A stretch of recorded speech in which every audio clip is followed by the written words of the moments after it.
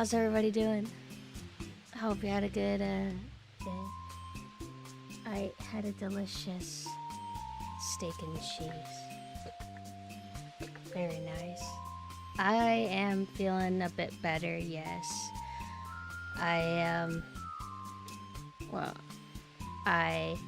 had back pain that made me think I was gonna throw up. Names of a friend. Thank you for the follow. It was hitting me mostly early today. And I guess it's because of the spot that it's at, that it just happens to be around the chest, kind of, but like on the back. And it was really weird, because I haven't felt something like that. And then Gleam made me watch he tricked me into watching a Blumhouse movie, because it looked like some kind of like cyberpunk action movie. I thought I don't know, I assumed it would be pretty cool. And then I saw the fucking Blumhouse logo, and I'm like, oh, I guess this is gonna be like a rare gold from them. Spoiler, it's just fine. It's serviceable. It's called Upgrade. It's from like 2018. It's a serviceable movie. It's like fine. It's not even bad. I just don't really feel anything from it. That's just, anytime I watch a Blumhouse movie, I'm never like, wow, this is the worst thing I've ever seen in my life. I'm just like, yeah, that's paced, okay. Cast is aight. Story is aight. Twist is aight. And then I move on, and I don't retain anything from it. But I think about halfway through the movie, the pain just started going insane. Like, I'm like, what the fuck is going on? Until, you know, finally ended the movie, and then I rushed off to go to the shower and have the hot water soothe me. After prodding at it, I think it's just nerve pain again. It's like weird. I think I hurt myself doing some of my back stretches. I'm gonna probably bring it up to the physical therapist, but I'm not used to nerve pain being like this, where it's really tender feeling and it kind of shoots out through my back. Normally how it feels is it feels more like a knife in your back. Like it feels like a slight knife, kind of like a spark. So I was a little bit alarmed, but once I realized it's just nerve pain, I'm like, oh, I'll be fine. Because they don't last forever. It sometimes can last maybe a few days or something, but it typically eventually settles out. But now I'm worried to do my stretches more, because I feel like I'll do that again. But whatever, it's all good. But I ended up, like, after the shower, I just, like, passed out for a bit. I was worried that by the time I would get here, it would be, like, 1:30 or something. But no, I actually came kind of on time. Hey, hi. I just got 50 euro gifted for gold in gacha game by random strangers. That's kind of cool. Do you have any idea how they would have found your account? I do go to a chiropractor. My chiropractor is the only reason why I'm able to be at a computer. Because I guess it would be 4 years almost at this point. 4 years ago, I could not sit at computers at all. Like at all. It just, after 2 hours, I would just be in so much unbearable pain that I just couldn't do it anymore. Started seeing a chiropractor, and it's really helped me, but it does require, you know, physical therapy as well, which you can do by yourself at home. But I started going to a physical therapist, like an actual physical therapist, as well as my chiropractor, just to kind of learn some better exercises to adjust my specific issues. I have a cute voice right now, I heard. Do I? Whenever I sound low, people usually comment on it. 'Cause if I talk low, I have a gravelly voice. But if I talk high, then you don't really hear it much, I think.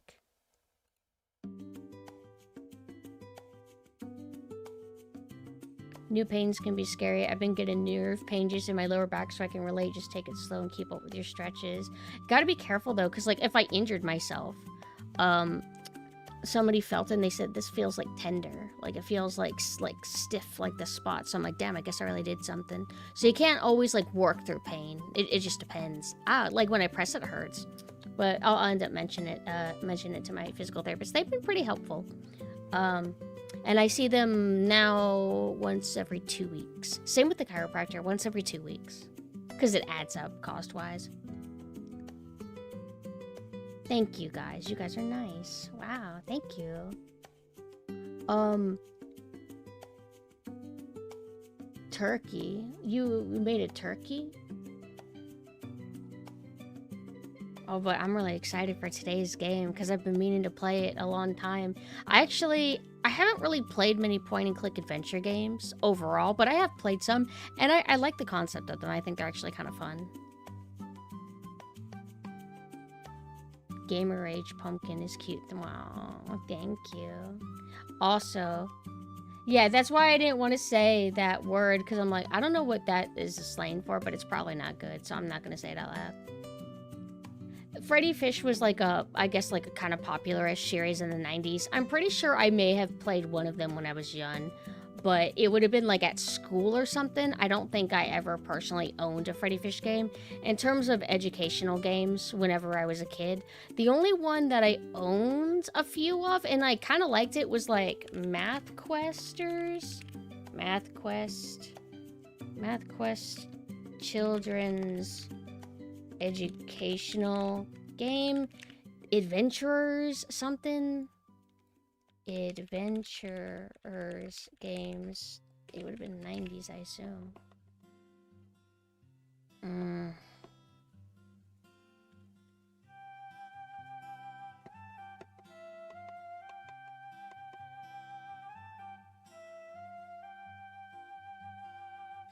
It's like we looked this up before, then we were able to figure it out. Hi, Mina. It's not Math Blasters. No, it's not Math Blasters. This is gonna drive me insane, but I swear there would be different themes. Some would be focused around math, some would be focused around English or whatever, and you would play as these kids, and they would have like neon colors. I found it. Clue Finders. I played Clue Finders, and I got filtered out of one of them. For like basic math or something, I got filtered out because it's too hard. I've always struggled with math, the hardest out of any subject. But like, if you've ever seen things like this, they were solid. They were cute, and it's similar to Freddy Fish, except like maybe worse animation quality. But like, it's kind of like, it looks like Microsoft Paint, but animated, or it's like really pixelated, and it just really looks like Paint. Makes me wonder if they used Paint. But like, imagine like, you know, not bad like CDI Zelda. Although I think CDI Zelda is like amazing. I think it looks beautiful. We should play it. I wish it was an educational game. These quest adventure games, it's always highlighting. Oh, it doesn't know. I thought it was always highlighting this like red hair girl and this like black hair guy, but there's some where they focus on other characters, but it's like, are these the mains or something?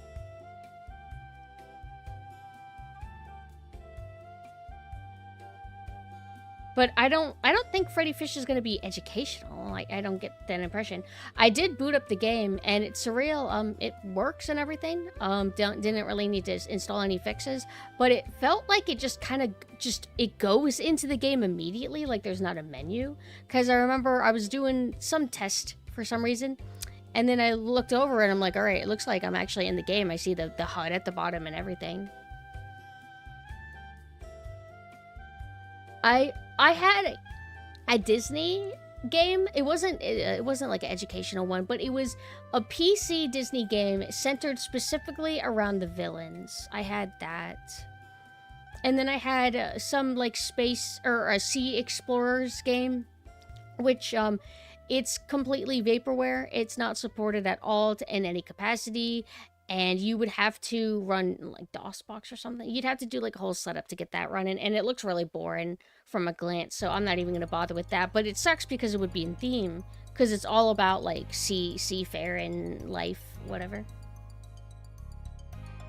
But I remember like other games that I played whenever I was young. Like just random games that I would never, ever even like consider playing now. Except maybe I would for stream. But like a Bugs Life game. I remember playing that. And then I played multiple Disney games as a kid. Bugs Life, for PS1. Finding Nemo Which, hey, that's water themed. Yeah, let's play the Finding Nemo sometime. Does that game look good? Is that CGI or is that pixel? I know one of you guys brought it up before. Finding Nemo PS2.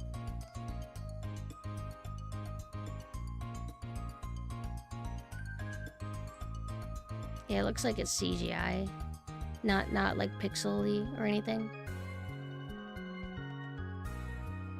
I played the Frogger PS1 game. I saw somebody stream it recently, and it was really surreal because I had not really had an active memory of it. But when I saw it, it was like a spark. Oh, I remember like this like menu select thing, like, but you don't remember it until you see it. The game can help with puzzle solving abilities, but it's not how many of X and Y to fill this cup to solve. Yeah, if that was the case, I wouldn't be able to do it. Old adult woman tries to play math game meant for second graders. It would go bad, and it's sad that I'm not exaggerating how bad I am at math. Hello, Blue. Yeah, it's me, SailorSynth. I'm here, and I'm gonna be playing a baby game for babies. And I'm so excited. Nothing humbles you like setting up a game for little babies. A game that you probably played when you were a baby. And then you just have the worst back pain of your life. Literally. Yeah, I mean, they say math is like a muscle. If you're not actively, working that part of your brain, you're gonna forget things. Well, so hello, Shepard. How are you doing? There's a game called Wavetail that's on sale for $2. That might be good. Wavetail. Oh, well, let's look at that.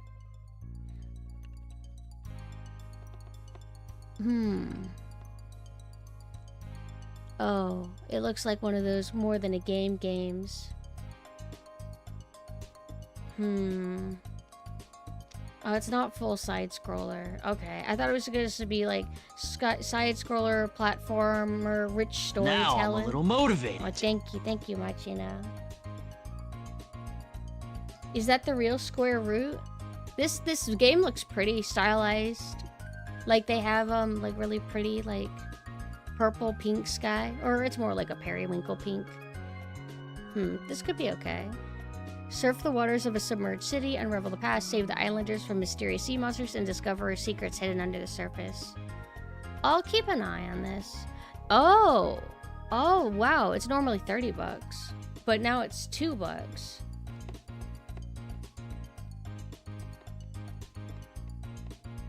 What's the music like? I'm actually curious. Okay, Wave Riders. If it's like indie music, quote, type music, I don't think I could take it. Wavetail, right? It's called Wavetail.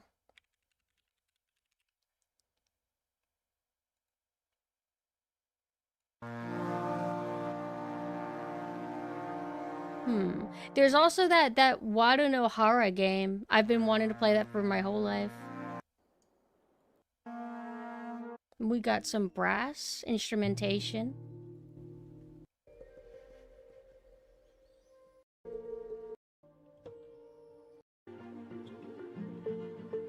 Oh, there's the adventurous more than the game like instruments going on.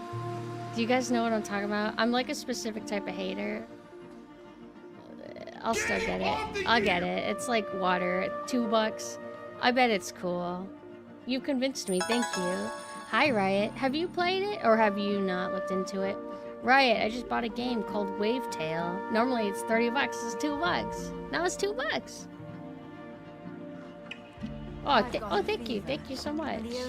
How did your stream go, Riot? What were you playing? Also, guys, exciting.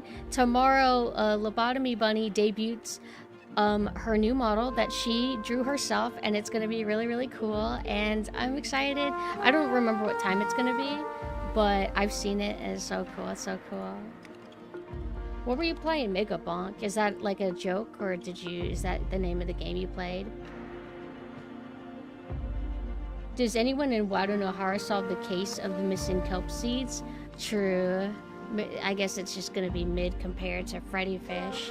And I didn't even remember, like, what Fred is it? Freddy with a Y or Freddy with an I? Guys, it's Freddy with an I, okay? Okay, I don't want to listen to this music anymore. Whenever we play, if I don't like listening to it, I'll like put on Wind Waker music or something. Wind Waker sailing music. I'm pretty good, WW. I just had to take a little nap and rest the body. Freddy is a girl? Really? No, it's not. You're making a joke because you said Freddy. Really? Freddy is a girl? I know that some names can be gender neutral, but I've never seen like Freddy used for a girl. There's stuff like Charlie, you know, from Hazbin Hotel. Yeah, I'm still on that. Sorry. Remember when I said it was gonna be a phase, right? Like I was gonna say, I'm gonna be into it and be annoying for 2 weeks and then I'm gonna move on. Okay, so turns out that it's part of my personality now, and that's just gonna be how it is forever. Kind of like Feitan. You don't see me outgrowing Feitan, do you? I was just thinking about him today. Oh, can't tell you all the details though. Well, let's just say, very, very fun escapism. And I also love Resident Evil 24/7. Oh, guys, guess what? If these photos are real, Leon's gonna be back. And he still has the same hairstyle. Because they're so fucking scared to do anything else. The man is like 50.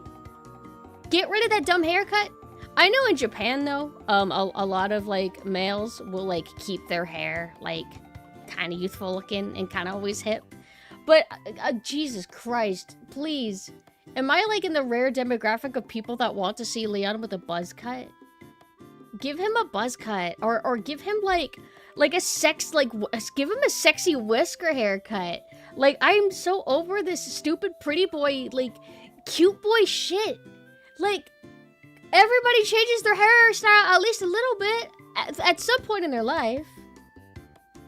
But, ooh, he's gonna be back. And also, there's a character that looks like Professor Mooney or whatever from Harry Potter.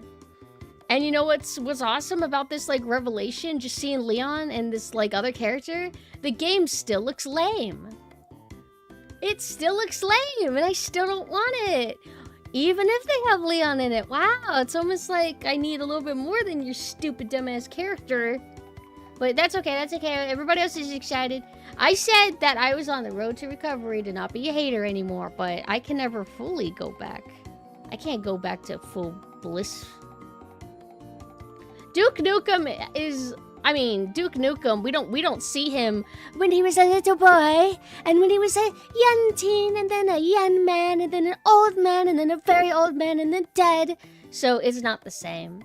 Leon, we've seen that boy when he's like in his early 20s. We've seen him in his 30s, 40s. He's in his fucking 50s now. I'm just getting sick of it. Like, oh my god. Whatever, he has facial hair now. Okay. Give him something else. The tweet in the server? Oh, yeah. He's a senile old man. And he's going back to Raccoon City. Now, open world level design, Raccoon City. Hey, what if it's not open world at all? It has no open world at all. I hope so. That would be really nice. Because, God, am I not looking forward to that. Especially if it's going to be lame. But, you know, I saw this tweet.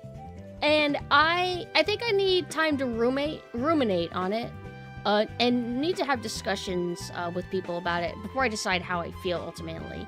The context for this tweet is in regards to video games specifically. But what caught my eye is that people, or one person kind of compared it and mentioned how they were rewatching old Xena episodes. And how, you know, back in the day, aspect ratio, it was squares. It was, like, narrower.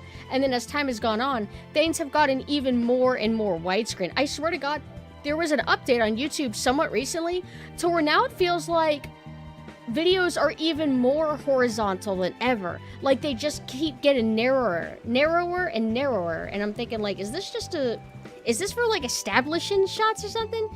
If you keep making things like stretched out and narrow, it's kind of like hard to fit things like really compactly. But here's a graph that somebody made, and I'll link the tweet of who posted it. It's Alias Daler. They said, after many hours of searching, I finally found a pic which explains why 4:3 aspect ratio feels comfier than 16:9.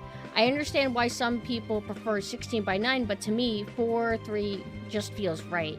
It frames everything better and makes me concentrate more on the action in the middle. And then I'll link their tweet. But some food for thought, I suppose. So all the orange is UI. My confusion is like, how so? Like, I'm a little bit confused because... Oh, I see now. Right. The bottom is the menu for both of them. And then the top is being in-game. But like I said, I don't have like strong feelings either way. I do think it's interesting to talk about though.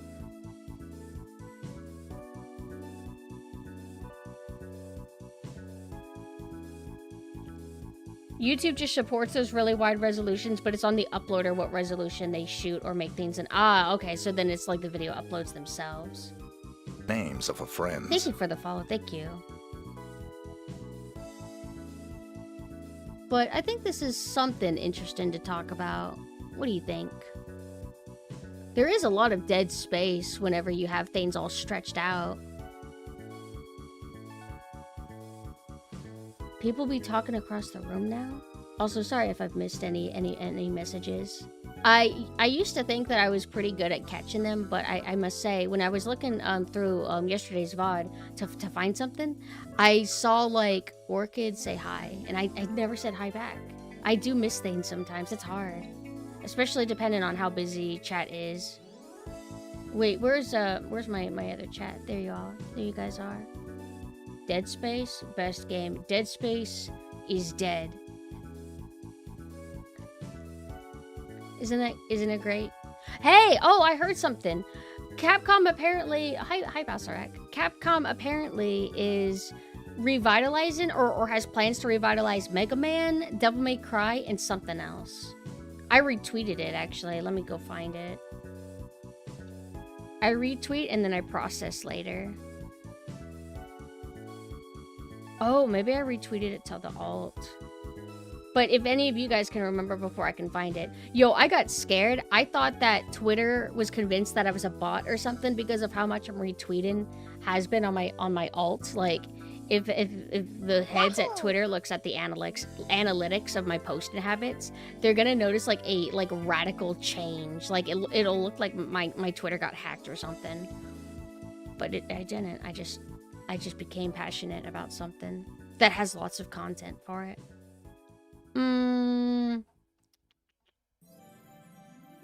Capcom. Where is that Capcom tweet? I just gotta like scroll through all this bullshit that I keep doing to myself. Let me try typing Capcom. I hope it's like the top post still. Okay, so news. Capcom to revitalize Mega Man, Ace Attorney, and Devil May Cry with new projects. I'm happy to hear that. Very interested to see what they do with Mega Man. Mega Man, I mean, they did a new Mega Man. Well, it feels like not that long ago, but I mean, what was it? Mega Man 11? 12? Both? It was like a traditional style Mega Man. But they haven't ever done like, I guess they haven't done anything to try to like, quote, reinvent the IP, so to speak. Like, you know, how you have like classic Mega Man, then you had Mega Man X, then you had like, I'm not gonna get the order right. Then you had Mega Man Legends, then you had Battle Network. And then what is it? There was like a thing that came after Battle Network, but it's basically a continuation more or less of the Battle Network style, I guess. And then after that, I think that's it, right? Anything else has been like maybe like a remake of an old Mega Man game or something. Star Force, I am right? Star Force is kind of like in the same vein as like Battle Network. So I'm kind of curious to see what they would do with Mega Man. You're gonna put it in the RE engine, give it more realistic graphics. Oh, also apparently the new Metroid does suck. I heard that like some people are giving it a 6 out of 10, 7 out of 10. That's crazy. I saw more gameplay of what the desert's like, because I thought maybe I'm being a hater. Maybe I'm being too quick to call it big, open, empty deserts because of one clip. But I looked, and it's big, empty, open deserts with green crystals that you run into. And it's very big and very wide. Why? Why would you do that? Why would you pad your game that way? Is that all it is about hitting the timer quota? Like, dude, it took me 48 hours to beat Metroid Prime 4. Wow, that's what jam-packed content, and it's just half of it's going in a fucking desert. Annoying. I'm glad that I'm not gonna get the game. I wasn't thinking or hoping that it would actually be like that. Maybe it's still good for what it is, but stuff like that is a big turnoff for me. Like, oh, you want to play this awesome game, but you know, you gotta wade through a bunch of bullshit too to enjoy it. Like, sometimes that's worth it. Generally, sometimes it is worth it, but I highly doubt. I would rather just play the old Metroid Prime games, which I haven't done fully. I still need to, I need to basically start over in Metroid Prime 1 because it's been so long. I don't even think I have my old save. Also, hi, Rain. I heard that in practice it's just Hyrule Field. So I heard that people were bringing up specifically Ocarina of Time, and it was like this debate of like, Ocarina of Time had big open areas too, and it is hailed as one of the greatest games of all time, and nobody complained then. And then I saw some people saying, actually we did complain then. Is that true? I am not really in tune with the Zelda fandom, and I personally haven't played Ocarina of Time except the remake a little bit on 3DS. I'm not really like, I don't think Zelda's meant for me, but I do like Zelda or two. Like, Link's Awakening. I like that. The top-down view. So, from what I've been told, the desert is basically the hub. That sucks, though. What about good hubs? Think about, like, Isle Delfino hub or Mario 64 hub, to where they're kind of fun to explore. Not like, here's this big giant world, it's your hub, and you go from one world to another, but, you know, there's, like, nothing there. Like, that's so boring. Like, wasn't there a time that we liked hubs and that they were really cool and interesting? Think about, like, Banjo-Kazooie's hub, right? Like, you start from, like, a Spiral Mountain, and that's not your hub. That's, like, your training zone. And then you climb all the way up, and then Grunty's Lair is your hub. And it was fucking cool, because you would explore through it, and then you would get new abilities, and then you could go back and access things that you couldn't access before. That was fun, and it was compact. It was as big as it needed to be.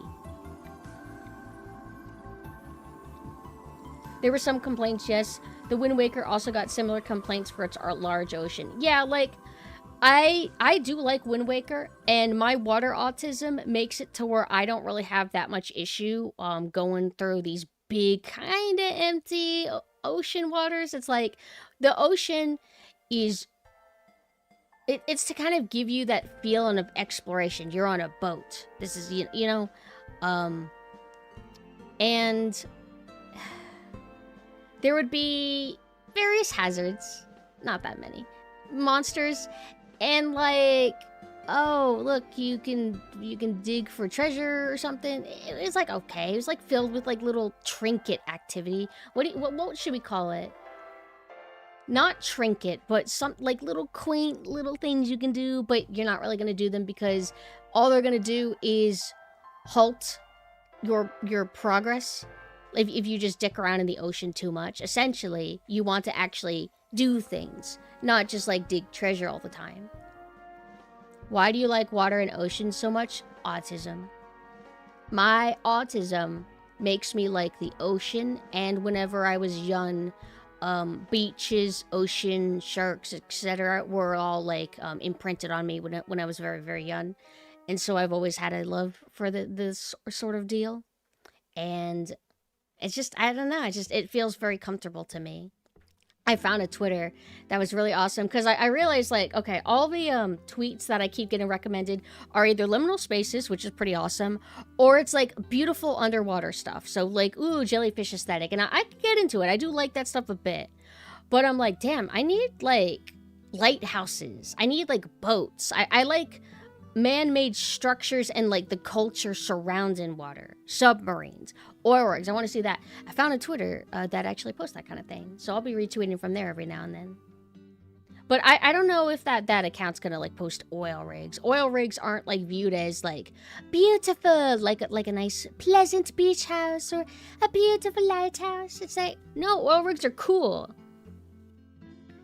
Beautiful underwater stuff, pretty cool. Like I've been getting recommended like photos of like aquariums, like really cool aesthetic aquariums, things like that, or restaurants that have like underwater, like, you know, elements, tanks, etc.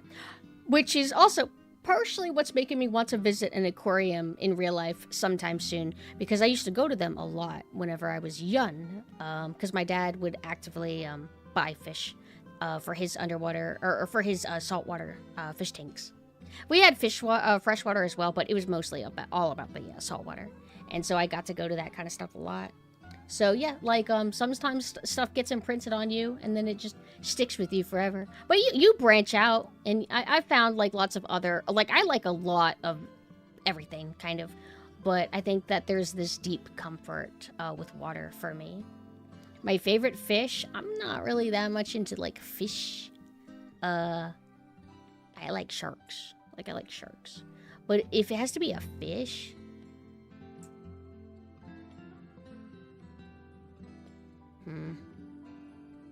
I don't really have a favorite.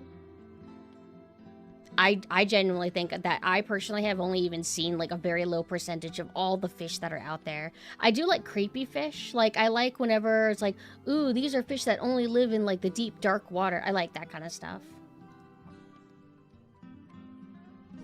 I was devastated when I learned the New England aquarium no longer has cuttlefish a month or two ago. Why does cuttlefish sound familiar to me? Why does that sound familiar?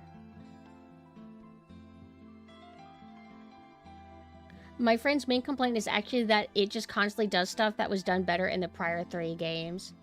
So it sounds like a downgrade. And I'm going to assume that, because they said that... No. They said that Halo devs worked on Metroid Prime 4, but apparently that's not new, that Halo devs have also worked on Metroid Prime in the past or something like that. So we can't say that. That's the reason why it's different. It must just be the fresh blood, right? Like, just a team probably with, like, younger, new developers and not as much of the veteran developers, I'm going to assume. 3DS Remake is okay.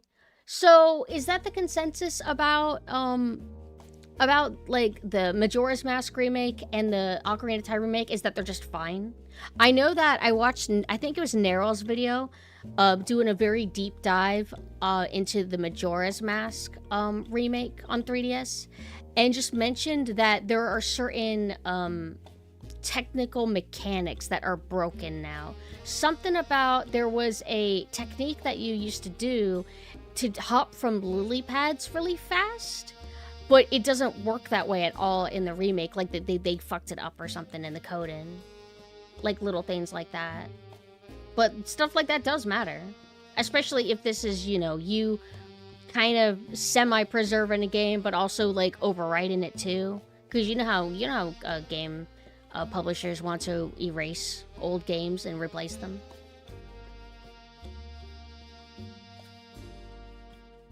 Ocarina of Time remake is fine. The Majora's Mask remake is fine after fan patching out the stuff they changed.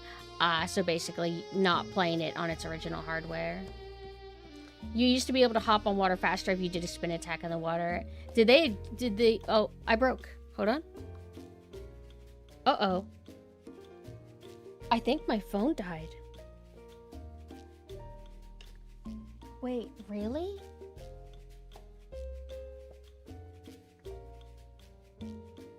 I've always wondered,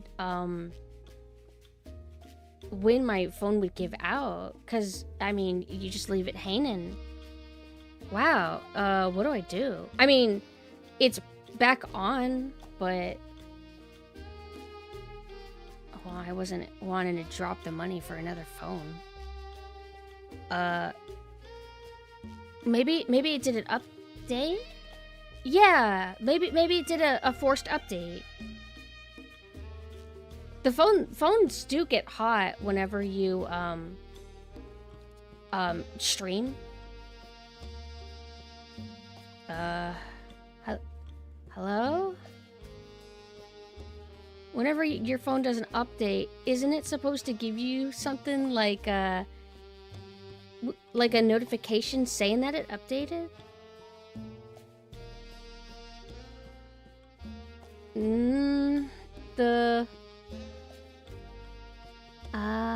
I don't know. The battery seems fine. Let me see. Oh. Yeah, the battery's fine. Yeah, I didn't get an update. How can I... Software update available. Yeah, it just shut off. My phone's always going to be hot. Like, whenever you stream from a phone, you do a video call, or you're watching videos on your phone, it will always make your phone heat up fast. I remember whenever I played Animal Crossing New Leaf on the 3DS, and if I connected to another person online, it would always get really, really hot. No, for Live 2D, you need to use, preferably, you really need to use an iPhone of a certain era and beyond, because they have better technology for facial capture. If you use a webcam, your model will be a lot more limited, and it'll be really awkward. Like, it's very noticeable. But yeah, I hope that this isn't a beginning of the end. If it happens again in this stream, I'm gonna probably freak out. But it's not the worst. You are able to just kind of like buy old iPhones on Amazon and use it only for streaming, which you know, I guess, like, since you're not using it for everything ever, you know, all of its energy is being used by VTubing, and so it will be killed only by VTubing. But still, it's money. Phone coolers. I maybe wouldn't be able to do that with the way that my setup needs to be, but it's working fine. Nothing feels out of the ordinary. It doesn't feel any hotter than it normally always is anyway. DSi camera. I don't have a DSi anymore. I missed mine. It was really nice. One interesting thing about Ocarina of Time is that the devs made sure that every button on the controller is used at least once. That's good. Is there no webcam made specifically for VTubing? Well, I don't think anybody's attempted to make one, because most streamers probably would just use their iPhones. They probably use their personal iPhones. And so, you know, phones, their tech evolves faster, I guess, than, like, other stuff? I don't know. I have a webcam. I have a webcam that I used for my 3D days, but I don't want to go back to it. Unless that webcam is as good as, like, an iPhone, I don't want to. Yeah. PNG tuber, no, I don't want to be PNG. I never even was PNG. I kind of hopped right to 3D. But some people, before they go 3D, they start with, like, PNG. I've met some people when they were PNGs, and then they kind of, like, became 3D or, like, 2D. It's, like, really cool. I remember, it's surreal to think, but I'm pretty sure I was watching Lobotomy Bunny when she was just a PNG tuber. It was cool. Oh, and yeah, the other chat did get minimized. But yeah, sorry, I think I lost track of, like, a lot of the stuff that we were talking about because of the sudden, like, connection hiccup. But I haven't done any audio testing for Freddy Fish at all. So I'm gonna have to play it by ear, so to speak. And if you guys think it's too loud or too quiet, just, like, let me know.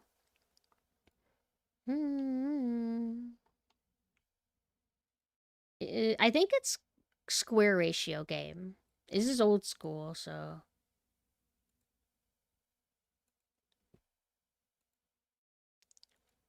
And this is a girl? Is it? And there's, like, safe graphics mode. What does that mean? I assume that it's not, like, the bloodless version.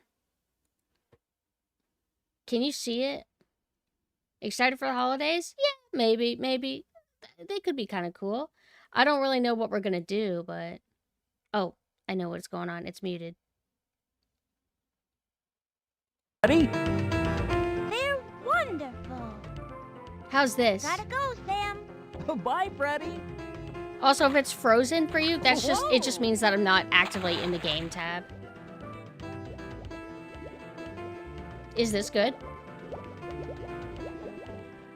But I'm actually, like, from a little glimpses that I've seen, like, in the Steam page, or like, on Google Images, some of the visuals look really nice, Hi, and this is, Jason. like, good Want a animation. flower? Sure. Wow. Thank you. Where are you going, Freddy? I'm bringing flowers to Grandma Grouper. And you stay out of trouble. You too. Bye. Bye. Look at how pretty this looks.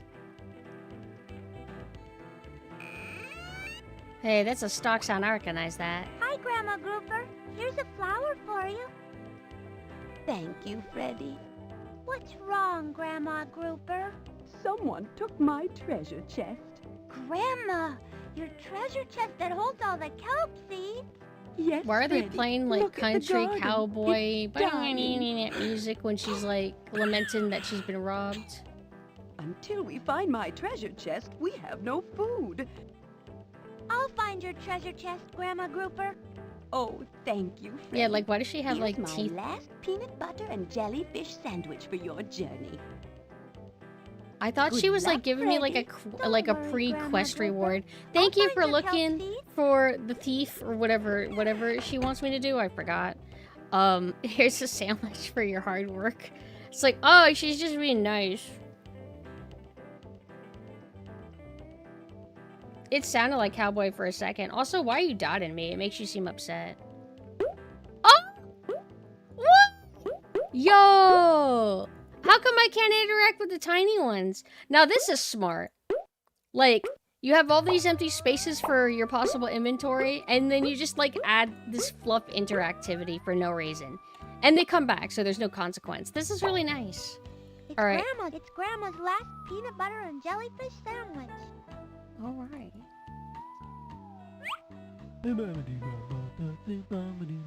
Alright, so there's gonna be just lots of, like, random interactivity, because it's for kids.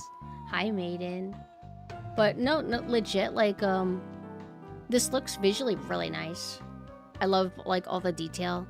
I want to compare it to something. It almost makes me think of, like, if you could see pre-rendered backgrounds up close, kind of, sort of.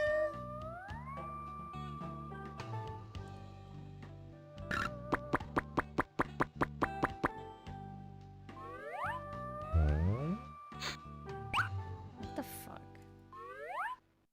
I don't like this guy. He's making me mega uncomfy. If you did this on an old Windows PC, would it explode your computer?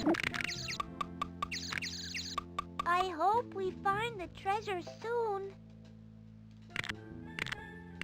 Oh. Oh! Can we actually... Hello, Freddy. Until we find my treasure chest, we have no food. I'm going to search for your kelp seeds, Grandma Grouper. Good luck, Freddy. Goodbye, Grandma Grouper. I think that you should have planned ahead better. Putting us in this precarious situation to where now we will die. Hi, Luther. What are you doing? I'm trying to swim a loop-de-loop. Like Lex Luthor. Hey, Freddy. Bet you can't swim a loop-de-loop. It's easy.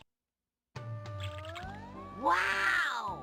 Let me try again. So they actually have, like, legitimate cutscenes. Look at how much personality there is in Look, this. Luther, a bottle. Remember, And this there's is a tagged note hashtag inside. nostalgia on Steam. It says But to find I Grandma think Grouper's tags are, treasure like, chest, user go to the voted. So volcano. all the people who I'm open and gonna get this be game, rich they when just I keep find putting that nostalgia. I just don't think that you should put that for a We game need tag. to find That's Grandma stupid. Grouper's treasure chest because that's where the kelp seeds are. If we don't find them soon, all the fish are going to die. I'll help you find them, Freddy. Freddy sounds like a VTuber.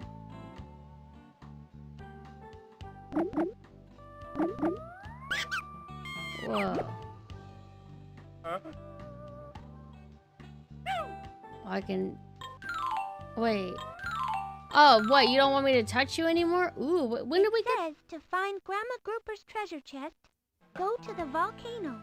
Oh, this is my... Remind me of my tasks thing.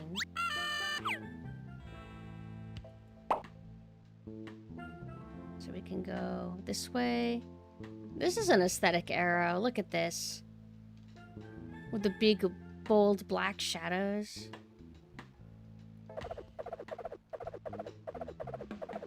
So since this is a point and click for like kids, I assume that it's not going to do like insane, weird, cryptic stuff like you're supposed to put the peanut butter jelly sandwich to plug up the hole in the bathtub.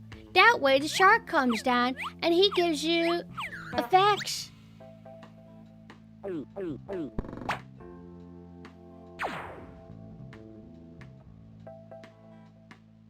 Look at how they actually have moody shadows on your player character. Like how we're in the shadow and then we're kind of like slightly illuminated by light. Just a lot more attention to detail than I expected. I thought this was going to be just a shitty, like, lame kids game where they didn't care. I might get lost in this game for literal children. Okay, here... This fish is fucked. This one is resigned to be a fish of fish. The ultimate submission. Kind of like the dog from Disney, Pluto. No, you're not walking and wearing shoes, dog. You're dog. That dog, though, that dog is walking in shoes, dog, and having a family, and they can talk and go to college. I always like going and seeing, like, if you go to the fish section of pet stores, you get to see, like, some of the little props that you could put in the aquariums. And whenever I see SpongeBob ones, I just think it's adorable. Like, seeing Squidward's, like, little house or, like, SpongeBob's pineapple. But your baby, it's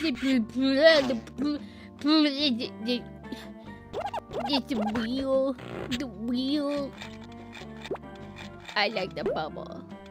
Alright, let's talk to this woman. Gabby, Mommy's coming. Oh, Lordy.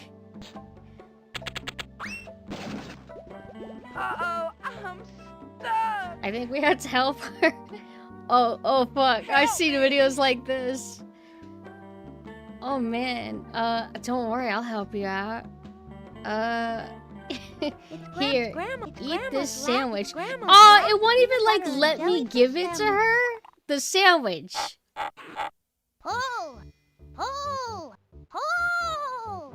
I'm giving it all I got, Captain! Ooh. Sorry, Luther. Don't mention it. Gabby, my little guppy is stuck inside that cave. But I can't fit inside. Could you please find him? Yes, Mrs. Halibut. We'll help Gabby. I wonder if anybody's had childhoods like this to where your childhood is that you're the task child of town, that you walk through town and that all these old people are just saying, you there, young lad, won't you please get me some milk from the grocery store? Like, what if somebody's life is actually like that?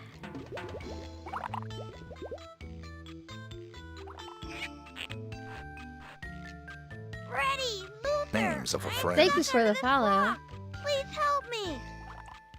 Look at the water detail at the top. Like, there's stuck. actually, like, What are we subtle, going like, to idle do? animation. Don't worry, Gabby.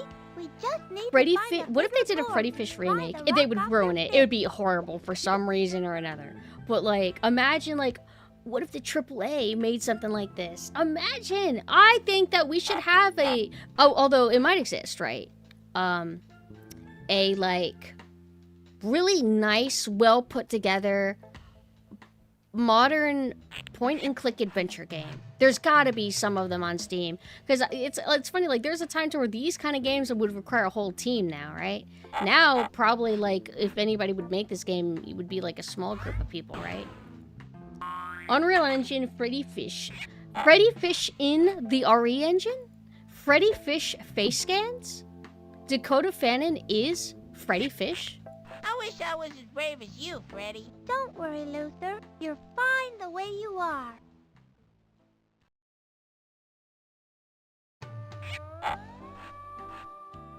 Please help me. I'm still stuck. Your parents said that Don't you were a worry, very Gabby. smart child? You just need to I don't find a think my bigger parents board said to that. pry the rock off your fin.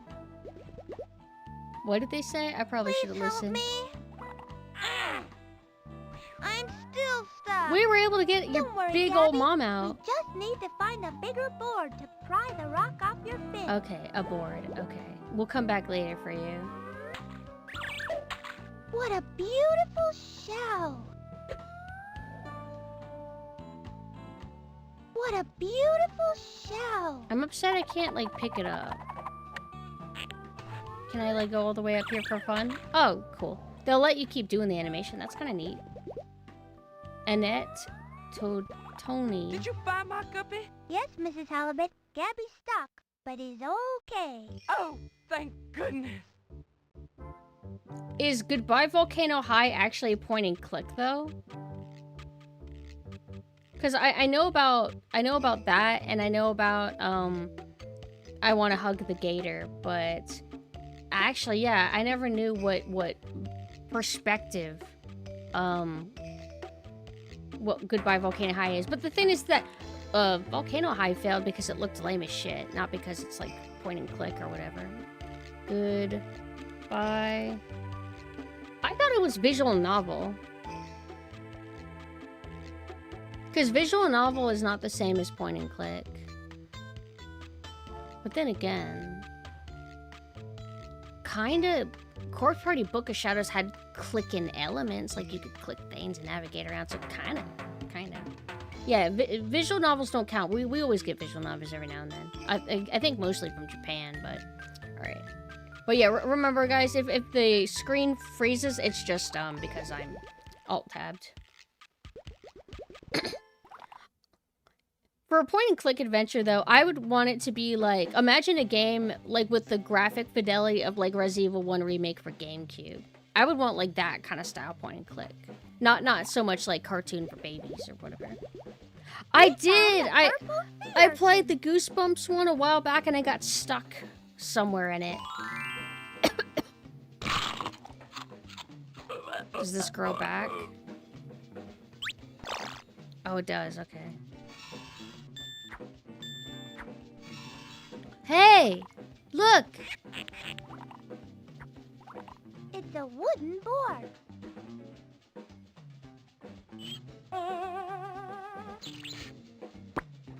What is this?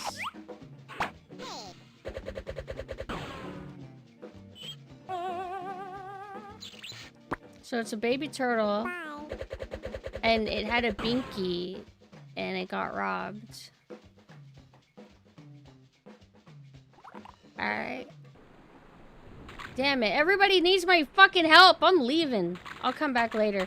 One task at a time. Do I even get rewards in this game? I mean, can I upgrade my stats? Perhaps my seduction level could be higher. Upgrade my seduction, put some points into melee, and then guns. I'm still stuck. Please help me. Hi, dog. Oh! Oh yeah. Luther, come help! Yay! It's just so heckin' wholesome. Mommy! Gabby, my guppy. Thank you both. You're welcome, Mrs. Halibut. Please take this purple sea urchin for saving my Gabby. Thanks, Mrs. Halibut. Oh, she gives me items that I can use for other quests. I have 2 purple sea urchins. 2 of them, huh? Perhaps they are a weapon. Like Calty, whatever the hell. So we came from down here, and there's like going this way, or we can go up. What a pretty pearl. Caltrops. Let's go get it. Yeah. But Freddy, how are we gonna get through the net to get the pearl? Hi, Ray? There's a time where voices like this would be anime dub You can't voices. get through to ShrimpNet unless you got the Super Duper Duka Booka Polygizmo. But you can't get the Super Duper Duka Booka Polygizmo unless you give me a clock. Where are we gonna get a clock? Look in the junkyard. I'll just take this. It's a key. I wonder what it will unlock. I can go up here. You need the Okay, Super okay, Duper okay. Duka Booka Polygizmo like I need another clock. And I do need Now, another why clock. is he salesman? Oh. Oh, it's like, what are these, the highway? What, can I not actually go up? I thought I saw an arrow. Oh, it must have been this, okay.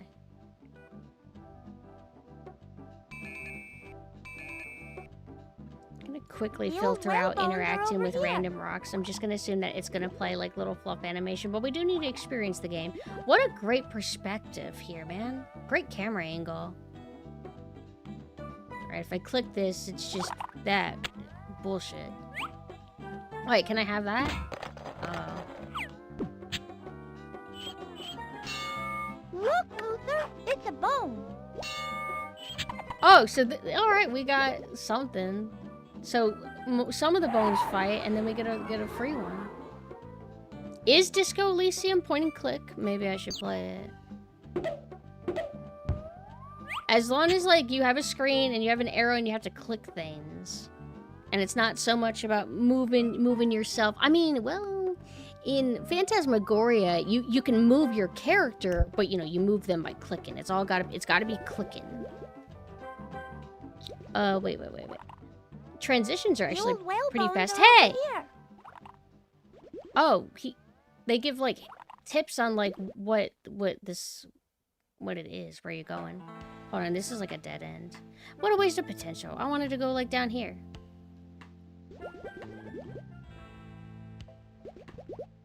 Okay. This is pretty relaxing, isn't it?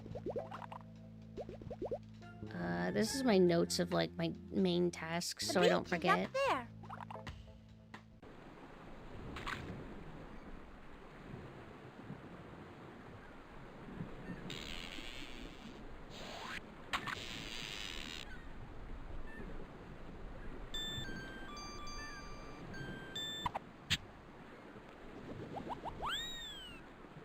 Fiddler Crab, what's wrong? What?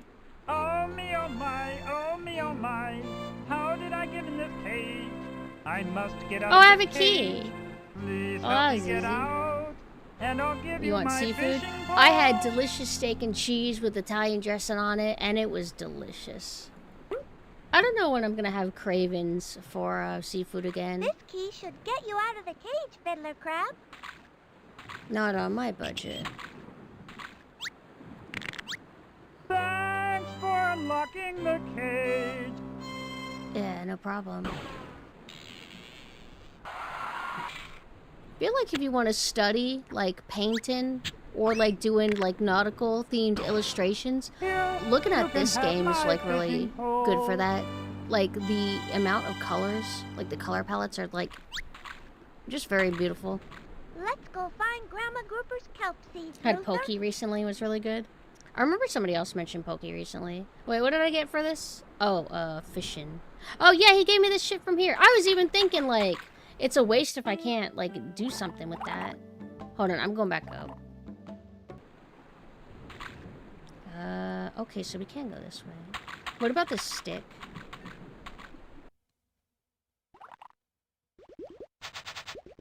Minigame? You have 3 buckets of jellyfish to feed the animals. I'll toss the jellyfish to the hungry animals, and you can keep track, Luther. Ready to go? It's feeding time! Oh my god. Oh.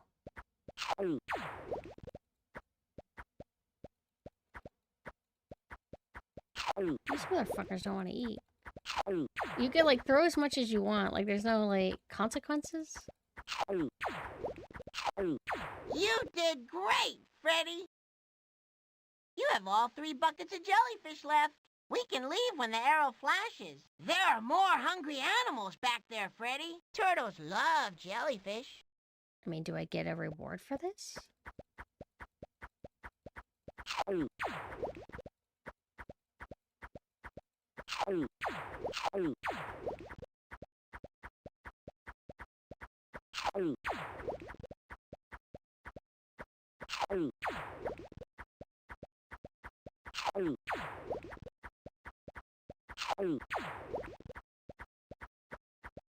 Way to go, Freddy! Magic You School fed Bus. them all. Let's feed I some didn't know more there was animals, Magic School Luther. Bus Those games. I knew turtles that look it was a hungry. show, and I think like a book series. Well, I guess I'll keep playing this. Like, at least it's a kind of a game. Just, you know, no skill or anything. So if they get to me, they starve to death, even though they'll be closer to the buckets of the food. Reddit thread. Freddy Fish literally makes no job, sense. Freddy. Being a children's game is no excuse for being nonsensical, What? Ew, I don't like these guys! They're so ew! They're so weird. This is feeding 30-year-old men. That's what these guys are. Feed 'em. Way to go, Freddy! Hi, Bush baby. Yeah, I'm fine. I'm good.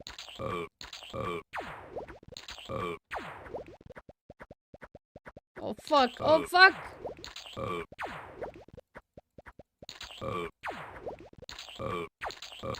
I don't know if I'm gonna be okay after feeding these guys, though.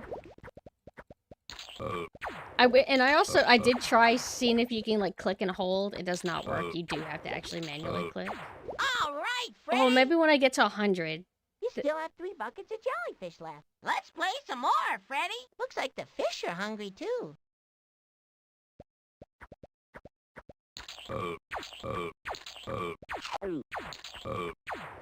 Yo, it's like Tempest 2000.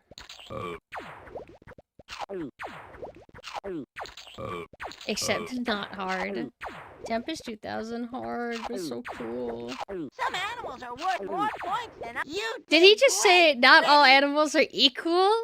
Yo, what the hell? You can't say that, 90s sidekick, you fucking bigot. Yeah! I don't know who I want to choose. The one that's closest to me? Go get him, Freddy.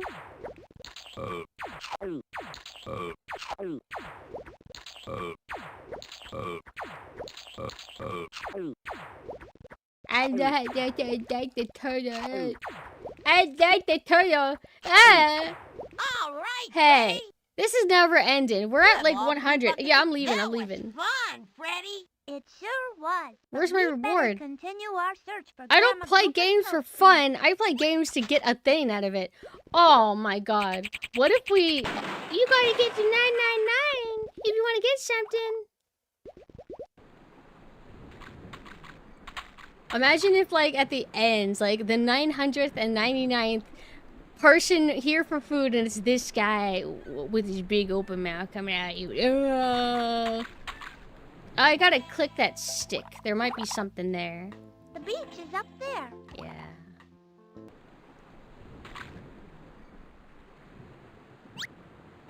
Oh, thank God for that. Can you, like, leave during an animation that's playing? Like, hold on, let's find out. Like, let's click this. And then, actually, I don't care.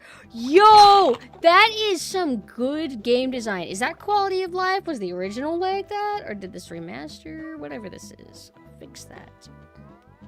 So, there's nothing in there anymore. We have this. We need to go to an earlier area. This is all a bunch of nothing, redundant fluff. Horse shit.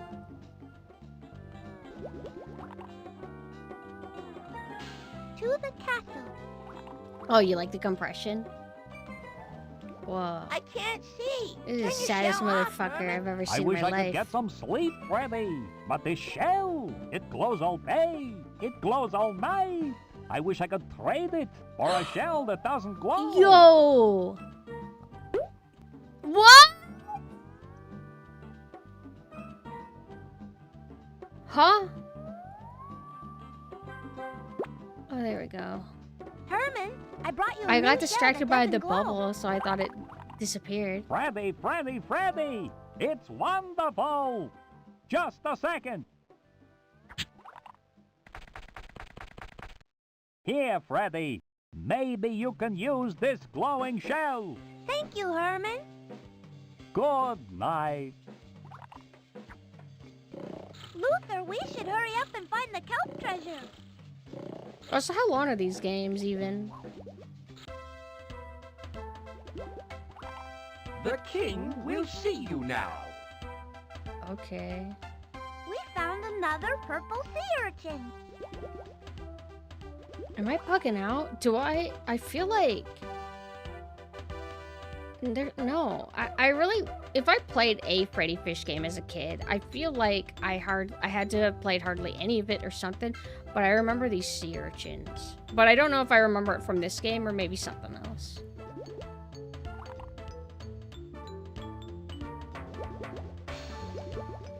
There was a, like, basically a Game Boy Color Scooby-Doo game that I played when I was young. That it was really surreal and weird feeling. It's kind of neat.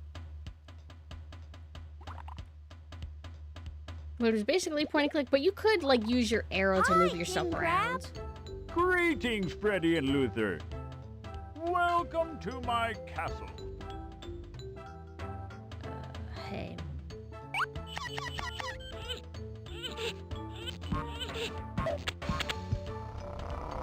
Why aren't you kids out playing with the other school fish? We're on an important mission. I see. I do appreciate that you can literally just, like, mass click and get all this, like, interactive stuff done. You don't have to, like, wait like I initially thought. Hi, Melchior. I'm doing pretty good. Just kind of playing this goo-goo gaga baby game. And I'm having about as much fun as I can as an old person. It's very charming. This is something that I think is good for children. Beautiful pearls. Weirdly, there's nothing here yet, and there's no signifier that I need to ever do anything here. Oh, here's a good angle, actually. Oh. 90s core graphic arts. Why is this horrifying?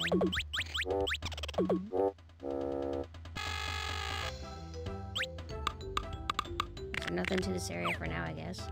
So we go down there, that's the cane, and you can't go this way, so that's it for now. Is this the first HE game you've played ever? HE?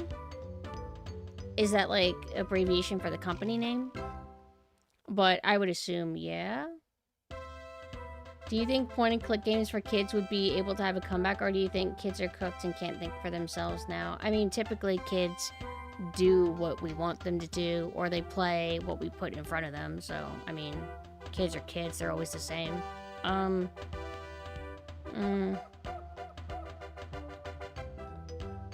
mean, I'm sure that there's, like, computer games for kids still. Like, especially, like, young ones. I'm sure that there's still, like, little games like this, probably. Just that we're not gonna find out about them because, you know, we're not really involved in that realm. But, a lot of kids also, I mean, if you're a parent and you introduce your kid to, like, consoles or, like, Fortnite or something, they're gonna probably just get into that. Just depends. No reason to go over here.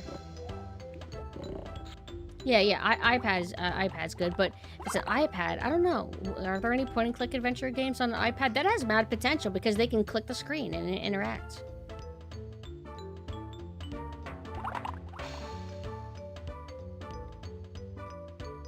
So this takes us back to Grandma's house. Oh, Yoshi. Oh, hi, Snowfall. Hello. I think I got gifted something. Oh, thank you.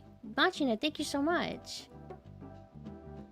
I always get confused when I hear Yoshi because I think it's the redeem. Where it just says Yoshi. Thank you so much. I really appreciate it. And you really didn't have to. iPad might be questionable since company has to comply with the new annoying ID thing per every download. What, like, you can't buy anything unless you, like, put your ID in?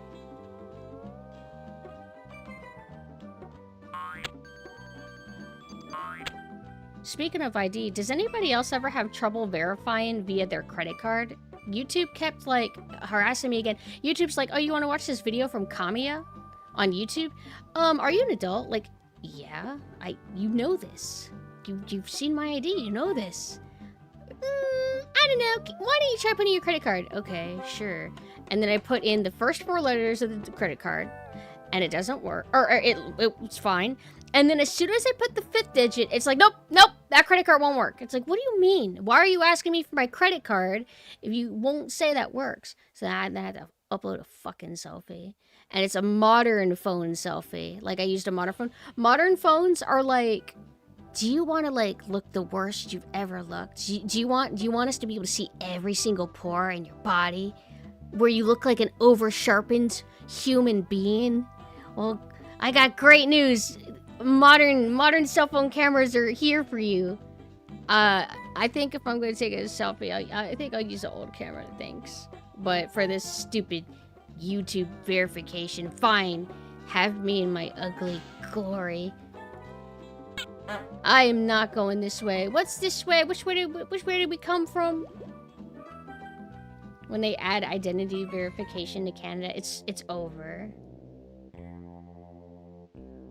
The bottle ain't here, boss. Tell them it's not really polite to do that. Maybe somebody else found it first. Maybe somebody else found it first.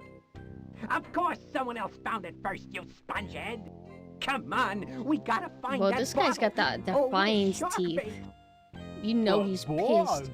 There we are, shots. I like the archetype of the henchman, the normalish henchman, and then that gosh, pretty cool. Hi, good night, Space Serene. Is that what you had to do, Synth? You were forced to use the ID and the net for some stuff. Yeah, they make you. They still won't pay me. YouTube's like, nope, your ID's expired. No money for you. And they gave me another email. I went and opted out of the email so they would stop sending me the reminder every single day. Yeah. Stop telling me over and over. Oh, shit! Oh, fuck! Yo, this game's intuitive. The gate's almost all right. I was about to get pissed if they're like, almost happened. Yo, you could squeeze through that. You were not that lady from earlier. Look, the bottle.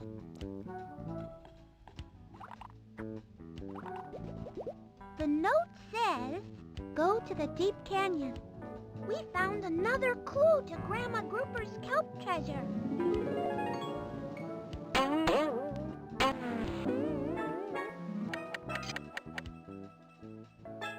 This big open area is like kind of creepy. Like, it's like, it feels so empty and big, like something big is supposed to go there. Hi, Daza.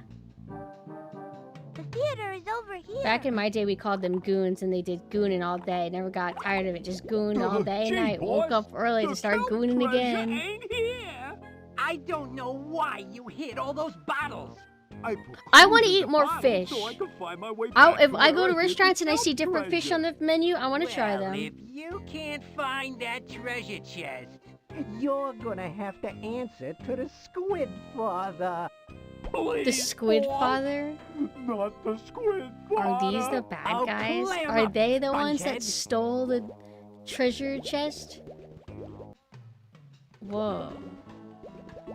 Getting disoriented. We saw a whole ass cutscene. Is that like where we like just went through or something?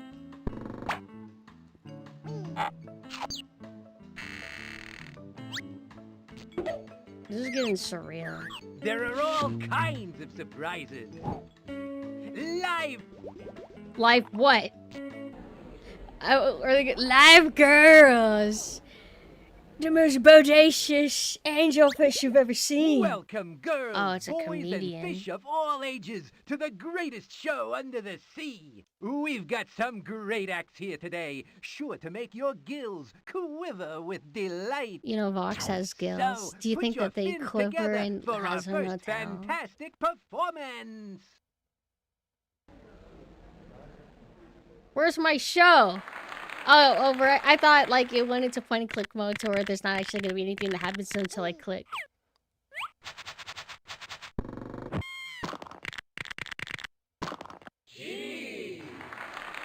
Huh?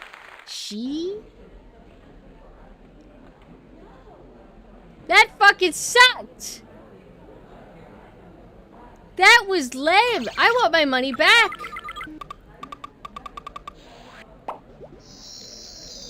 I didn't mean to leave. That show was so fucking lame. I want my money back. Hello? Please don't make me watch it again.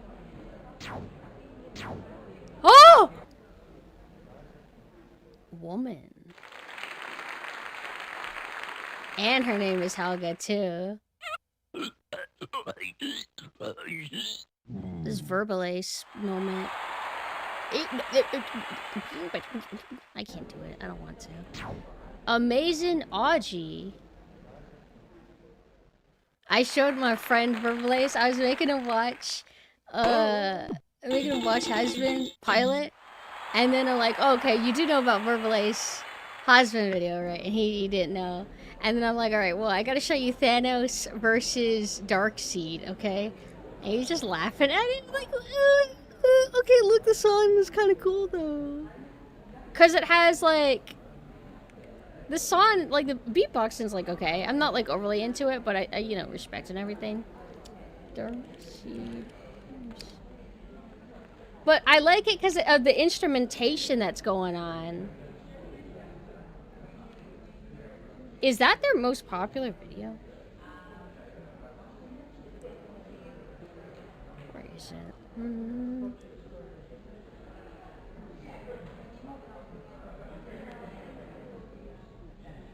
No, their most popular is Pennywise vs. the Joker. Oh, fuck. Hey, what's up, guys? It's Verbal Ace. Yeah, I'll let you guys watch it. I'm not into versus battles in general, fictional characters. But I suppose if it's beatboxing, I guess that's cool. Where's YouTube? Here we go. The last thing that we showed was Garbage Yoshi, Modern Yoshi. Hold on. But I also wanted to show them, like, everybody's like, oh, Husband Hotel? Yeah, mentally ill women like this.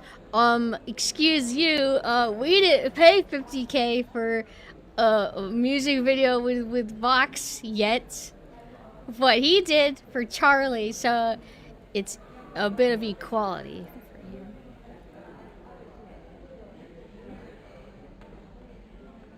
Hey, what's up, guys? It's Yeah. Verbal Ace, beatboxer from outer space. I just want to say thank you so much for supporting my channel. Before we begin with this episode, make sure you click that subscribe button and turn on that notification bell so you'll be the first to know when I post some brand new videos. Thanks again, and please enjoy this new episode of Cartoon Beatbox Battles. But what's about mentally ill teenage boys and 30-year-old men?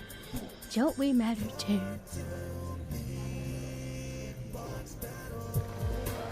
Oh, that's right. It's time for another. You could still like his videos. Of the Cartoon Beatbox. They're corny, but like the actual song parts are fine. Oh yeah! Pay attention to the instrumentation, like that, like it's like that rising sound where it sounds like traditional or maybe synthesized instrumentation. It's good. I like it. It makes it sound epic. Is that Y'all gon' make me act a fool up in here, up in here. Y'all gon' make me lose my cool up in here, up in here. Y'all gon' make me bust a snap up in here, up in here. Y'all gon' make my fingers snap up in here, up in here. Why should I battle a crusty old man when you can't even defeat a little weak Peter Pan? You're lucky this is only a beatbox battle, cause in a real battle I will make you feel rattled. Look at him, he's only got one planet. I got the whole galaxy under my dependence. You're gonna beg when you bleed and die. Yes, you realize destiny arrives. Y'all gon' make me. Y'all gon' make me. This part, yeah. I guess it's not. Yeah, it's definitely synthesized. Y'all gon' make me.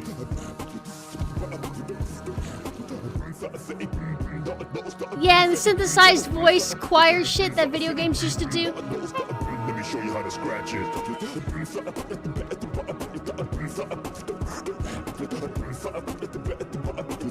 Either way, destiny still arrives. Ah, yeah. And then the other ones, what is... Meh. Meh. Meh. Meh. Meh. Meh. Meh. As I walk through the valley of your bed. Nah, this sucks. You suck. Oh.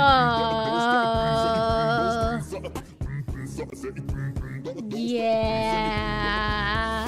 Y'all gonna make me act a fool up in here. You're already sick. Cool. What does this person do? Oh. Were you shy or something? Oh, I forgot to unmute. My bad. Sorry, could you play again? Sorry, I wasn't listening.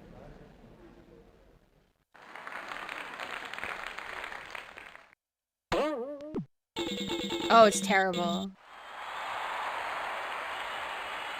Good thing each performance is 1 second. Luke Fish Von Bashtoven. Fish Police. What does that do?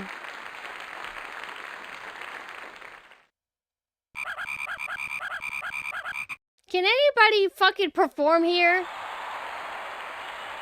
What, you think cause, like, kids play this shit that we don't deserve good music or something? I'm appalled. I can't believe they gave this to children back in the day. Carpin Marina.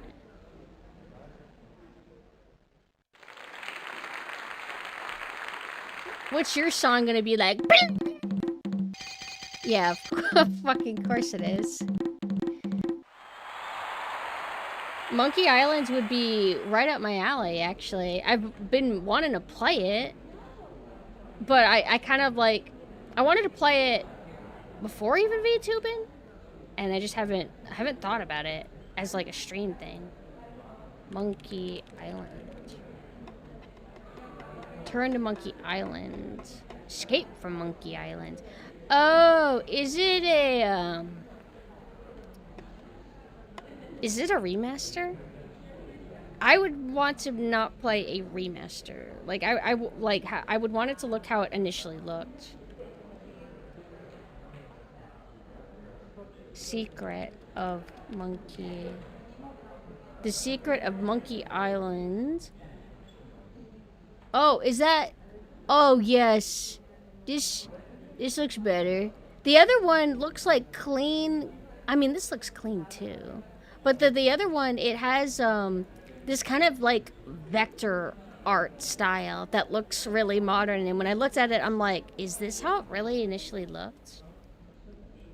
The remaster is just a visual makeover that lets you tab between. Wait, so then is it not worth getting the original, like the Secret of Monkey Island Special Edition? Should I not get that, and should I get the remake? And then if it lets me switch to old graphics. Because, like, as long as I can do that, I would prefer that.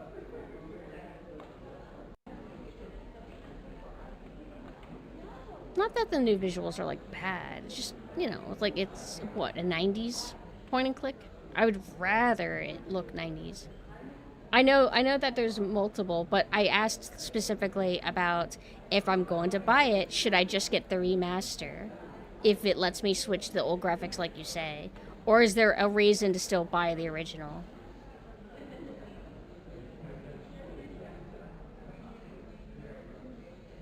Wait, no. Return to Monkey Island says it continues the story.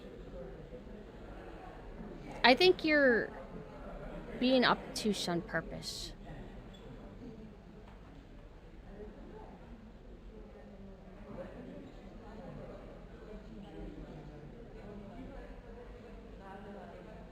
So Return to Monkey Island is like a sequel.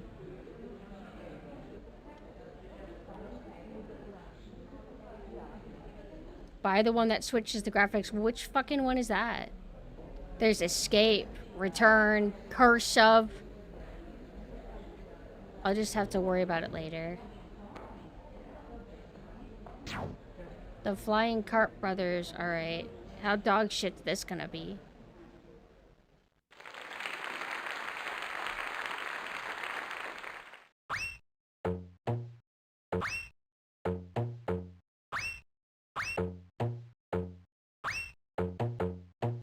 Oh my god, that was maybe the only good performance.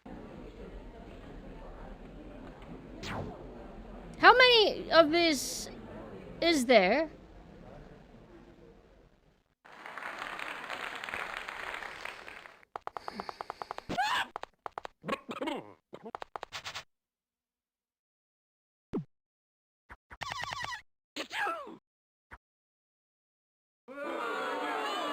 So this is the only one everyone else hates too? That's it.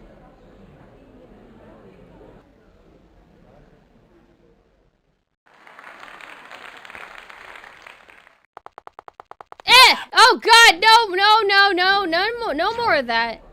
Puffo, the amazing oh god. Alright, let's look up Puffo on DeviantArt. Fuck, Puffo from, oh.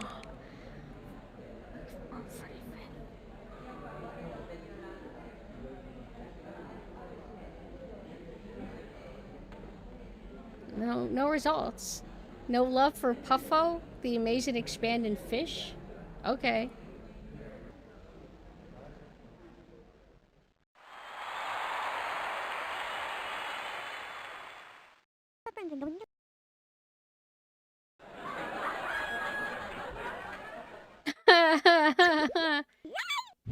Whoa.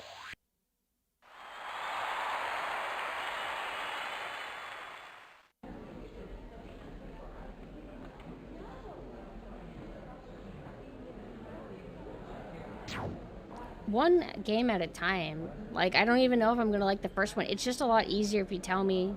But I want to move on because it's just confusing me more.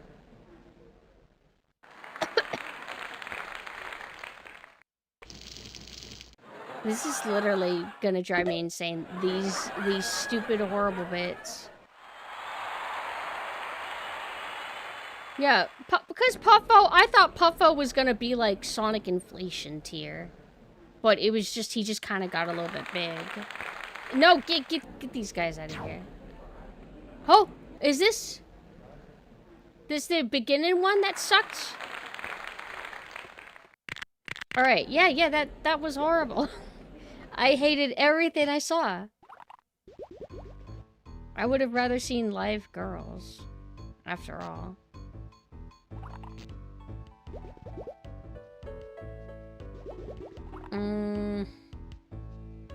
The theater is over here. Is there ever a reason to go back? Hold on. Okay, there is no arrow here, so yeah.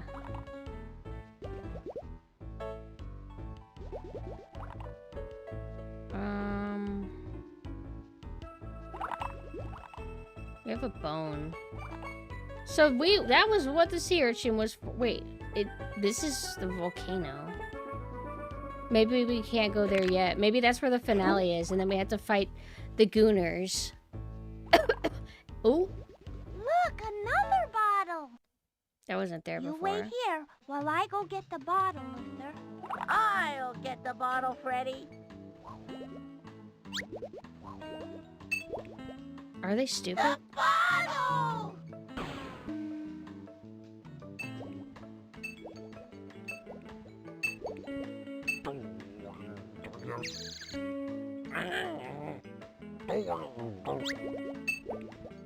Sorry, Freddy. That's okay, Luther. It sure is scary down there. I saw this glow earlier.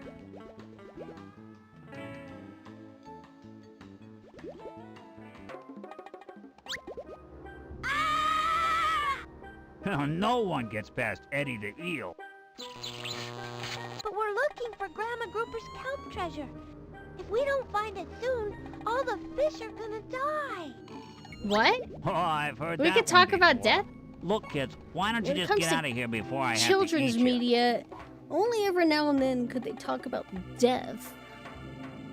But what do you want? What did he say he wants here? You like What do you think I am? A dogfish? I like real food.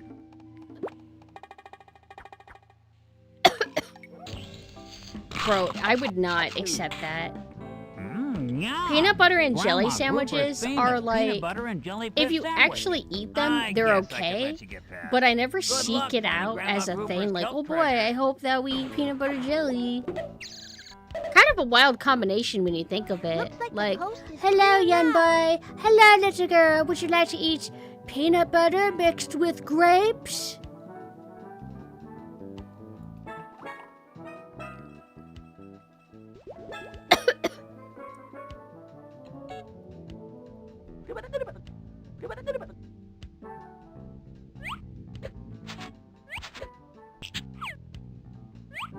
Then it's extra deadly.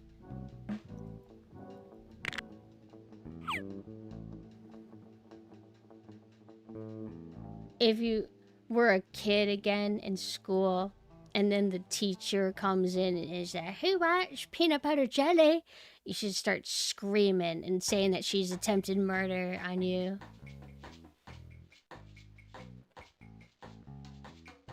There's nothing here. No, okay, nothing there.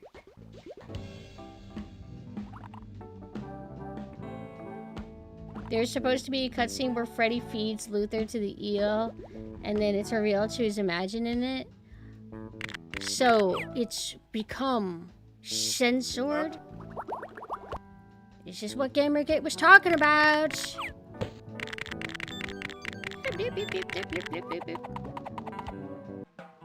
But it's also a bit sociopathic of her. Can't believe they took away her characterization.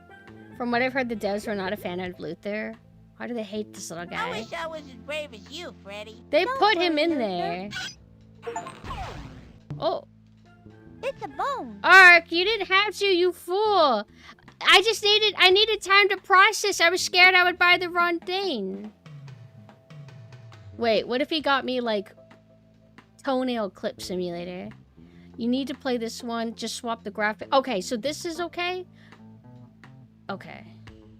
That guy's hair. Thank you. Thank you, Ark. Then I'll make this a game in the nearby future. He just had no faith in me. How masculine and awesome of him.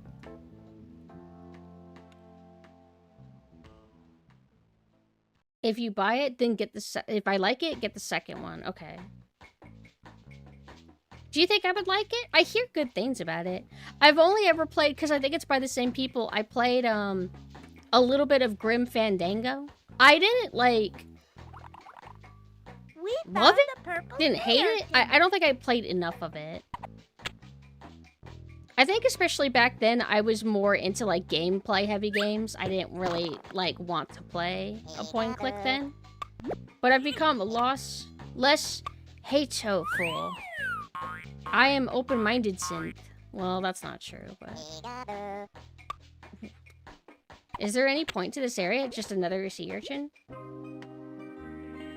Point and click has cult following, therefore it is pretty sick, most likely.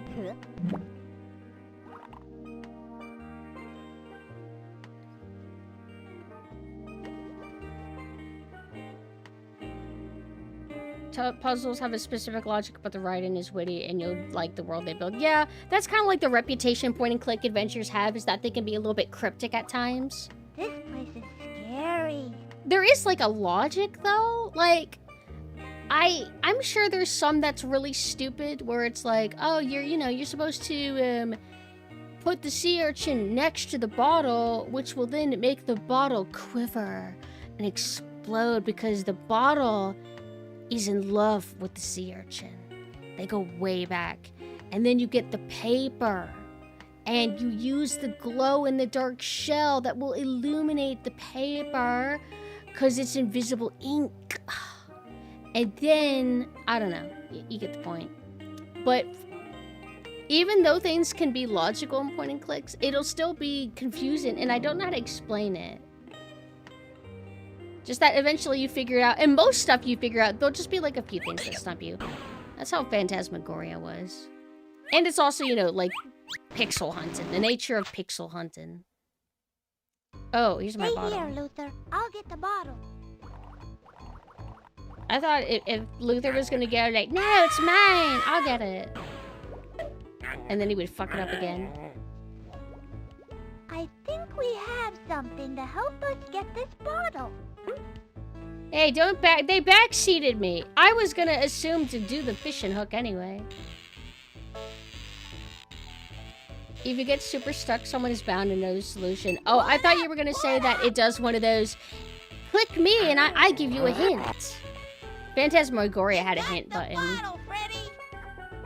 Oh yeah, isn't there, like, there's a game that I maybe own it. I think I might own the big box. Go to the king's castle. It's like... Luther, we're getting closer to the kelp treasure. It's like, partial point-and-click, partial Doom. And it takes place in a creepy mansion. And in the beginning, you're like in the opening area of the mansion. It's raining outside. You can expect knights in armor. Mina. Oh shit, Mina's playing like Battlefield or something. What is that game called? Oh my god, this is gonna drive me insane. Game like... I'm never gonna find it if I search it. Hold on. Hey, Mina, I'm streaming. I need your help. What's up? What is the game that we played that it's kind of almost like a point-and-click adventure, but it's also Doom? And it has, like, the old-school way of moving. Was it Realms of the Haunting? Maybe. Probably Realms of the Haunting. Yeah, that was it. Thank you. Bye. Yeah. See ya. Realms of the Haunting. I think we own that. Big box. What the hell did I accomplish? They said you're that much closer to get into that. Whoa! Look at this! This is scary ass shit. You know how some kids get scared by the second level in Banjo-Kazooie Clanker or whatever, the trash shark, but he's actually really nice. But like the imagery of the big teeth is like terrifying. That's what this is. This would terrify a child. Point and click Mickey Mouse for the GameCube. Point and click on a console. How quaint. Hi Deep, hello. Thank you. Jumpstart Adventures 4th grade Haunted Island until you said Medieval Knights. Yeah, no. It wasn't like a children's game. I should have probably clarified that it wasn't a children's game. But it was, like, cool, Realms of the Haunting. Like, the bit I played of it. Me and Mina took turns. But it's like, I'm trying to remember how its movement worked. Was it, like, System Shock 1's movement? Or was it, like... You don't call them point and clicks, but you know how there's certain games? It's, like, certain dungeon crawlers, I guess? And you can't, like, freely move. You just click forward. You, like, click forward, and then you can click to look left and click to look right. But it also was, like, partial boomer shooter as well. It was like that.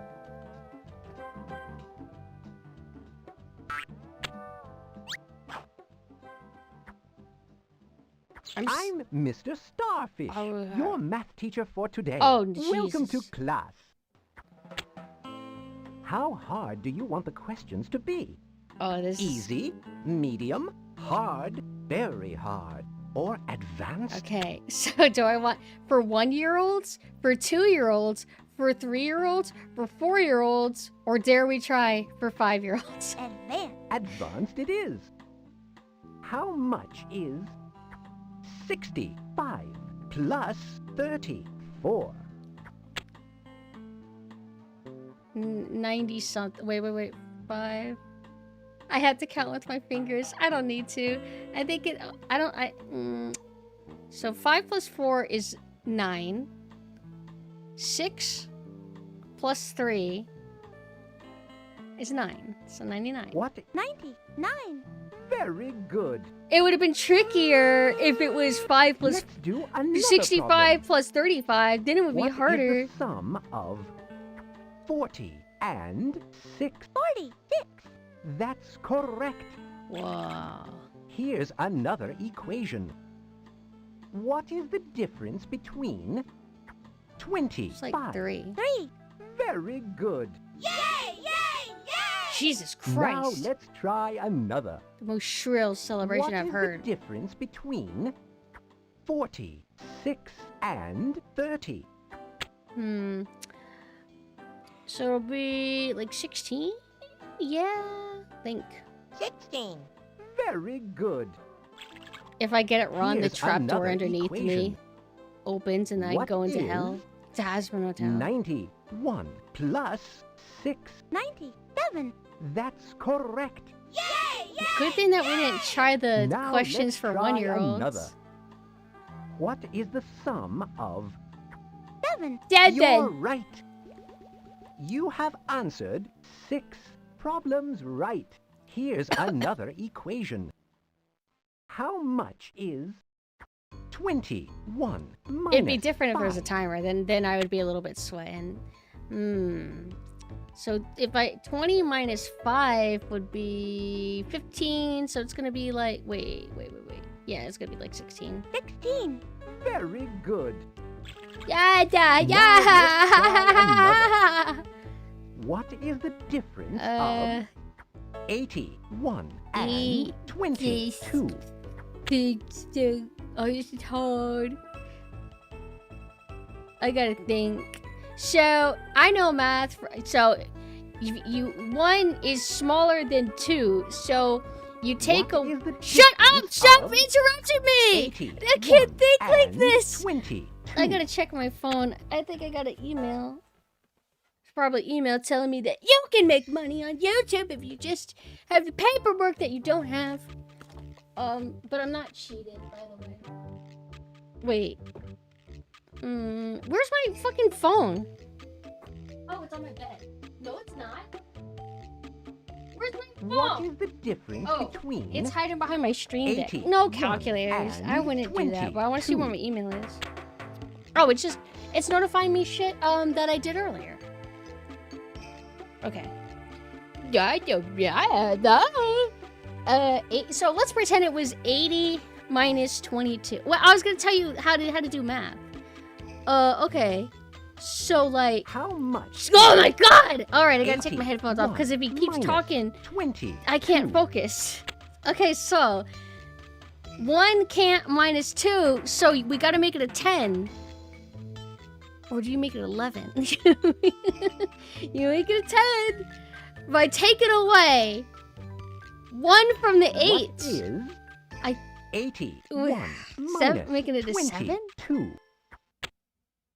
Yeah, I think. No! 7. There's easier way to do this. 8 minus 2 is 60 something. What is 81 minus 22? Subtraction's tricky. 10 minus 2. 8. No. What is the You guys know what I'm difference talking of about, don't you? 81 and 22? 81. Okay, let's do by tens. 81, 71, 61, What is the difference of 61. 80? 61, and then 22. you minus 2. Which should be 59. 59. That's correct. Did I do it? Now let's Yeah! try another. What is the difference between 30? 5. Very good. Here's another equation. What is 55 plus 10? 65. That's correct. So does this never end until I fail or Here's until I another do this? equation. Just leave. How much You're doing is excellent, and then I just walk away. 96 plus 1? 97. You're right. I'm going down Now forever. try Endless this one. validation. What My is favorite. 53 minus 45? Nah, they're probably never gonna up it. Like, all right, lawn division, let's go. Like, nah, they didn't bother with that. 53 minus 45. How much Shut is up! I'm trying to focus. 3 I don't minus like it 45? when you talk. 53 minus 45. Well, it's gonna be a low number because we're removing so much of that number. It'll be 1. Oh god. It's like What is the difference of 50? I think you take away 1 from the 5, which would make it a 4, and then you put that 1 over the 3, which would make it. Does it become 13 or does it become 4? Or is it What is the 3 difference is of like 2 smaller than 5? So do you just take and multiple from the 5? 45? Like I'm trying to. There's like a whole like technique they taught me in school about this. You know what I'm talking about? Where you take shit away from another number? Because the goal is to make it to where you take number from a previous number and then it makes the one number bigger. What is the difference between 53 I think it'd have to be and 13. 45? 5, 8.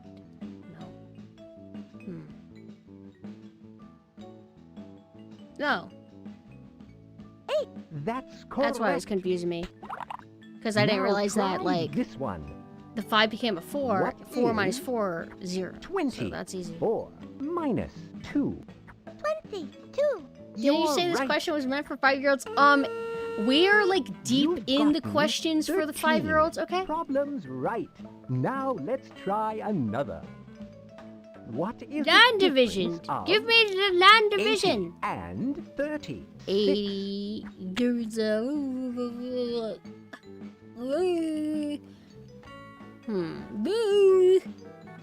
I've got a 5. Oh, thank you for the sub. Did What is this is where I probably played one of 80 these as a minus kid too, Grurin. 36?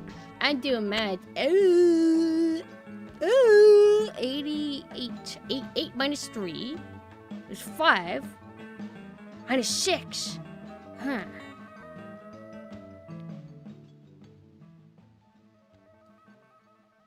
Ooh, 50. How much Stop is talking! Get 80 focused! minus 36? Ooh, it's...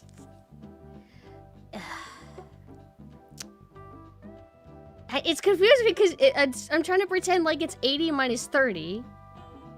80 minus 30 is 50. And then do I have to minus 6 from that? What is the difference of 80 It's like and 44. 30? 44. That's correct.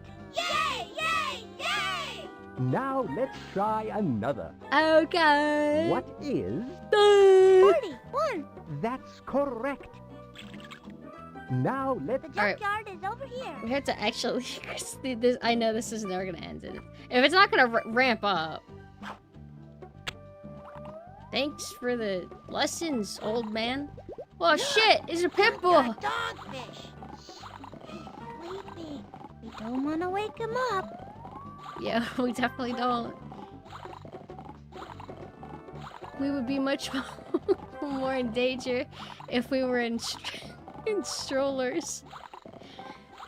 Thank God, maybe we're maybe we're big enough. He won't try to kill us. Sorry.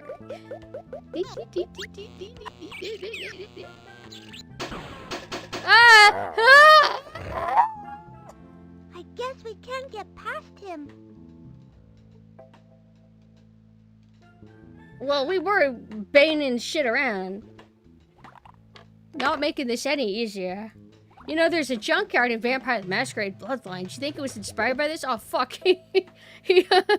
He's still looking. Shit, we shouldn't have banged the trash cans. Take this, you stupid dumb dog. Nice doggy. Here's a bone for you. It would have been funnier if there's like an item and it's a baby and a baby stroller and then we just give him that. Looks like the coast is clear. Now we should be able to find a clock for Ray. Yeah!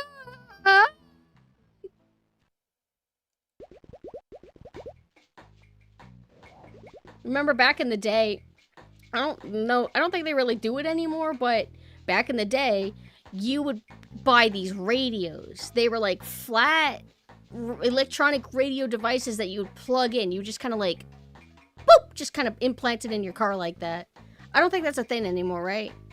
Because no, it's not about the radio anymore. Now you just hook up your phone to your shit. But that was the thing. My dad used to always get like new radios, and they could be cool. They would have like RGB lights and be all like fancy or whatever. But you had to be careful because sometimes people would want to break into cars and steal them.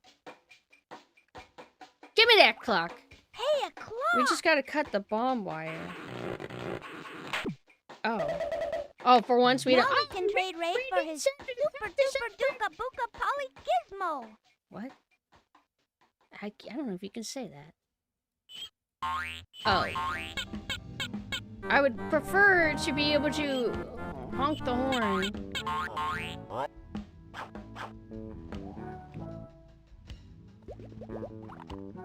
Yeah. Freddy Fish is a thief and a bad girl. Everything's horrifying in this world. But we must escape this horrible place. This looks like an angry Patrick.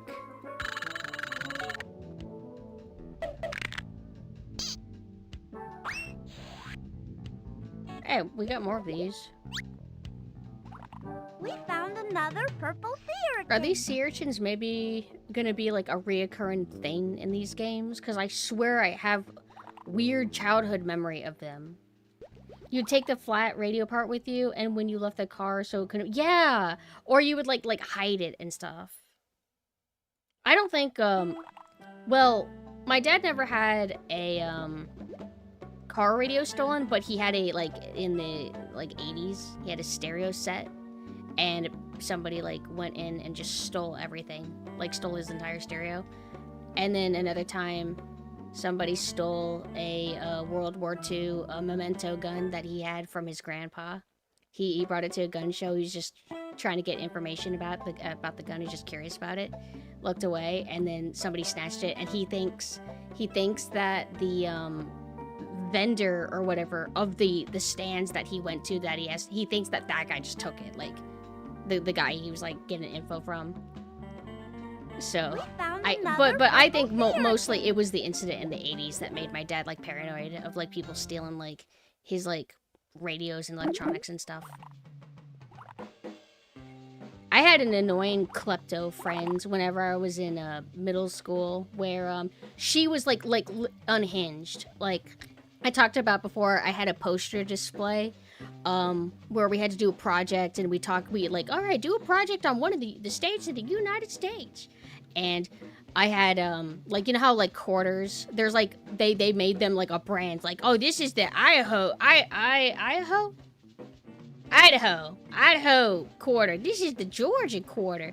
And I had the quarter for that state on the poster board. This bitch fucking took it off. And then she took I was into Yoshi Story especially then, and I brought little toy fruits or something, took that shit too. took all that shit, and I remember I just like somehow I knew it was her, and I walked over to her backpack. I just opened it. There's all my shit's there, and then I reported it, and they didn't care. They didn't care. They should have punished her. They should have let me paddle the shit out of her with like a spiked one.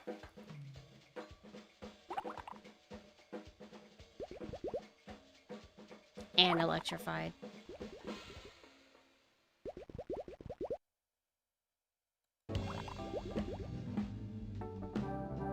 Oh, I did steal it back.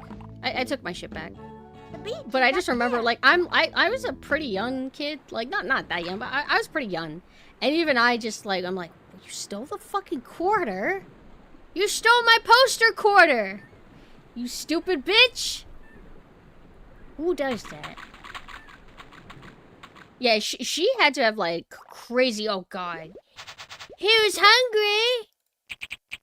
No, I don't want to do this. No, I'm not.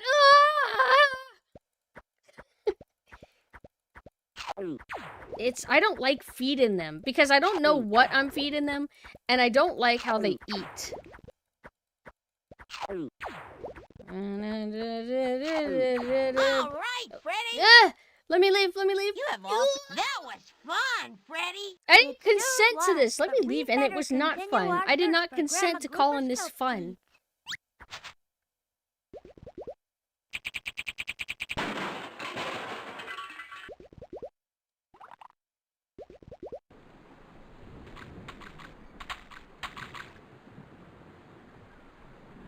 If they didn't care, my guess is she very much had kleptomania. Oh, no. I don't think like, oh, you're a kleptomaniac?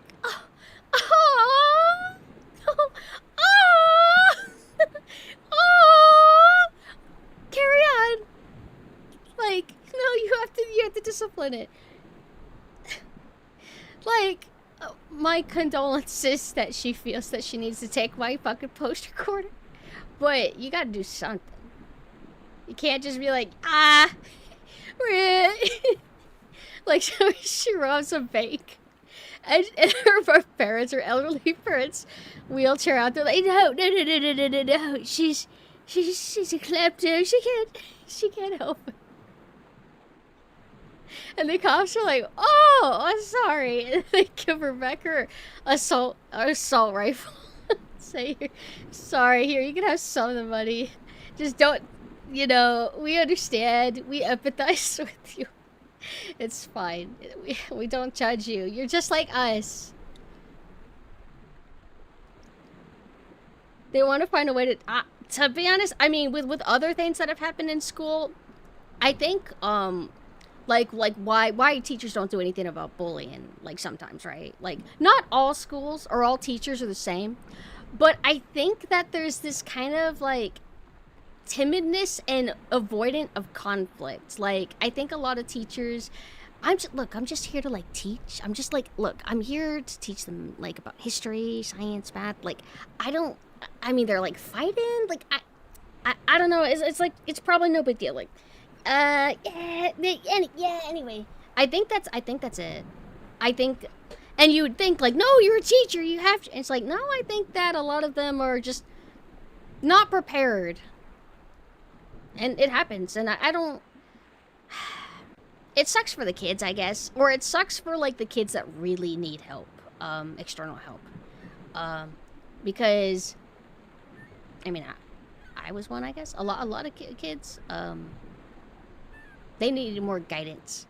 And unfortunately, some teachers are just there to teach. So I guess that's the point of, like, counselors. There's, like, school counselors that can help problem kids or, like, bullied kids. Because there's lots of types of kids that need help. Not just victims, but some that are just like, oh, this is, like, a bad kid. They got at-home problems. They're taking it out on other kids. Like, they need help, too. And it is what it is. Not to make this like a serious thing.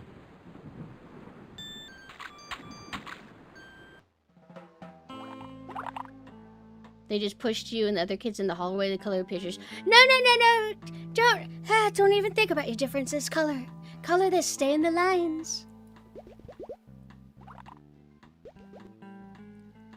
They're probably also afraid, like, if they get too involved, then they might have to deal with, like, kids' parents. And then the kids' parents are like, my child has done nothing wrong! Nothing wrong at all! And the kid's like, I don't know, he's got, like, a Jason Voorhees mask. And is doing stabbing motions at, like, the other kids when they're not looking. My child just loves the cinema!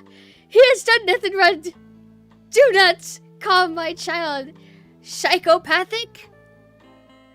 Where do I leave? Oh, I'm getting lost.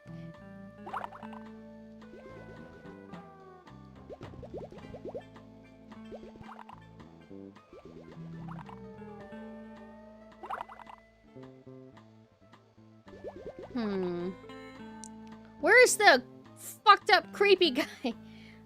This way? God, I'm lost. The cycle of bullying is not for everybody. Where's the next bottle, You Freddy? get It's at the bullied, King's Castle. and then sometimes you bully somebody else because you're being bullied, and then they bully somebody because they find somebody else who's being bullied. The volcano is this way. But at the end of the day, they're all kids, and kids are precious. Precious little angels. Precious little angels. Where the fuck genuinely do I go? Isn't this like just a dead end?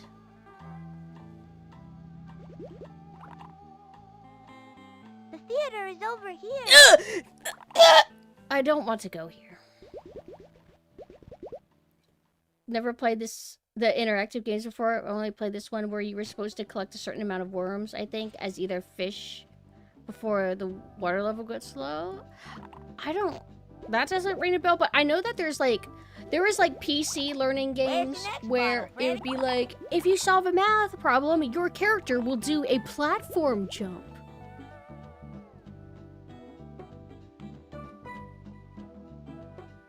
Some kids be demons, yeah. Some kids are like Dexter from Dexter. And then then their dad tells them they gotta be a serial killer. There's no option, no choice. And thank God he's so supportive. Live in books. Live in books. Why does that sound familiar? Do you guys remember the cool book fairs that would be at schools? I liked those, not so much for the books, although there would be manga sometimes, but I would like the little trinkets, like cool erasers and toys. Yeah, those were cool. Do they still do those? I think, yeah, I never had money, and I don't think I asked my parents for money that often. I think when it came to asking my parents for money a little bit more often, and not just like for birthdays or Christmas, I'd be like, Mom, I want Shonen Jump. I want the Shonen Jump. And then she would give me the Shonen Jump. That was like the only like regular thing that I really asked for. Hard to remember, like, I keep thinking like, I wasn't that young when I was getting Shonen Jump, and I'm really thinking about it, and I'm like, yes I was. Yes, I was young. And I was stupid. I defiled some of my... Because I was that young. I ruined some of my big Shonen Jump books because I'd be like, I only care about Shaman King Yu-Gi-Oh! And then I would, like, cut out specifically the pages where Shaman King stapled them together. I was a kid. I was stupid. Or some of you, I haven't told the story in a bit, because I watched the Yu-Gi-Oh! Dub. You know, the 4Kids dubbed it, and, you know, they changed all the names from Japanese names to, like, more English names, except some characters, like Seto Kaiba and Yugi Moto are still allowed to be their names, because they couldn't think of anything. They knew they could name Anzu Tataya, they can make Jonochi Joey, they can make Honda Tristan, but you can't make Yugi Jeremy. You can't make Kaiba, Sean. You can't make Kaiba into Sean or something. So they left it. But anyway, I would get the Japanese manga. And I only did this with the first Yu-Gi-Oh! Manga volume that I got. It was volume 3. I was a kid. And I'm like, these names, I don't like that. And then I used whiteout. I used whiteout, and then I wrote the right names. God's America's names for them on that. And I still have it. It's still ruined. Forever.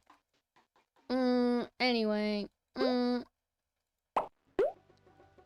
Shaman Kane, I was really heavy into. My journey was Yu-Gi-Oh!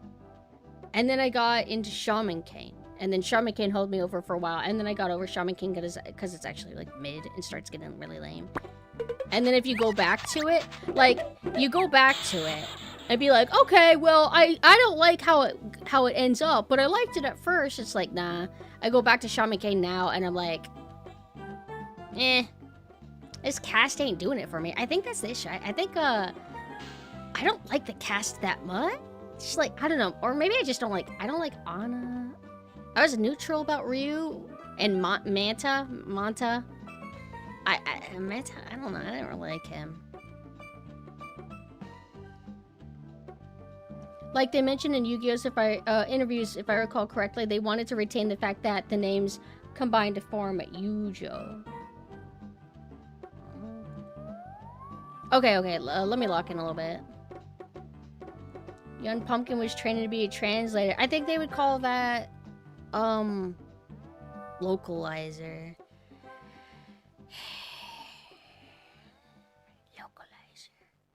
Did I go in here yet? Yeah, these are the holes. I saw holes in theaters, Freddy, did you? You think we'll find Grandma Grouper's kelp seeds? Of course, Luther.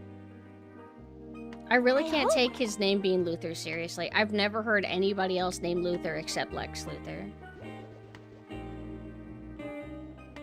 They could have turned them into Max Yun and Sean Kane.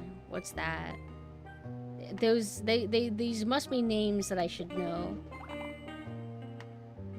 Oh my god, I'm lost. See, look at this. This is proof that my navigational skills are very rough because I cannot navigate in this children's game.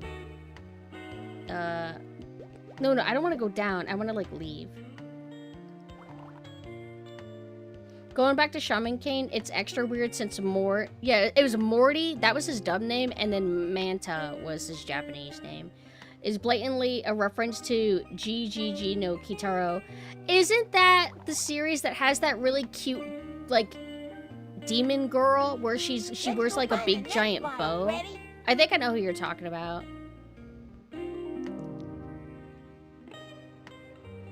So this takes me in, is this...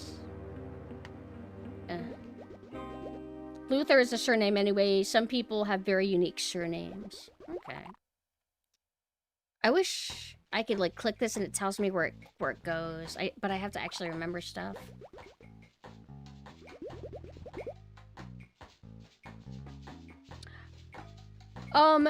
Manta, I don't think he loses an eye, but he has a grandfather, or he has a dad that I think has an eye patch.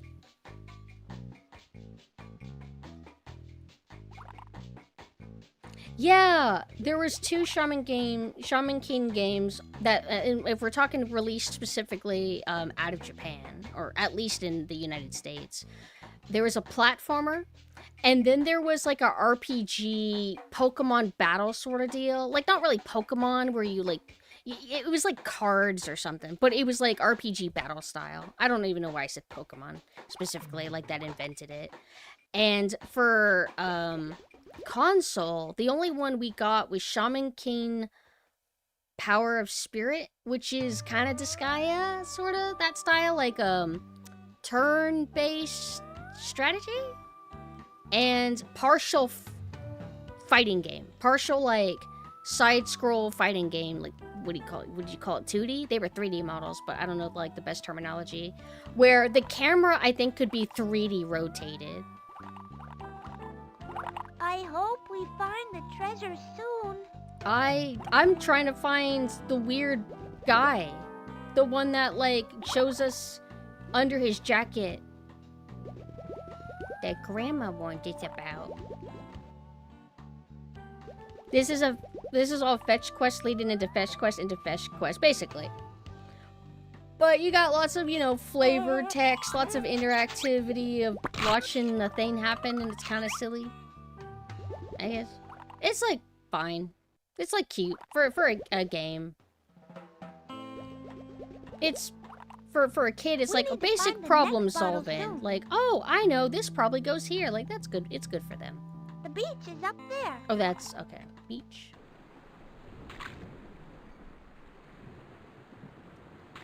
GGG no Kitaro is basically what one could almost describe as Japanese Scooby-Doo if Scooby-Doo was made by someone with one arm and the work was considered critical cultural preservation of folklore and the creator considered a major historical event on local folklore. I've actually never had anybody like really tell me much about this series. I would see it around because I think it got a new anime or something recently. The background art is fantastic. Unless there's something else that happens. Thanks for the clock. You're welcome, Ray. Now you That's get not to the inflate super the duper content duper of the duper series. gizmo. So is it one of those deals where like it might not seem like a big deal now if you know, read it or watch it now after probably watching many other things that might even been derivative of it, but like if you I guess consumed it when it came out or were like aware of the times when it came out, then you would be able to tell its significance, right? All right. I don't see how this thing is gonna get us through the net. Oh, I can't say that word though. They might think I'm being evil or bigoted, even though I think it's beautiful. Watch the pearl closely. These don't tend to fuck with me too bad. Try to find the pearl. You're right. Wonderful. Take this pearl as your prize. But only one pearl per customer. Thanks. I'll bet King Crab would like this pearl. Oh. Follow the pearl. But can I get another free pearl? Try to find the pearl. Can I have another pearl? You found the pearl. Hooray! They have kind of... Oh, Jesus Christ. They had, like, sort of seductive faces until they started opening their mouths and then, like, the drool was kind of sticking to the roof of their mouth. I can still hold this? What, is this so I can continuously go here? Okay, the king The old now. whale bones are over here. Only one pearl per customer. Yeah, but I deserve a lot. I've always wanted a real pearl. I've always wanted to go to a beach and find an oyster and be like, ooh, and then I open it and I'm like, oh my God. But that doesn't ever happen.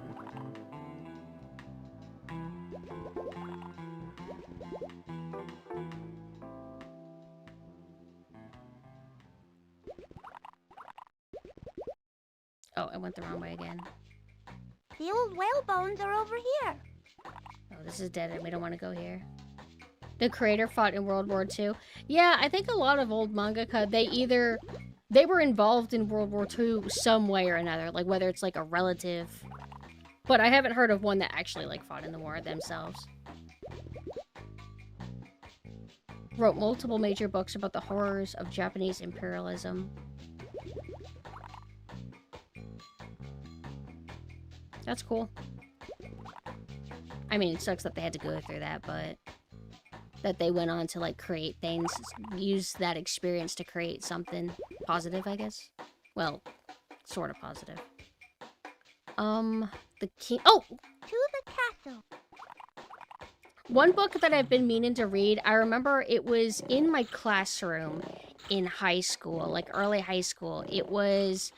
I think it was about, you know, World War II Germany, and it's mice. And it was like a comic book that my teacher had in class, and he's like, yo, this book is amazing. And I've always been intrigued by it, like, wanting to read it, but I've never made time for it. But every now I see it pop up. Yeah, yeah. Do you pronounce it as mouse? Like that?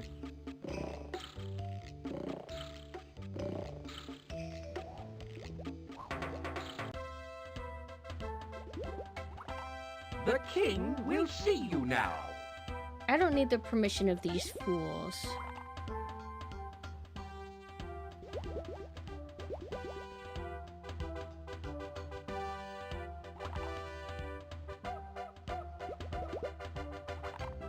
Another bottle!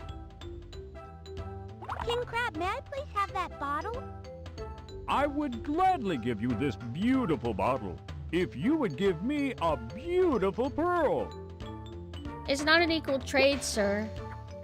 Ooh! What a lovely pearl, Freddy and Luther. Now you may have my The book was banned bottle. by a school Thank you, district King Crab. in Tennessee. I think I've heard like multiple stories, like over the years of different various books getting banned. I think one book that got banned is How to Kill a Mockingbird because of like some of the content that's in it. But it's a little bit weird because it's like, if you're aware of like what the books are about, it's like, well, they're teaching you positive lessons, and it's kind of like directly like I know just where that is. giving you a look at how things used to be. Grandma Grouper's you know? treasure. What is it like? You gotta learn history, or you're doomed to repeat it, stuff like that. But some schools, it's like they just don't want to address it. They don't want to think about it. I thought I put the first bottle at the Nexus. But, Squid Father! Or was the first bottle at the caves? Not being Come on, appropriate for SpongeBob. children. Well, what era of school are we talking about? Like elementary, middle, or high school? I think once you get into middle school, you should be Squid able to Father- talk about certain Oh, things. no, he's Probably. spewing ink. Elementary school, I don't know. Elementary school just give them crayons. What the fuck is going on? Come on. Why does he have a... Spongehead. It's the Squid Father, and he's got like a evil cat. Look, Luther, the sunken ship! This is where Grandma Grouper's 8th cup grade? treasure should be. Aye, matey. That old shipwreck has held so many treasures over so many years. 8th grade. We're looking for Grandma Grouper's treasure. Good luck, mates. Isn't that like... right before high school?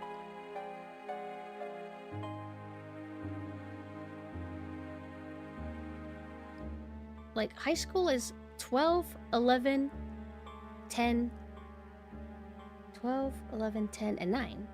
So 8th grade would be like the very like last stretch of middle school. That's a little bit weird. That's really weird.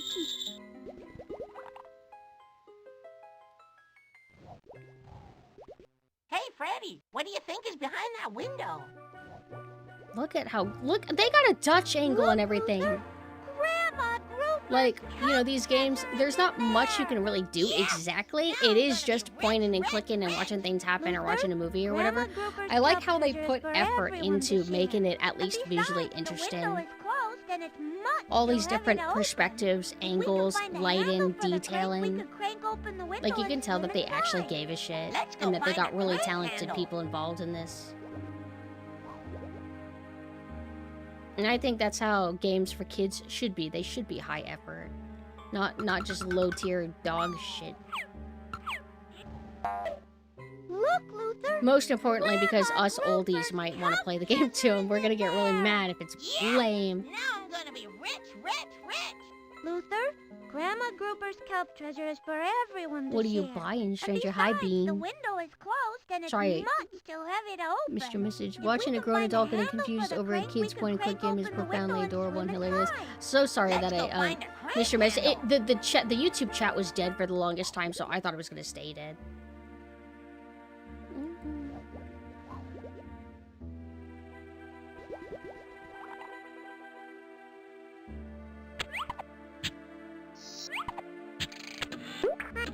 I thought they were making lattes. I was like, oh my god, it's for me, it's for me, it's for me.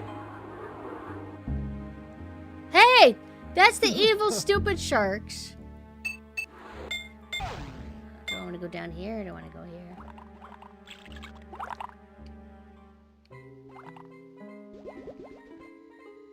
It's humongous.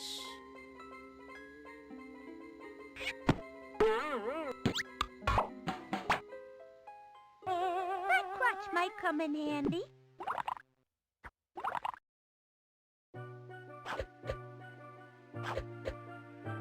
I like that poster more.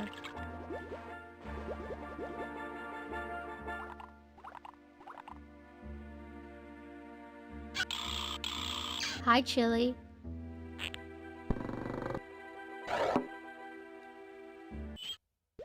Arrgh, you little ones. I'm Phineas McFinn, the finest sailor on the seven seas. Arrgh! I like how whenever the music stops and it's a character talking, I like how you can hear like the of like the recording, like the background noise. Arrgh! There's just one word that says it all. Arrgh! Arrgh when I'm happy. Arrgh when I'm sad. Arrgh when I'm good or bad. Arrgh! Arrgh to port. Arrgh to starboard. Arrgh from stem to stern. Arrgh! Arrgh, you swabby! Arrgh! And a yo-ho-ho, hum-hum, my chum. Arrgh! What's that you say? Arrgh! I can't hear ya.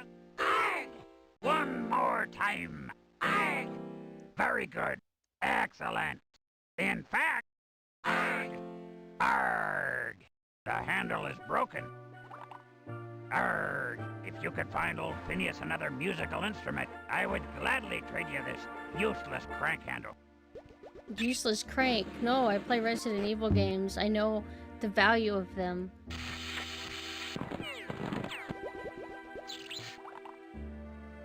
I like this music the most. Oh, looks like this loops around. Hold on.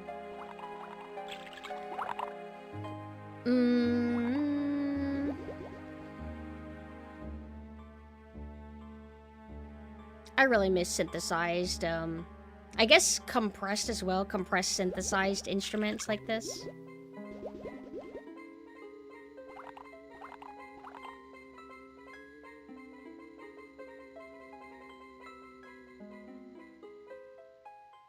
I guess this whole area is only for, like, just this pirate guy. Want to know the story behind the games from the point of view who made them? I'm sure that some of the people, if they're youthful enough, maybe have Twitters. Maybe have Twitters who've done like a thread or two. Who is the reason why these games are on Steam? Did Night Dive do this or something? Freddy Fish. Night Dive did the escape. I mean, they didn't make the Escape from Monkey Island, but are they the ones that have like supported it and or why it's on Steam? Or Freddy Fish and the Case of the Kelp, blah blah blah. Humongous Entertainment. Okay. Because sometimes whenever, like, a different studio picks up an old game series and then puts it on Steam, it'll then credit, like, the new studio and not, like, the original creators. Because I know sometimes they do that for Night Dive, saying that, oh, Night Dive made the Thing game for PS2, even though we know they didn't. Apparently, they at some point made a Luther die-in cheat in one of these games, so they are probably kind of funny. I like that. Game devs can be fun people. That's it to this area? Wait.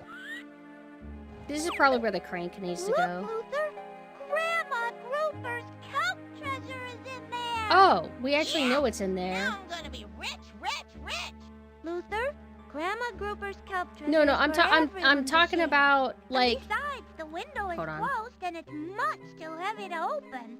If we can find the handle for the crank, we could crank open the window and swim inside. Let's go find a crank handle. Jesus Christ, will they stop talking?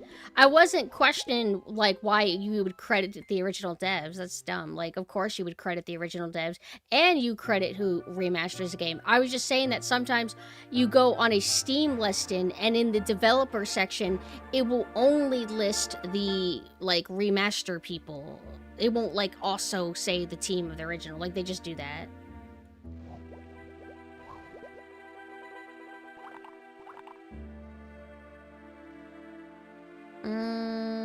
Going up just does this, right?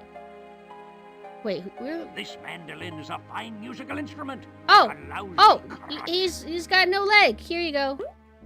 Give me a Would you like award. this crutch? Good night, go. Aye. Thank you for dropping by. Me old crutch.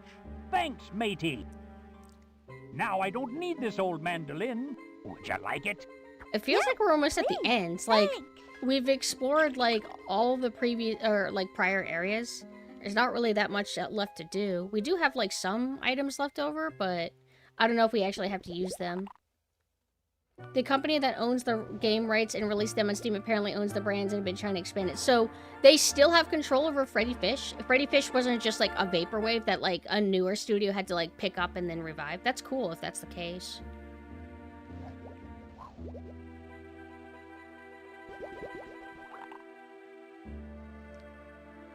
There's aspects of this song that makes me think of Unreal Gold, as weird as that sounds.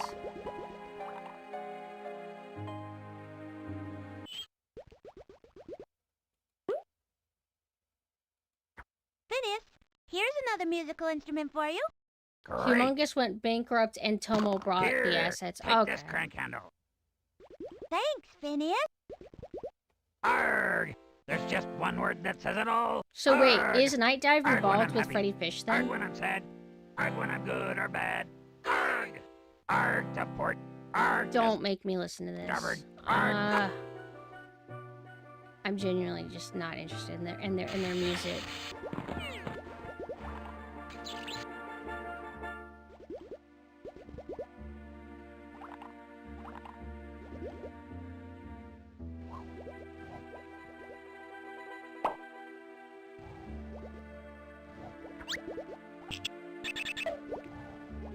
Oh, is it Kex Engine? Grandma Grouper's kelp seed. I know Kex Engine is like their big thing. That's Grandma's big giant chest. We couldn't even lift this thing. Grandma couldn't lift this thing. Grandpa, when he was still alive, couldn't lift this thing. Grandma Grouper's kelp treasure! No! No more pirate talk. Oh shit, the sharks are out here. Uh-oh. Told you we'd find the treasure, boss. Okay. Why you aren't they two. wearing little Hand over bowler the treasure. caps and turtleneck shirts? No! Grandma Grouper's kelp seeds are for everyone to share. But we gotta take the treasure to the Squid Father, so we can grow some kelp. If we share the seeds, we can all grow kelp. Share the kelp seeds? Gee, boss. Shit? Kelp seeds are for everyone. Kieran? Wait. I got an idea. We can Seems share you're the far kelp smarter than seeds. Hammy to be Great great. That idea, isn't hard. boss. Yeah.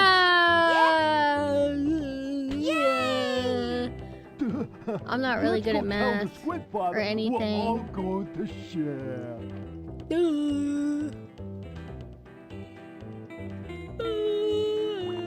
Oh, hi, Misha. Goo goo gaga. I'm playing Freddy Fish. I think I just beat the game. We had villains, and then we told the villains, did you know that Sharon is Karen? And then I guess that was it. But I hope you had a good stream, Misha. I saw you. Did you debut to 3D yet? Did you do that today or was that yesterday? But hi, for anybody who doesn't know me, I am PumpkinSynth. I am normally a Halloween ghost VTuber with 2 forms. But by night, I am a water autist. And then I have a military raptor side form. I like to play water-themed games the most at night. Well, It looked cool from the previews I saw. I have to look at the VOD, but if you have to head out because it's late, don't sweat it. But again, thank you so much for dropping by. This game is quite cute. It has a lot of personality to it, and there's about 6 of them, and apparently you could beat all of them in 2 hours, because we flew in this. What are you up to? We found the missing kelp seeds. Wait, who stole it? It was in the pirate ship, but we never found out who even took it. It wasn't the sharks, because they didn't know where it was. Can you check out Insane Aquarium? Why don't we...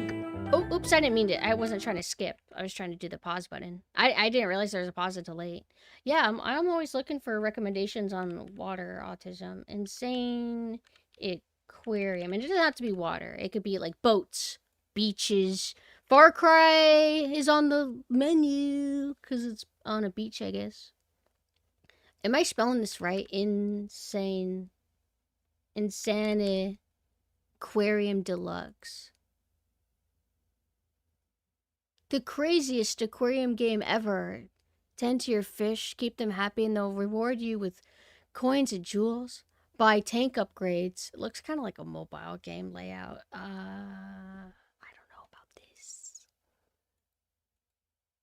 Overwhelmingly positive. Well, the masters have spoken, and I do like to listen to what everybody tells me to think. I will keep an eye on this. This looks like it could be cute. Hey, I have friends that own this. Is this like actually a Kino? They predate mobile games. Based. Good. We do it? Oh. Oh, what does this do? Oh, that's the credits. Produced by Ron Gilbert. That's cool. So is this like an American game? European? Canadian? Insane Aquarium is nostalgic for a lot of people. When did it come out? Autistic fixation, not for all. Not gonna lie, it's fun though. What's the gameplay loop? Is it like a puzzle kind of game? Final Fantasy X is all about water. That's 10, right? Wait, I played that with Blitz Ball, and it has the Blondie. I played that one. That was the era where it was all about we gotta show the water tech, how good visuals are getting. Let's make some beaches. No problem. I'm really happy to play this. I think it's cute. I would play sequels, especially since they're like so short, like this. That means we can switch to maybe the Fat Man. That means we can switch to another water autism game. So far, of all the water autism games we've played, trying to think, because we haven't been doing this long. Hydrophobia, which I left off at because we dealt with a frame rate bug, but I'm happy to give it another chance after doing VSync or whatever. Mario Sunshine. What else have we done? Dredge. We've done Dredge. We haven't done Wind Waker as Sailor Synth, but I did do Wind Waker on my other form. And then we've been doing Subnautica. Although I'm not ready for Subnautica, I would need to plan that ahead, and I need Gleam to hold my hand. It's about taking care of your fishes and getting a lot of money while also defending said fish from otherworldly invaders. And yeah, it's a clicker kind of game. That actually sounds nice to me. So there's a lot more to it. I thought it was just going to be like mindless or something. I did do Placid Duck Simulator, more like Flaccid Duck Simulator, because you can't do anything in that game. I got it and then I returned it. I wanted my $3 back, because if you could walk through the water, that would be one thing, but you can't. You can switch the camera angle and you just statically watch. And people said it's mainly supposed to be background. You're supposed to use that for just chatting. But I mean, sometimes I don't got anything to say. I need to play a game. Also, Speedy, have a good night and thank you for dropping by. Any interest in Assassin's Creed Black Flag? I got it a long time ago because I was like, ooh, pirate. Oh, Assassin's Creed. Well, maybe cool with pirate, I guess. And then I dropped it. I didn't like how it felt. It felt like modern gamey. I don't know, like the movement. It's something about it I wasn't vibing with. I was too much a hater. I need to give it another chance. Because remember, I'm always a hater, and then I realize that I'm wrong. I told you guys about the Smiling Friends thing, right? How I'm like, Smiling Friends, I know, seems kind of Reddit. Well, turns out I am Reddit, because I'm stupid and wrong. And Smiling Friends is actually good. Beatboxer. Either way, destiny still arrives. I know what we can play on the fly. Where we can just quickly switch, because I'm not ready to go to bed. No, I don't think so. And my Advil's kicking in, so I haven't been dealing with the pain. The Thanos rap is so good! I don't like the other one, Darkseid. Thanos' rap, what makes it good is that it's like whenever you have rap or beatboxing or whatever, and there's like a dark undertone that makes it kind of feel intense. I love that combination so much. Like, an example of like, kind of like goth, grim kind of like rap, like, Tech Nine's KOD album, King of Darkness. It's just so good. Take rap and add a horror to it. Kino. Now, I wouldn't say that Thanos' song is quite like horror, but it has that intensity. It has synthesized choir voice going on. It's cool. And I always love listening to it. I thought it's like, I was pronouncing it Darkseid because I thought it was written like S-E-I-D. So it's Dark Side. Darkseid, it sounds cooler. As long as you're not thinking S-E-E-D, then that's lame. Dark Side? Well, who cares what his name is because his beatboxing sucks. I mean, listen to this shit. Like, he's not as good as Thanos. This sucks. I don't like it. Oh, also, these are apparently pre-existing songs. Oh.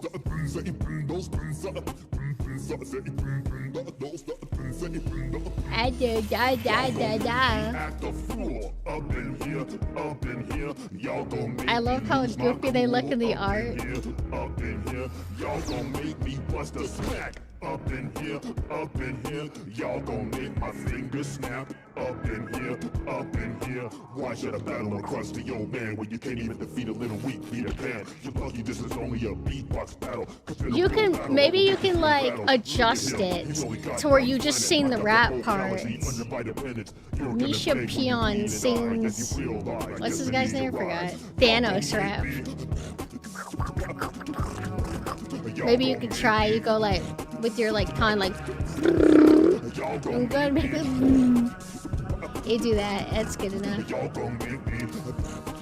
I always love this stupid part with Patrick. I don't know why it makes me laugh. Maybe because it seems like something that would happen to Patrick. Hi, Henty. Yo, what do you think of these sick tunes?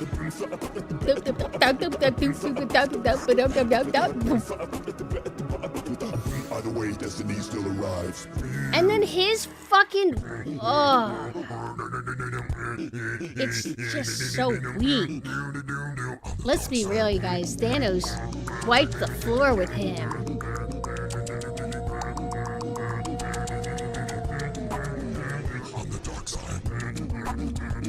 Oh, they even say dark side. Yo, you're right.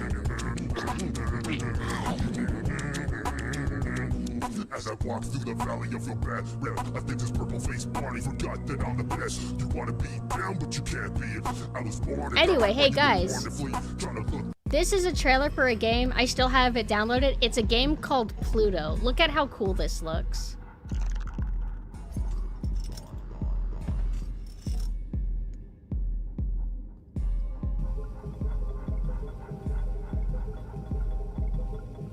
No, it doesn't play every time there's raid. No, we just have the Bayonetta sounds whenever we have raids. This looks gorgeous to me.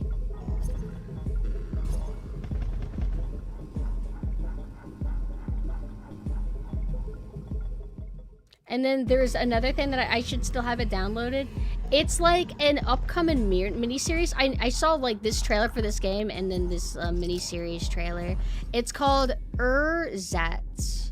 Check this out.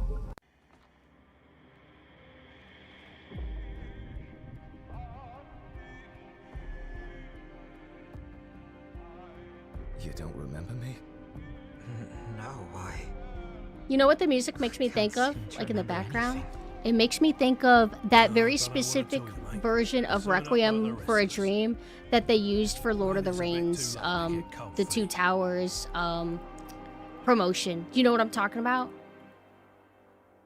Because the song is initially from Requiem for a Dream, like the movie with Morbius guy. And then they used that song. Yeah, for Lord of the Rings. I loved that song. I listened to it all the time. Erzatz. I want to link that to y'all. Yeah. Keep an eye on this, you guys. From Saint Griever. That, and then the other one was Pluto game. I'll link you the trailer for that. So you can kind of have that on hand. I think it... Oh, it's a demo. It was a demo launch trailer, so technically you can play something. But I showed this like maybe a few months ago. I don't know if it's out yet or not. Oh, my bad. I forgot. I don't have like Kirby music playing. Oh, the Requiem for a Dream ended up being like surprisingly quite good. I didn't know what I was in for, but it was very just depressing.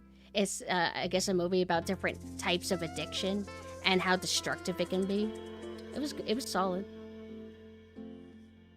Animation looks amazing. It's like a more stylized version of those PS1 CGI cutscenes. I think I know what you're talking about.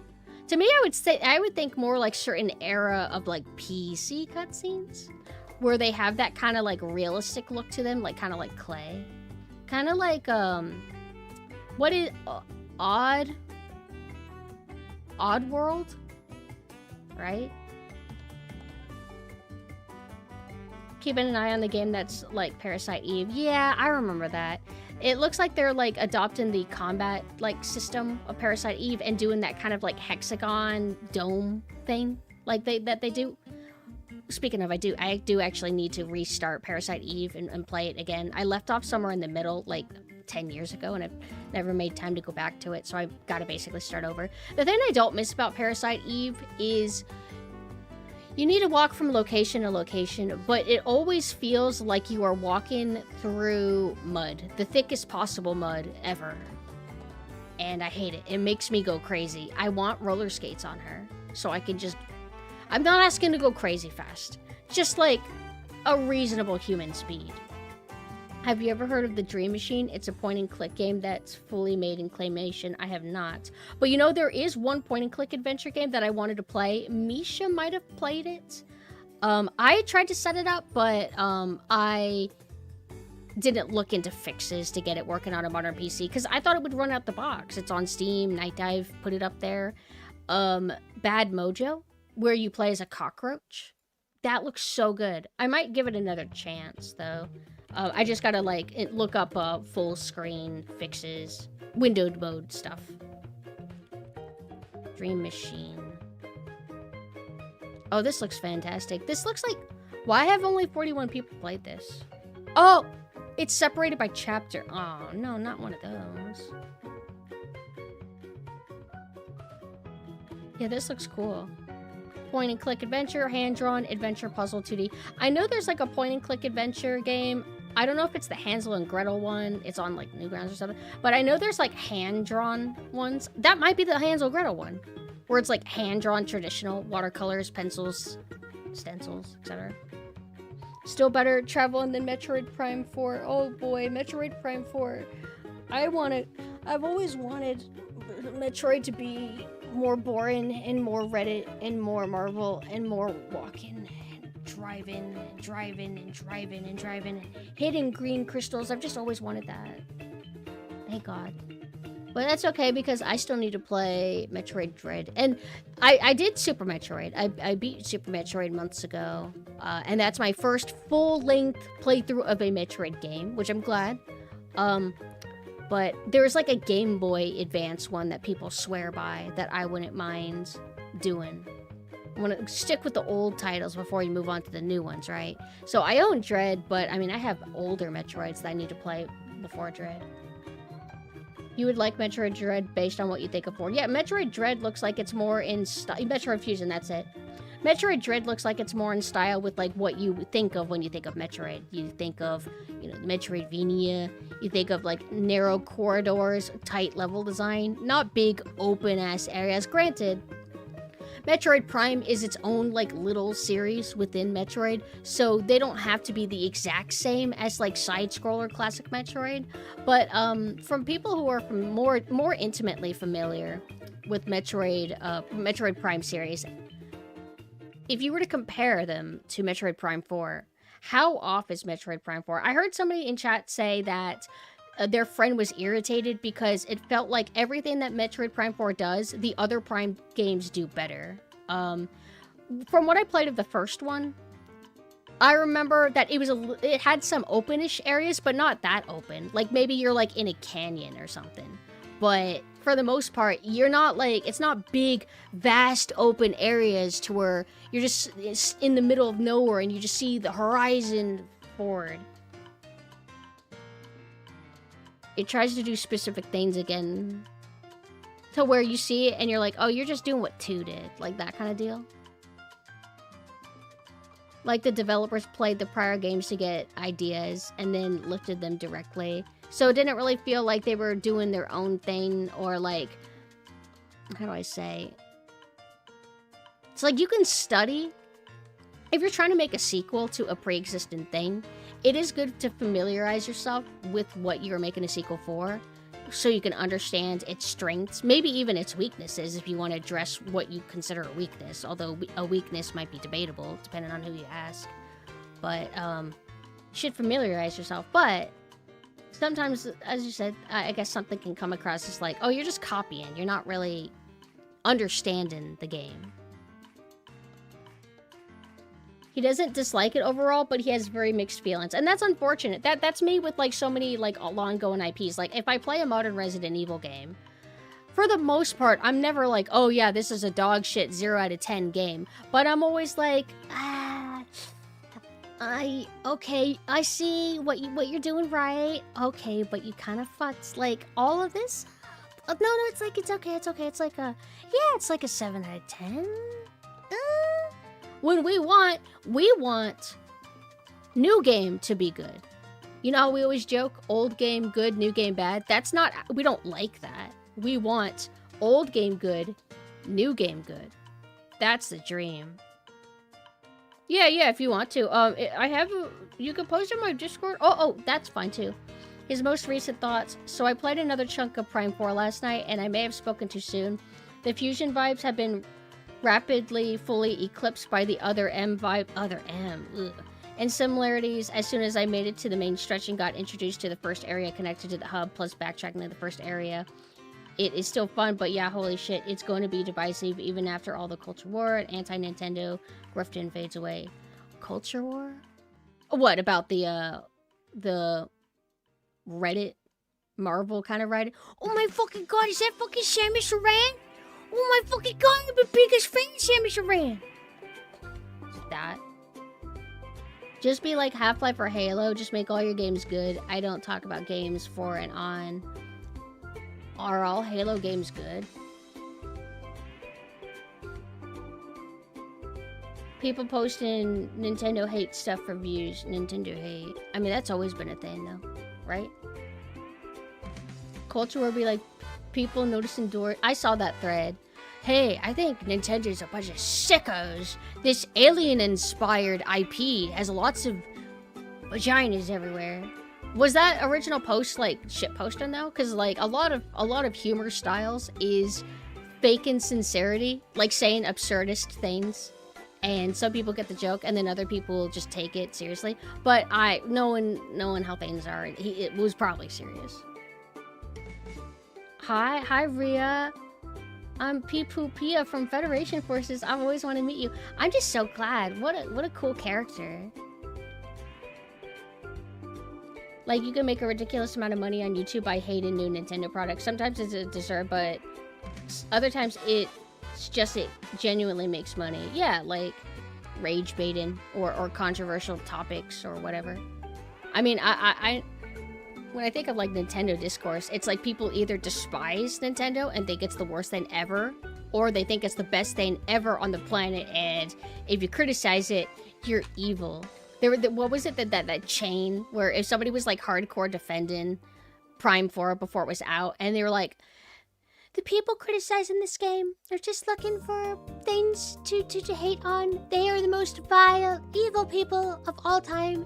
This is a genuinely good game. And I mean, I'm sure that it has good traits in it. Just like Resident Evil, modern Resident Evil are genuinely good games, but I have my issues with them, and I'm gonna say it. And if I constantly say that I think Marvel writing sucks, like millennial writing sucks, if I say that I think making everything open world is padding, that's not that much fun, and that not everything needs to do it, and that it's just making things dragged out, you know, padding. And if I say I don't like in-game dialogue, where I'm trying to vibe, I'm trying to be immersed, and then I have somebody on the radio or an NPC constantly talking about me, if I'm 24/7 bitching about those things, and then your new game does all those things, just like every other game does it, I'm gonna say something. But I haven't been like the strongest warrior of hating Prime 4 or anything, so obviously I'm not being factored in that graph crying about haters or whatever. But I think that other people are like me. I think other people have the same kind of gripes that I have. and I don't think they're necessarily bad people for voicing it. But I don't know, like these videos that you might be referring to of people just hating Nintendo, like, I don't know how hardcore some people go. Maybe some people go unreasonable, I don't know. But I don't defend the multi-million-dollar company personally. So if people want to be evil to Nintendo, hee hee hee hee hee. But no, I think we should be fair to developers at least, but I'm a consumer, so I think Prime 4 looks lame, and I will not buy it. Don't forget to add pay to unlock a background music. Yeah, if you want to have music in your big, boring, open desert, buy an amiibo. An example, in a recent review of the new Kirby game, published by an internet magazine, Metro, that's fucking insane.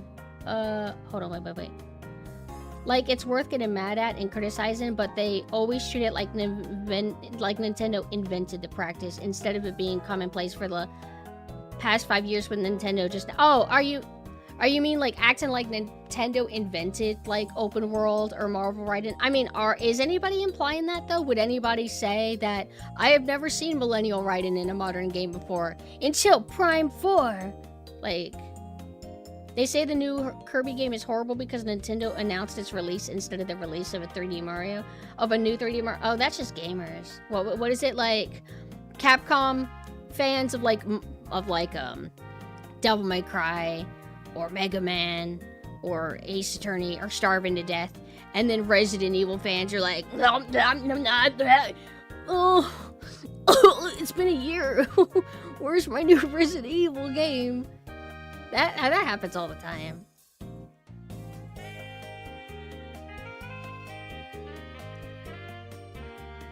And it'll be people that like, I only care about new 3D Mario. I don't give a fuck about Kirby Air Ride. And I think that's fair. Not everybody played Kirby Air Ride. It was on GameCube only, and I don't know. I don't know how popular it was, but for us Kirby Air Riders from the GameCube era, it's a big fucking deal having a new Kirby Air Ride. That's sick. That's cool. But I do think that we need a new 3D Mario too.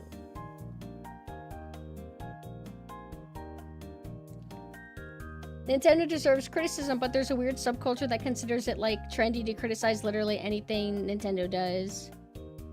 I mean, isn't that just all video game discourse? Like, just radicals. Haters, lovers. Bet there will be a 3D Mario. I do think that they should announce one soon. Like, to, support, like, the Switch 2. I feel like that will push some sales. But I'm pretty happy with Kirby Air Riders. Not enough to buy a Switch 2 just yet. But there's, I'm curious if they'll do a new Animal Crossing. Feel like that'll be good too. What else am I interested in for Nintendo again? What do I want? Oh, well, I wanted a good Yoshi game, but I'm just gonna get garbage. It's funny that people complain on one side that they use the same IP over and over, but then also complain when they make a game of a less used IP. Well, I mean, that's because, like, when you, like, look at, like, all people arguing about Nintendo, whether it's people that are that are positive, negative, I mean, how do I say this? It's different subgroups within the culture that are saying different things, right? Like the same group that's like, make more new IPs are not necessarily the same exact people that get mad when you make a new IP. You know what I mean? It's like, if there's like 100 people in a little pile, and they're all saying different things, they're all individual people saying these things. Does that make sense? Sorry, I'm wording this so bad. I'm just saying that they're not hive minds. You can group and classify things, but essentially just generalizing, but people just, in large groups of people, they don't all tend to agree with each other. That's why everything splits off into, like, subcultures and subcultures of subcultures.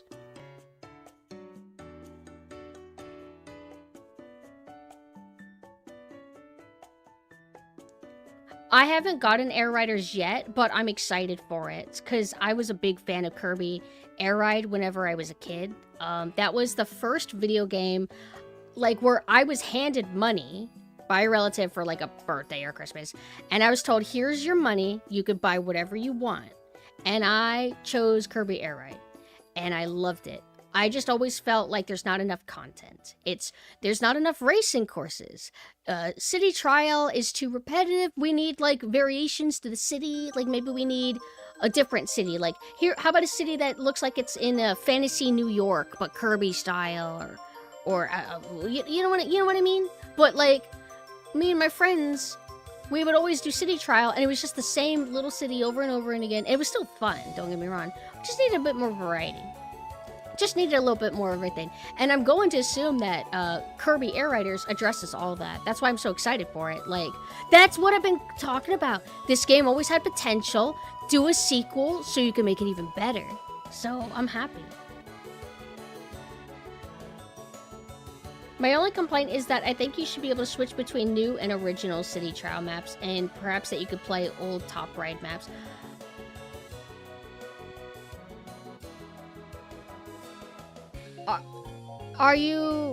Is it City Trial only one map again?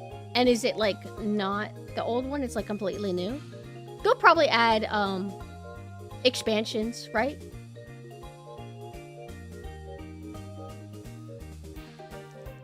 I don't know about people who complain about an old IP getting a new game.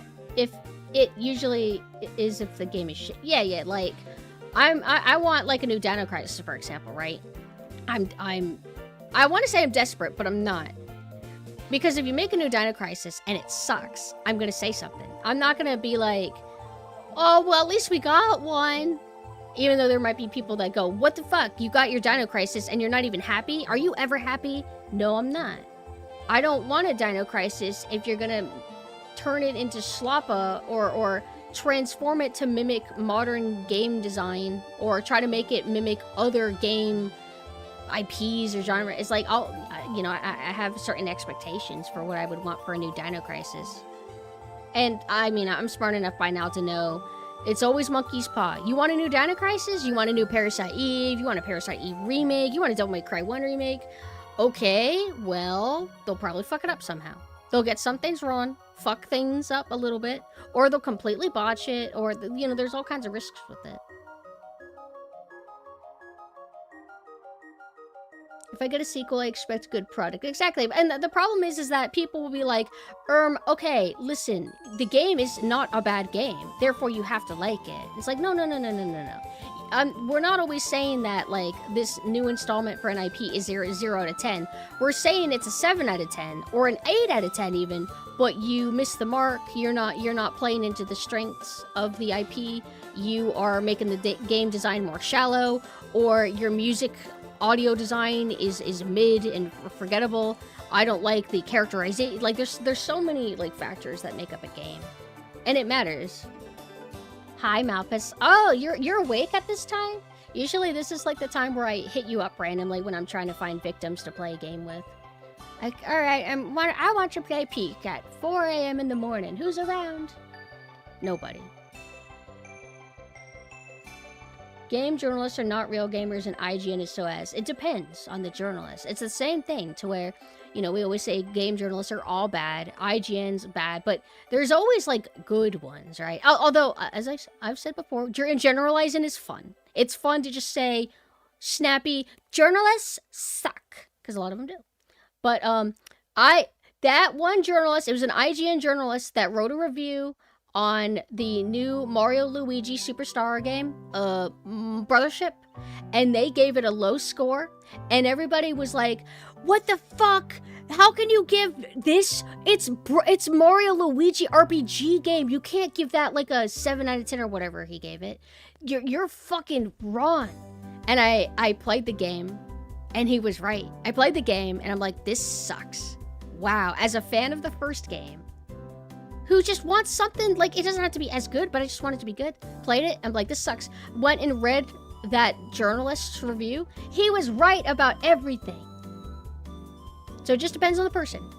You have to basically find, you don't find, like, a journalist's website to like, I think what you need to do is you need to find a specific journalist that you like, or a reviewer, a YouTuber. Maybe you like some YouTuber and they give like light reviews or extensive reviews. You just gotta find the people that you resonate with that tend to have beliefs that align with you.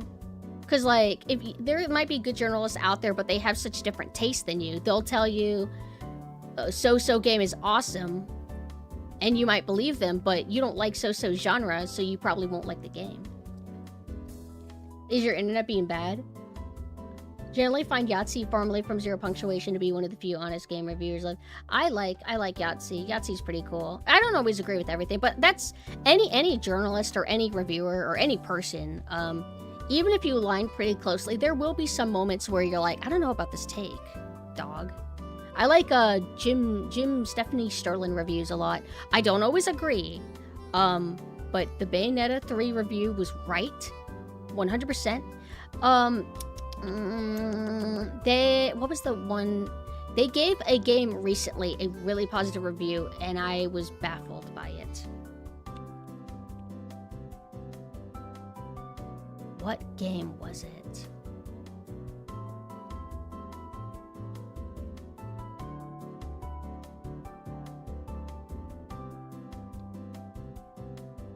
Mina's in Battlefield, I think. Because if Mina was lurking, I would be able to like shout out. Hold on. I'm determined. Oh! It was Chronos the New Dawn. So my friend, and I watched gameplay of Chronos the New Dawn. It's weird. It like looks like a high quality AA game. It looks like heckin' valid. I just thought it looked kind of plain though and boring. Maybe I'm being too harsh on it. I just wasn't really impressed by it. It didn't seem like anything I want to play. And my friend who played it, he's like, this is really boring. Like, it's okay and everything, but it's really boring. And then Jim Sterling, I think, gave it like a really high review. And I'm like, how?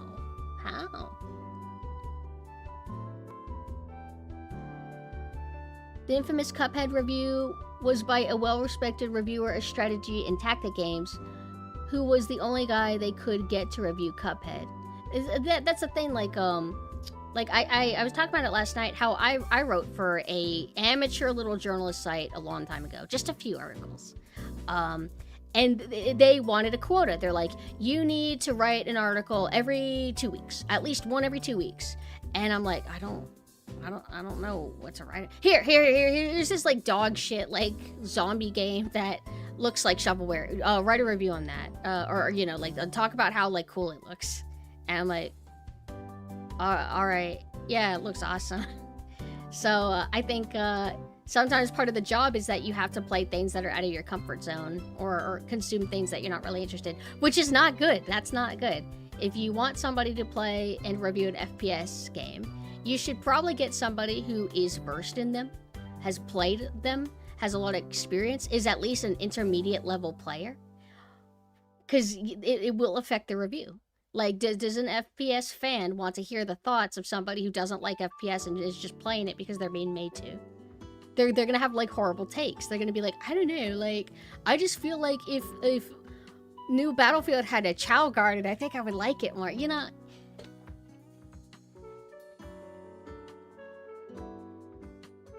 I don't blame you for assuming he was wrong. I remember one journalist who...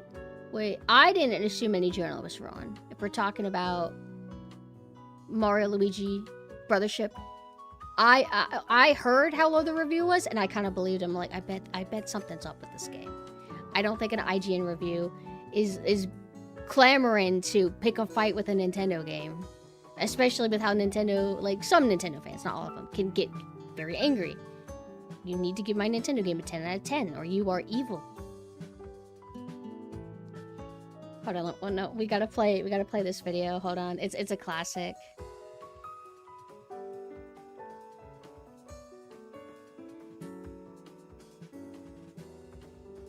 It's like, I stand by this. I think this is the best video that they've ever made. Hands down.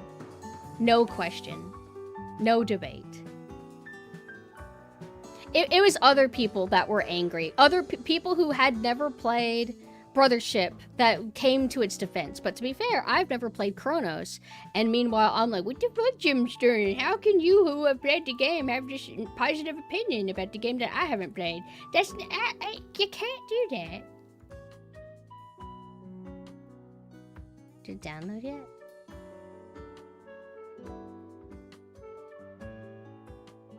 Trying to, I have so many like windows open. I'm just trying to find where my Kirby music's coming from. My favorite fucking video of theirs. He was once the greatest. You're the best reviewer there is.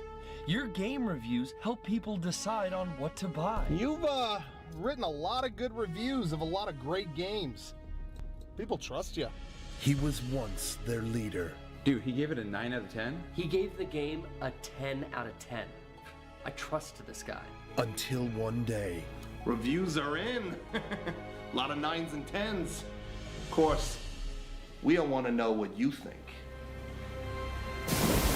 He said the wrong thing.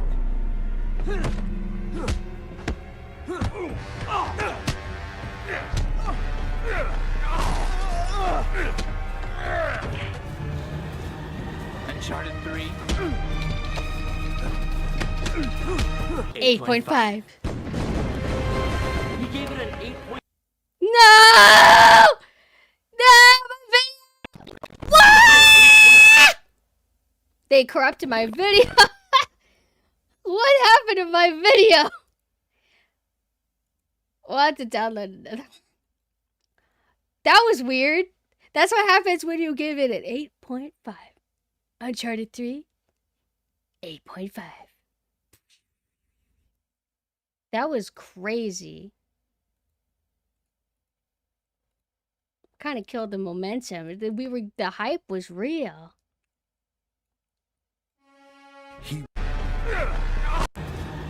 Uncharted 3. 8.5.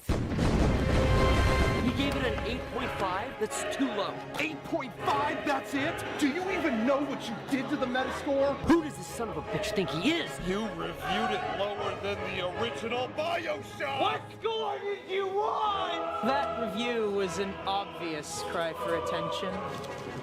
You must have been joking. He reviewed it lower than Ocarina of Time. That's just not possible. What about the Metascore? You ruined the Metascore. You broke my heart. I've never played the game before, but I know you're full of shit. Now the whole internet's pissed off at you! Look who it is, boys! Old Mr. Deduct a point and a half. Ugh! 8.5 is a great score! Not great enough. Ugh! It's almost like the video game companies didn't even pay for your review. Almost like you're being honest. I don't like that. Just wait until I tweet about this. We don't need to give every game a 9 or a 10. Sometimes the game's just okay. Sometimes it's alright. We gave Final Fantasy XIII a perfect score. Why?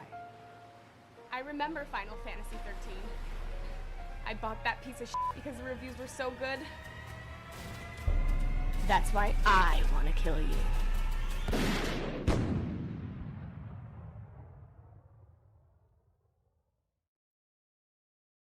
The best video. I decided, and I set it up already. For once, I'm not going to end the YouTube stream to make another separate stream with a thumbnail, because we're going to be playing a game that we played before. It's called Pools. It's a liminal spaces game, and you walk around in the water. And I have been convinced that liminal spaces are pretty awesome if they have water. But I'm willing to extend that to all liminal spaces. I've decided to become a liminal spaces person and play multiple of them, especially if there's water. But it's not necessary. Also,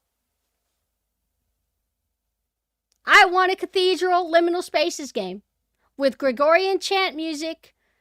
Ideas from me. Whoever makes it on Steam, I would like royalties or a free copy.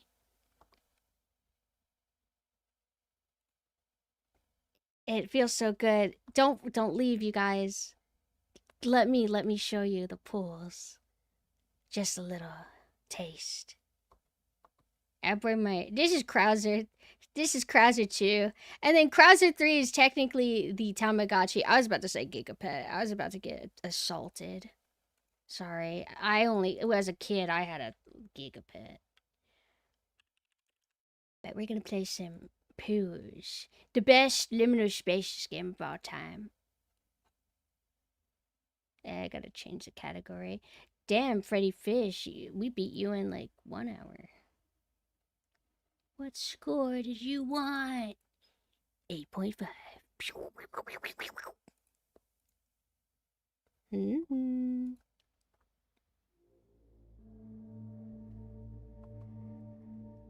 There was a Zelda game that apparently came out, and I think Jim Sterling gave it like an 8 or something, and everybody was like seething about it. What do you mean 8? It is a 10 out of 10. I like a lot of games, and I would not give a lot of games 10 out of 10. I think it was Breath of the Wild. Even if I like something a lot, like I like Soul Eater. Would I call Soul Eater a 10 out of 10? I don't know. 9 out of 10.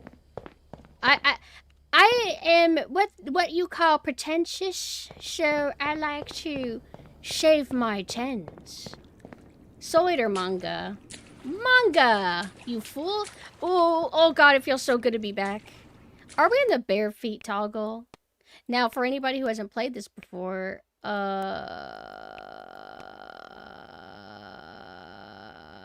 you can be fast if you want. Walking speed can be insanely fast, running speed, swimming speed. You can make it agonizing if you choose. There's a toe option, but you sound like you're wearing flippers. 8.5. I think that's fair. 8.5 to 9. I'll give Resident Evil 1 Remake a 10 out of 10. Resident Evil 2 Original, 10 out of 10. Resident Evil 1, 10 out of 10. I'd have to remember all the games I like to be able to give more numbers. If you give me a game, I'll tell you a number. Oh, I was gonna show you the bare feet. It's not like sexy or plap plap. See, listen to this. You see what I mean? Score for Operation Raccoon City, 6.5. But I love it.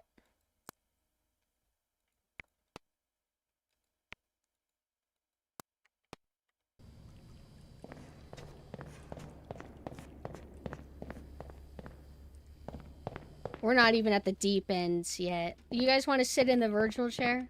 Pew, pew, pew, pew, pew, pew, pew. Is it a game that has no flaws, or is it a game that pushes the boundary and excels in all aspects? Music, art, direction, performance, story. I don't know if I necessarily need stuff to push boundaries or do something that has never been done before, because that's just difficult. I just need a really, really, really solid execution that ignites the spark. How does one do the spark? I don't know. It's like a technical thing for me.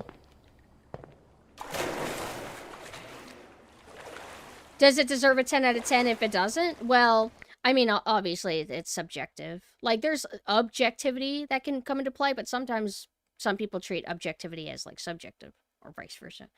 No, I don't need a game to, like, I don't really need a game to push boundaries and do something that has never been done before. I just need to genuinely like it. And I would still give it a 10 out of 10 if it does everything that I personally need from a game. God, it feels so good. I don't know, something about being in the Freddy Fish game was cool and all, but being able to, like, feel the water, although, for anybody who's not familiar with me, the water gimmick is very much, it's my stimmin. This is my stimmin. But in terms of what games I actually prefer to play, I like gameplay density. So I want to play, like, classic survival horror games with, like, limited inventory, item management, kind of like, you know, mild strategy, stuff like that. Or, like, Devil May Cry, arcade games, etc. I don't really like, typically, walk-in sims. But it's water, and I love water. And it's also, like, fun to, like, play a game like this when streaming, because I don't have to worry so much about performing while trying to engage with chat, because I do try to engage with chat as much as I possibly can. So it's nice to be able to do something where you turn your brain off. It's like mukbang. Like, imagine if I was eating and just talking with you guys, except I don't want to eat.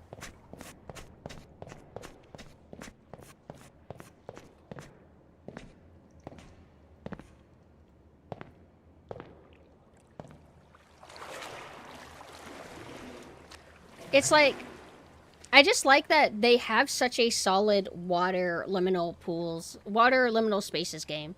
And it does help that it's like photorealistic. Photorealistic does have its place in the industry. I feel like I can appreciate a photorealistic game just depending on the context.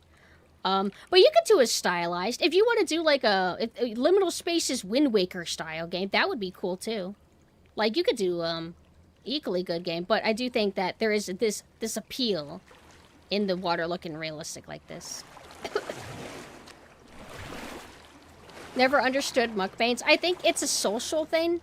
It's kind of like, it's just a genre of streaming, although I guess it's like mostly pre-recorded videos, but there's probably stream versions. But the appeal is you're there for the person, and they like to eat, and it feels like, you know, like you're kind of doing a social eating with them, kind of like a parasocial thing, I guess. I don't know.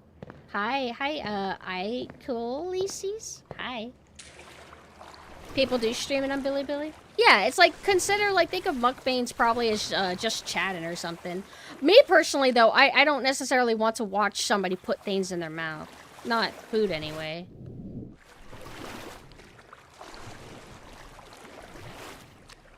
I'll watch Nikado Avocado, though. I haven't, but I think that would be very funny. Maybe grotesque.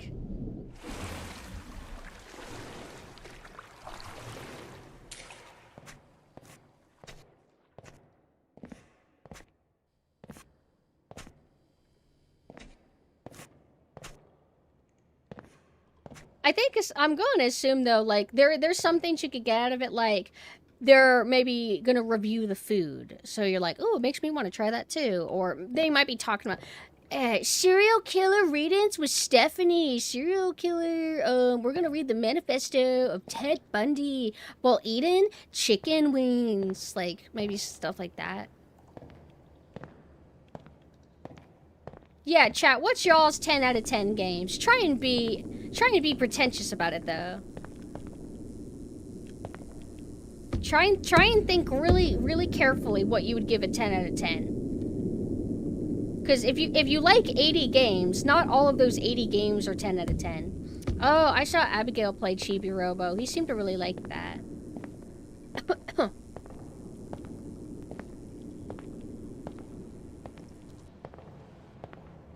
Which Dead Space? I'm gonna assume you mean the original.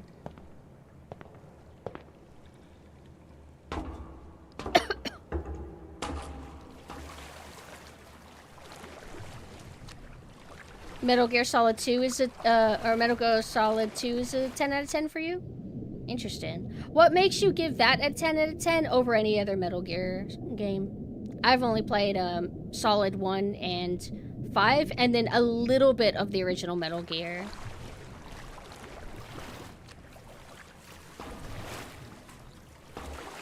Oh, you like... You said Metal Gear 2... Oh, is it called Metal Gear 2 Solid Snake? Oh, I guess I got confused. Because I saw Solid and I'm like, oh, did you write it out of order? Is it like... Did you mean Metal Gear Solid 2? Like the Metal Gear with boobs. Ooh, now you got me talking. I like the Raiden with the high heels in Ryzen. Although, does Raiden, right? Does Raiden always have high heels, like in 2? Like in his normal suit? I just think of his like really sexy look in Ryzen. Oh, that's right. That's another Metal Gear game. I played Ryzen. Not all of it, but he does in 4. Okay, but not in 2. Good on them.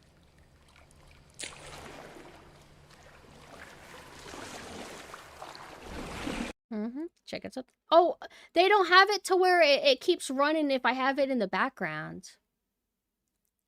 How frustrating.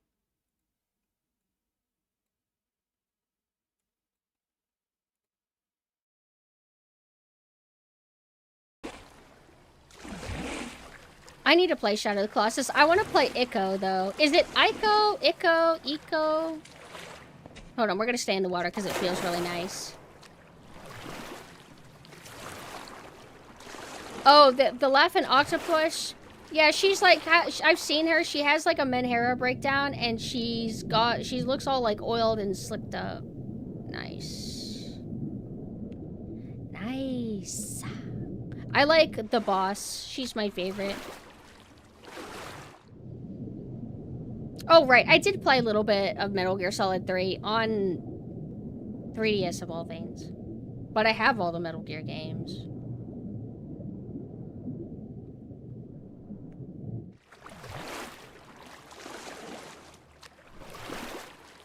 What the fuck? Bro, I'm bugging. This is my 3rd time playing this game. I have never seen... What? Yeah! Oh! Oh! There is new shit that keeps happening every time. Is it dice roll on playthrough, or is it a matter of like, oh, if you get to this area at this time frame, like you've played the game for 30 minutes, if you get to this area before minute 35 and something happened, there was a time where we were underwater and there was like a manhole with a ladder going down and there's like hands hanging out. And I didn't see that the first time. All the creepy stuff has been the second time, hearing weird, ominous, like whale sounds and whatever. But these games are basically mazes. There is a point to them. You are supposed to find the exit, but my brain's kind of off. I'm just mostly enjoying the vibes.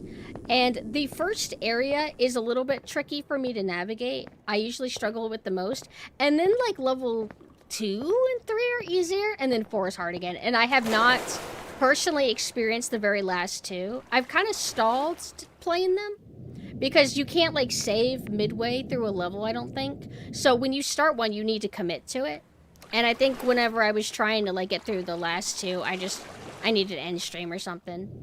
So I need to pick a day dedicated to finishing them. But every time I think about revisiting pools, I'm just I just love the first area. It's perfect. It literally looks like YMCA if it were evil.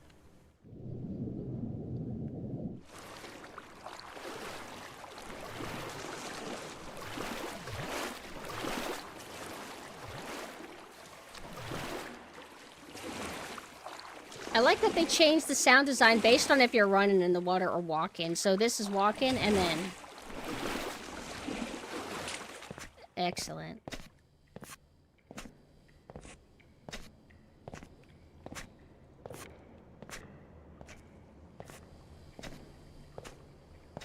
I don't even always know if we can access all these areas, because I would love to go in this, like, creepy, dark, evil water.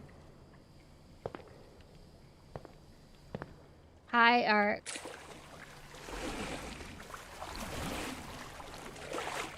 I also really appreciate that they do lots of different lighting. I might have mentioned this other times I've played this, but it would be so boring if every single area just had the same exact, like, color of light to where all water looks the same, but it's like you got some, like, yellower areas, you got some, like, fluorescent bluer areas, etc.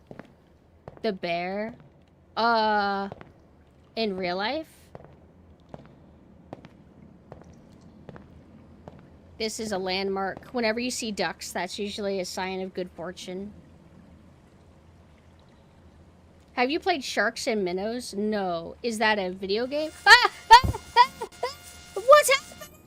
I think I got stuck. Did the game register that I got stuck on, like, the railing?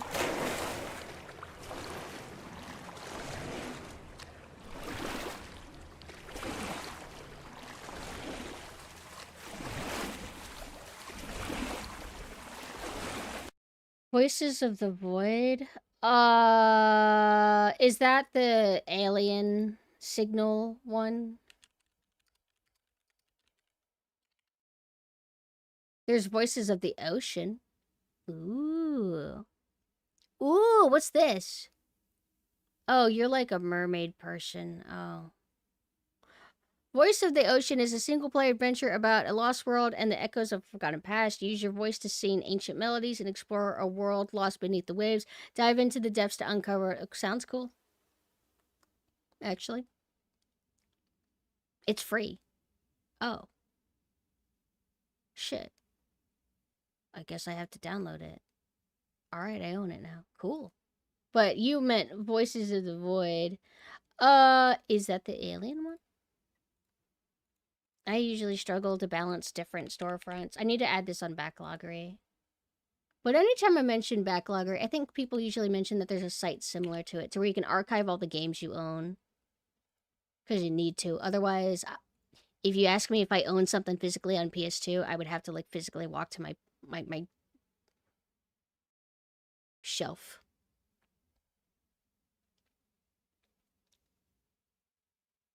It's a horror game that takes place mostly in a pool-type environment. Sharks and minnows. How do you guys know about so many water games? Sharks. And we have... Oh! We also have, Maneater. Maneater. What the fuck? Find supplies to maintain your stamina, complete 10 laps, escape. Oh, what the hell? Yeah, you're like... Oh my god! This is a flooded bathroom. I love flooded bathrooms.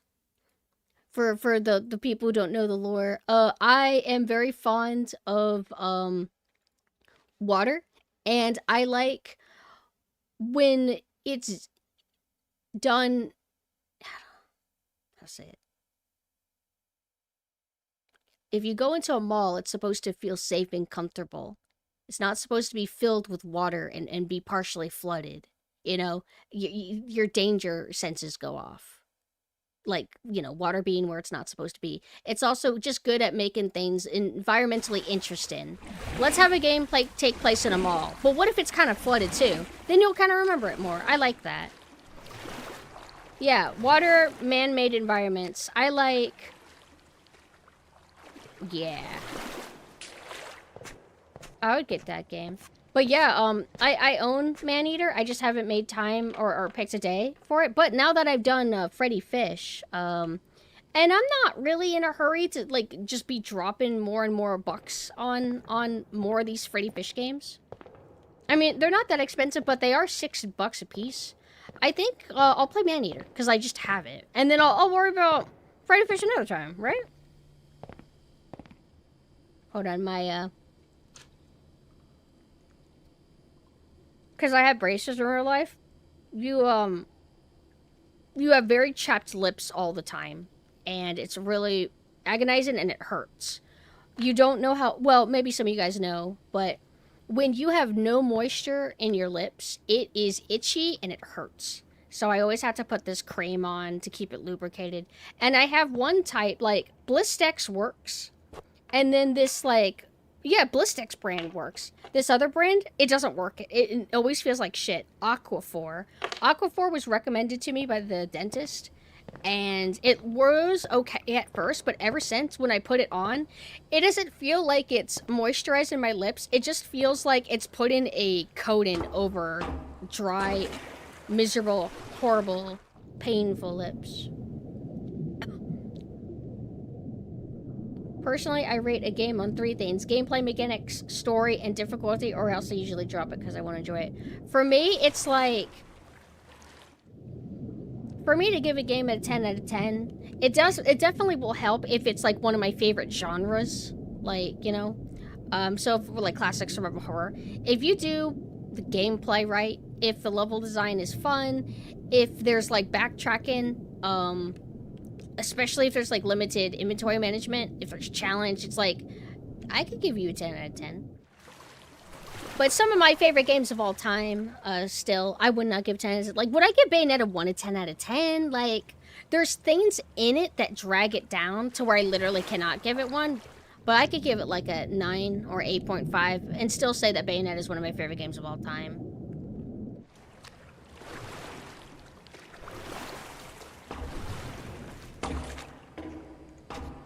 Saw this made us a map in TF2. Are you serious? We have to reschedule TF2 night, and then we'll do it on the water map only. Oh my god, whenever we played Killing Floor 1, there is literally a map that's Cold Fear. Like, it's literally Cold Fear. And Cold Fear was coming out around that time, so it kind of makes sense. That was my favorite map. It was great. The ship was swaying. There was spray from the rainwater. It was at nighttime. Just a fantastic spectacle. What do you think Silent Hill 2's flaws are? For me, Silent Hill 2's issue is that its normal difficulty is too easy. And I don't think it's that scary, and I don't think it's as good as Silent Hill 1 or 3.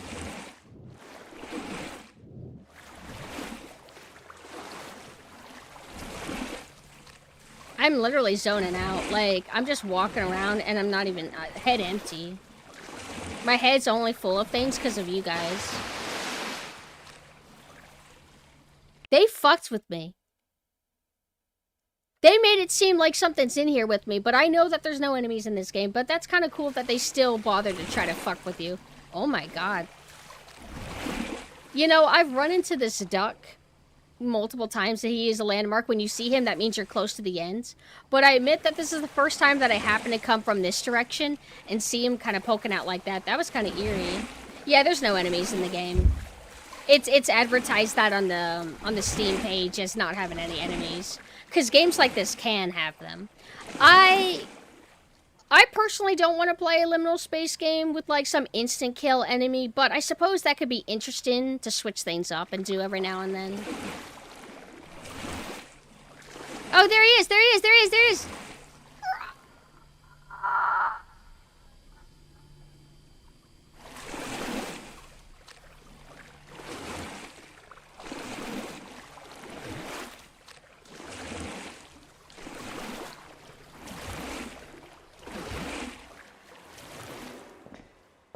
Damn, we're already getting towards the end.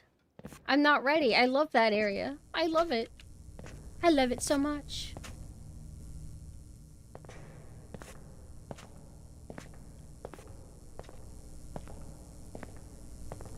Now, the question is there a lore to this? Like, is there actually, like, thought put behind... Why is there a creepy guy in the manhole? Why did a guy take a ladder? Is there, like, actually an idea? Or is it just put in because, ooh, wouldn't this be cool? Both heckin' valid, actually. Doing, like, shit just because it's cool, I think that's fine. There doesn't have to be deep meaning. I didn't do anything. Not anything wrong. I feel like once there's an enemy, that becomes the focus, and it kind of takes away from the liminal space vibe. Yeah, it would be more distracting. I mean, it would be fun in that you can assume that a lot of games with stalker enemies like that, they're not, like, always around, so you'll have plenty of downtime not dealing with them, but you will have the anxiety of being afraid when they pop up, which is a distraction from, like, just being in this eerie environment with great sound design.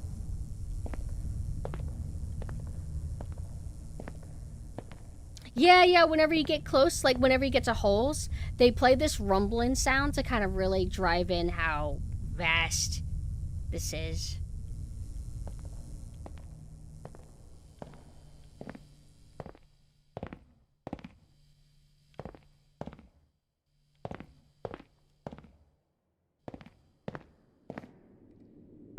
Yep, we're towards the end. I think if you fall down, it's over. Like, oh yeah, you can only go...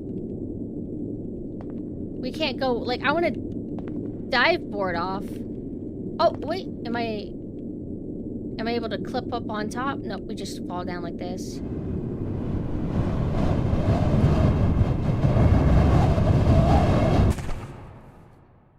I think for this sort of game, an enemy works best if they merely set you back, take you to a unique area if they catch you, branch the path, or a rare encounter you generally might not even see on your first playthrough. I think that would be fine. I wouldn't want that as a preference. As somebody who's new to this genre, I just want the water. But what are some other staple liminal spaces games that are single player experience? Because there's like the Backrooms, I guess, but that's multiplayer. You play with friends, and whenever you're playing with friends, the vibe changes. Things become a little bit less scary because you're with people. Even if things get scary, you're kind of going to be most likely laughing.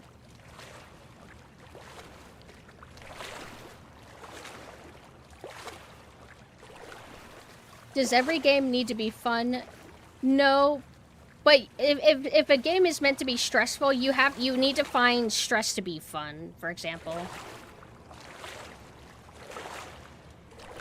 That's why, like, why old, or, like, whenever I was first getting into survival horror, why it was so fun is because they were so fucking scary. It's like, I didn't want to play with the lights off, you know?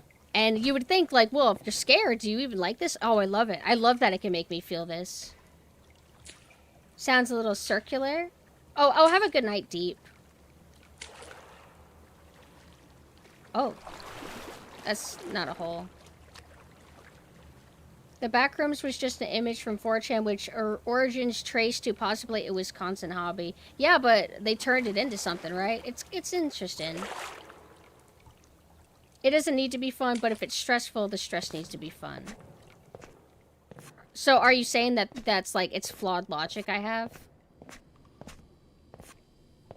Well, what's an example of a game that's not fun, and then there's nothing fun about it? I don't understand. Because, like, some things that aren't fun to some people are fun to me.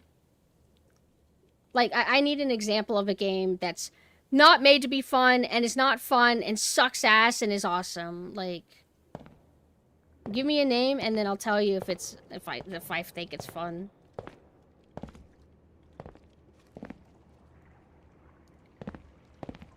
An open world farm and survival that is filled with liminal spaces environments. Huh. That could be neat. I don't know if it doesn't really count, but what the Half-Life, like the Half-Life kind of crafting sim game, or not crafting sim, crafting survival game. Maybe you'd like that. Expedition to the Backrooms, Limescape. Yeah, let me add these to the list, actually. I was kind of explaining that with Silent Hill 2, but it specifically works because the game isn't supposed to emphasize combat or even really encourage combat. But that's implying that Silent Hill 2 is not fun, but it is fun. I think that Silent Hill 2's combat's fun. I think navigating through it is fun. I just thought it wasn't as scary as, like, Silent Hill 1. But see, that's what I mean. I don't think my logic is flawed. Because if you think Silent Hill 2 is not meant to be fun, it's not fun. I disagree. I think it's fun. Limescape. Oh, a lot of this stuff's going to be on itch.io, isn't it? Well, let's see. Expedition to the back rooms. This looks cool. There's water in it. Early access game? Well, like, classic survival horror games, they do have this rep as, oh, the combat feels like shit, it's terrible, and it's like, I think it's entertaining. Like, it doesn't, how do I explain it? It's not really hard to kind of master it, especially in Silent Hill 1 and 2. It's more like you're not really playing those games because it's the most advanced arcadey combat of all time. You play those games for kind of everything as a whole, if that makes sense. The combat is kind of like a going through the motions busy work that you have to do, and some people find busy work fun. So with Silent Hill combat, if you master it, you get the right weapon, and then you learn the timing to where, like, there's like this hammer or something in Silent Hill 1. If you get the timing down, because there's like a bit of a wind up for the hammer, you just bonk them, and you can stun lock any enemy. You just dominate over them. And the only time that you really deal with situations where that won't work is when you are outside in the otherworld hell, where the sky's black and there's like pterodactyls and dogs chasing after you. That's when you just like run from it. You just like try to avoid fights. And then Silent Hill 2 felt the same way in terms of like how the combat generally feels. I don't necessarily, like, is it clunky? It's like, I don't know. Like, I think it works fine for what it needs to be. But I find it to be kind of fun. Like, or like Res Evil, right? Is auto aim fun? Is like standing somewhere and then hitting a button and magically locking on and then just like hitting the shoot button over and over and not is that fun? Like, yeah. Is it the most involved, advanced feeling shooting? No.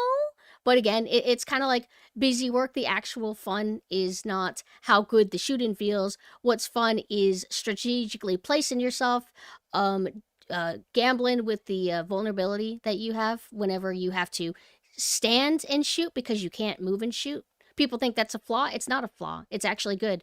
You have to make a decision. You have to know when to stand your ground, and you can make mistakes. If you stand your ground in the wrong spot, well, you pay for it.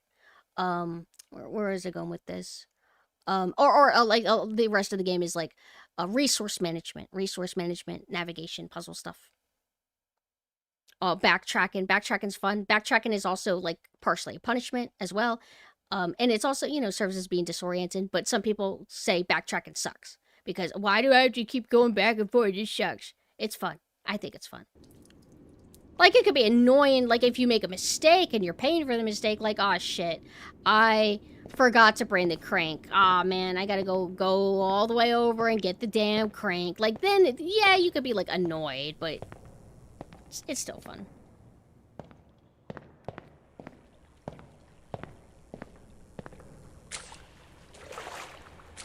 And then what is it? Silent Hill 2 Remake is like, okay, we'll put extra emphasis on combat. No longer is it going through the motions. Now it's a battle. Now they dodge and every combat encounter lasts longer. And that doesn't sound appealing to me. But people are always so critical. Lamau, combat in Silent Hill so shit. So they're like, okay, sorry, we'll make it better. But granted, if they wanted to expand on the combat, fine. That doesn't necessarily mean that you have to pad the game out also. And add more enemies than there ever was in the original. The time backtracking is an issue for me is if the area is tedious to explore. I guess it just depends on level design, I suppose. Old Resident Evil tends to be pretty good about, like, things wrapping back around, unlocking shortcuts, etc. I think that's, like, one of the reasons why Mina and some people don't like Code Veronica as much. And I guess I would agree. Like, Code Veronica's definitely not my favorite, but, I haven't strongly studied Code Veronica's level design, but people basically seem to say that, there's just not good shortcuts. Things don't wrap around. You're running from, like, all complete opposite sides of the island too much, and that it's just not as tight as, like, classic Resident Evil level design, which I could believe. Like, the things that I do remember about Code Veronica, it definitely is rougher than old Resident Evil. Older Resident Evil, I guess.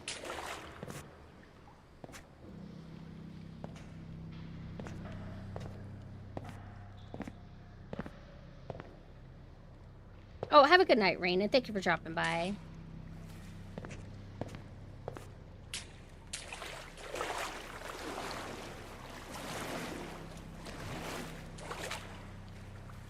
It's like they actually do have some ambient music that plays, but I think it's only in some rooms. Right? Like, it's not randomized, it's just some rooms. Least favorite Souls level design is probably 3. What's your issue with 3?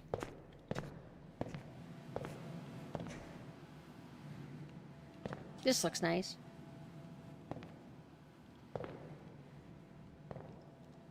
I think Code Veronica is, like, great as a rough Resident Evil. Like, it's not as polished as the others, but I find it to be really fun and memorable. Very linear and almost has no loop backs. Ah.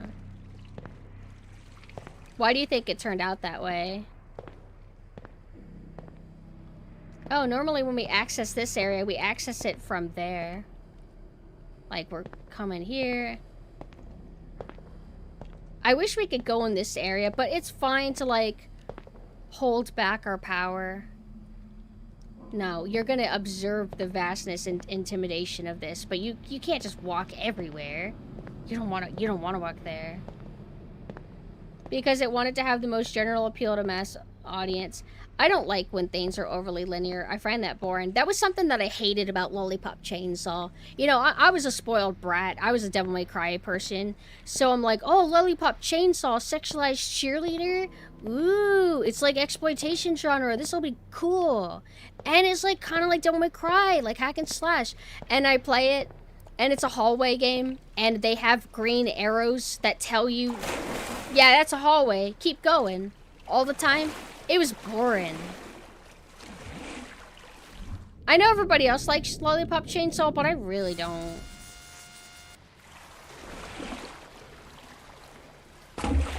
I found it to be a bit underwhelming.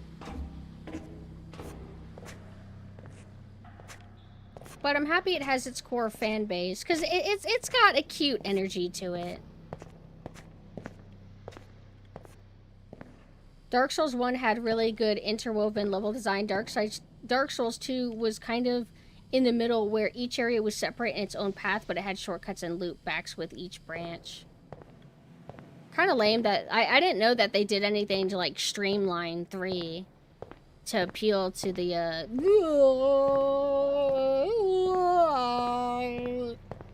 most unfortunate.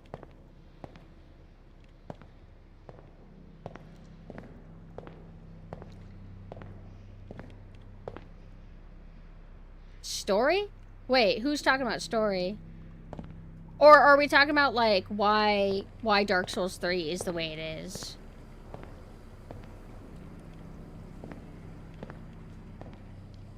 I've actually not heard many people, like, even talk about Dark Souls 3, period. Whenever I hear Dark Souls mentioned, it's either to praise Dark Souls 1, or to say 2 is the worst game ever, or to say that 2 is actually kind of good.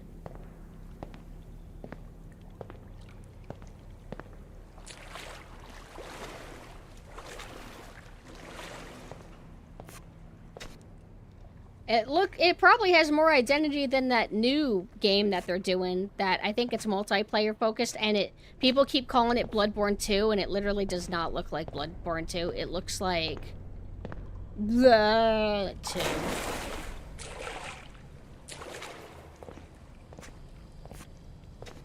I didn't like 2 when I first played it and beat it, but it's been almost 10 years now. Maybe you should revisit it now.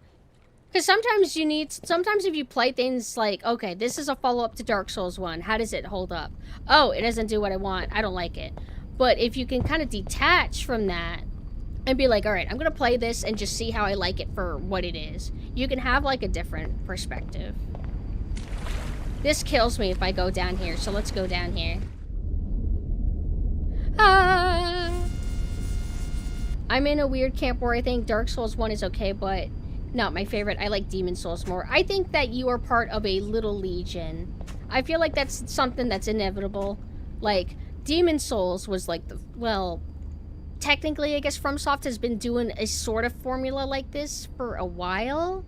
And then Demon Souls is when it got, what, more action-y, I guess? More fast-paced. Fast-paced, quote. Obviously, Bloodborne's, like, faster, but you know what I mean. But, Demon Souls had its own, like, kind of neat system. Like, oh, you suck? Okay, well, we're gonna half your health. Yeah, get better if you don't like that. Or just deal with having less health.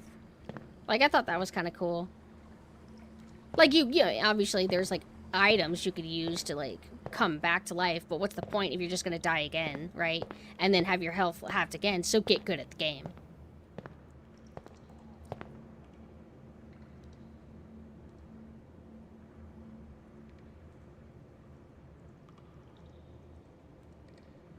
Wait, so Ark, you didn't want to talk about Dark Souls 3? I thought you were saying that the story of Dark Souls 3 being flawed was more complicated. 2 was developed by a side team that was made of mostly fans of old FromSoft, Kingsfield, Demon Souls, and wanted to make a more open-world type RPG in the wake of Skyrim and Witcher. Problem was their experience and the engine wasn't quite there. Team A with Miyazaki worked on a revamped engine for Bloodborne that the guys working on Dark Souls 2 didn't get. I always did hear it was like a B team that did it. But Mina's a real big fan of the Kingsfield games. Mina played through the Kingsfield, Shadow Tower 1 and 2. and then maybe something else. I think that it would be cool if they made another one. You know, they did a new Armored Core, right? So it's like, oh, do a new Kingsfield or something. Or do like a successor where it's like in that style, like a first-person dungeon crawler. Or Port Kuon. Oh, come on. They advertised Dark Souls 2 as story-driven, more adventure-focused game, and people in the West recoiled and gave a ton of bad flack. Bandai felt pressure to swap out the original director and put in the co-director in charge. With help of Miyazaki as a consult, they scrapped most of the game, repurposed assets, and stitched shit back together best they could. I don't want story-driven. Here. Fuck story, though. For real. But, unfortunately, it's like, oh, they had a specific vision in mind, and then they were getting tugged in different directions, and then you have some kind of, like, homunculi game or something in the end. Where it's not quite what the developers actually wanted to make. Maybe the real thing is that it shouldn't have been called Dark Souls 2 or something. It should be called something else.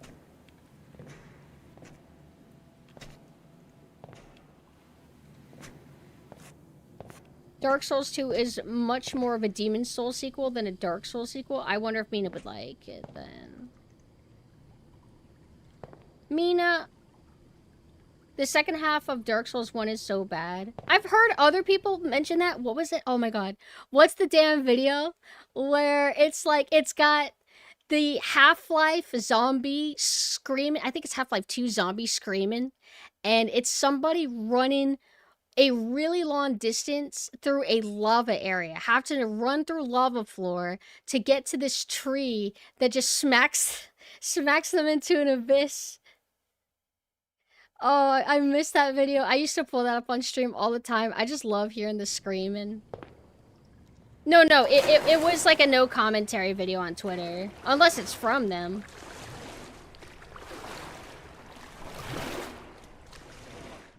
But I think some people were citing that as like an example of how Dark Souls 1 is rough or something. But I feel like I'm kind of in a sort of at peace realization that I'm always saying like, oh yeah, I really need to play through the Dark Souls games, but I'm just not in a hurry. I play Demon Souls. I would rather play Demon Souls. Give that a replay. And I really like Bloodborne. There's just so many games out there in the world that I haven't had time to play yet.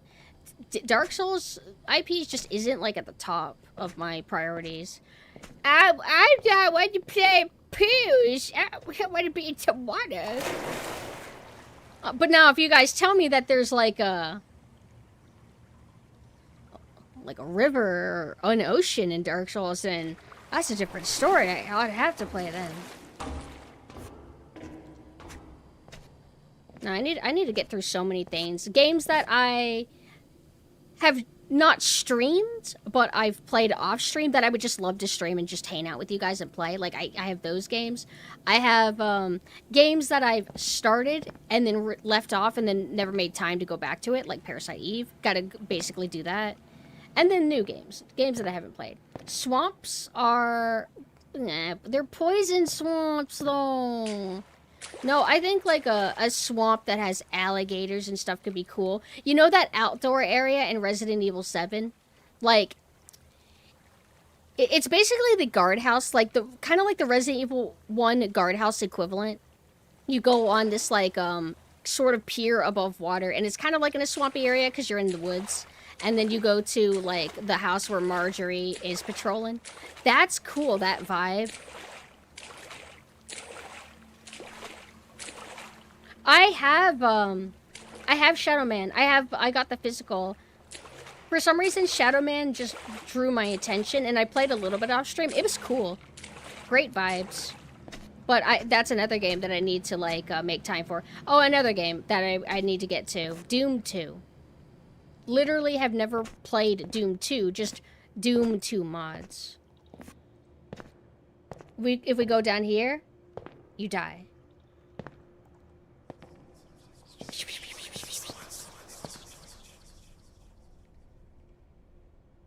Maybe you should give Kingsfield or Shadow Tower a chance. Hey, I can't see. I mean, wouldn't hurt. I think maybe I should do Barrow Q though. Barrow Q. I mean Baroque, my bad.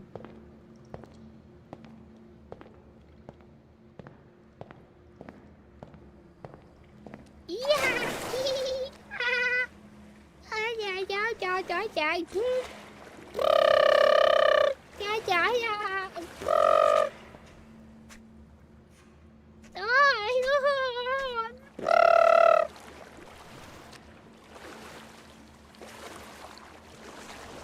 There's a really cool boss where you fight over on the beach and the ocean in Bloodborne, where you fight Orphan of Kos. That shit was sick. Great presentation. For phase 2, I felt like I had to go out in the damn ocean. Don't you fight, Rom, the big spider over ocean too?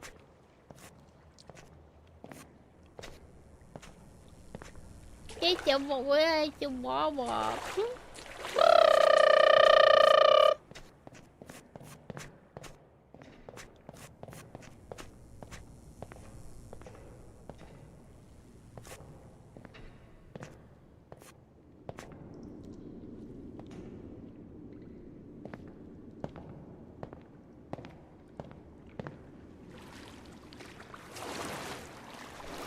Why, out of curiosity, why is chromatic aberration so popular? You can even see it going on right there. Why is chromatic aberration in everything? Is it just that it looks cool? Because I admit that I do chromatic aberration in my art for, like, effects. Just makes things, like look a little neat. It just adds a little, like, little space. Just pure space. Wasn't sure if there was, like, a specific logic.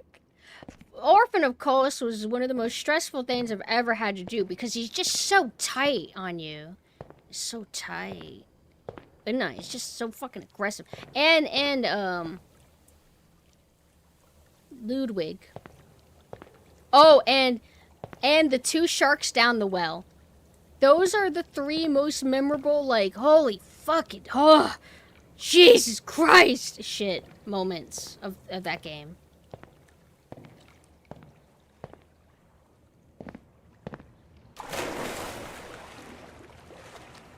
And then the other fights are like, whew, that was a workout. Any and all camera limitations in games is to simulate movies, to make games less like games and more cinematic like films. I don't mind it too much if it's like really subtle stuff like that. What was it? There was a Liminal Spaces game that I played, and it had fucking dialogue like, where am I? What is this place? What's going on?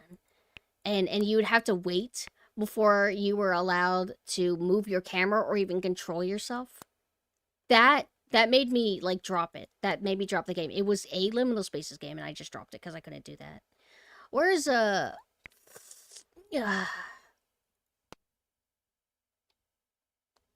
in background. I have it as run in background, but whenever I, pull up another thing, it... Favorite fight is German. Is that how you say it? Because of the reason both of you are fighting to free each other from the dream, music, and atmosphere peak. Yeah, that's the final boss of the main game, right? And then Lawrence, the last Vicar, is of the Old Blood expansion, right? I don't mind chromatic aberration sometimes. I feel like in a game like this, it's fine. I was overpowered when I got to, like, the last 5 bosses. Cause, I played the Bloodborne, the Old Blood DLC too early, because I was scared I was gonna miss it. So I was underleveled for that, beat them, came back to the main game, and I just sneezed at all the other bosses in the main game, and just, they fell over. I felt no resistance with them. I was just way too strong.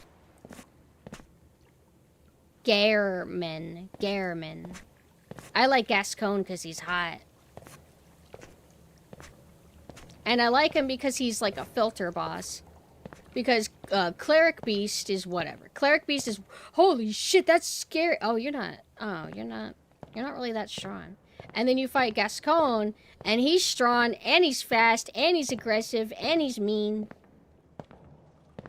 Ludwig was crazy. I love Ludwig because not only is he a big monstrosity, he's agile and fast. Because usually, if you're a small character, you're fast. And if you're a big character, you're slow. But with him, with Ludwig, he's big and he's fucking fast and he's crazy aggressive. And that damn instant kill that he can do in the second phase. Or I don't know if it's instant kill or that he's just very likely to kill you because of, like, if you're not topped off on health, you know. But I was always mad that I couldn't get through that boss without using the NPC summons. They can distract him for, like, 5 minutes. No, not even. Like, they can distract him for 2 minutes before he kills them. And I kept clutching on them because I'm like, fuck, I can't. I need a break. He's so fucking exhausted.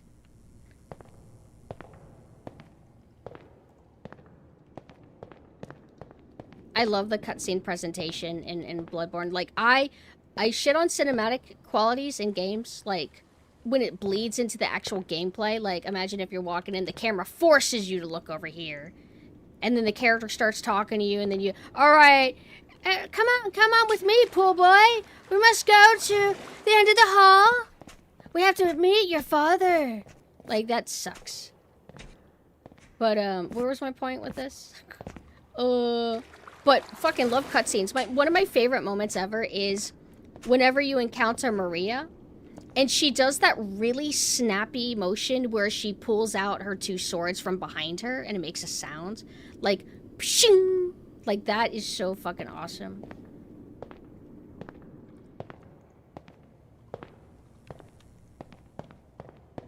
La, la, la, la, la, la, la. Liminal Spaces Doom map.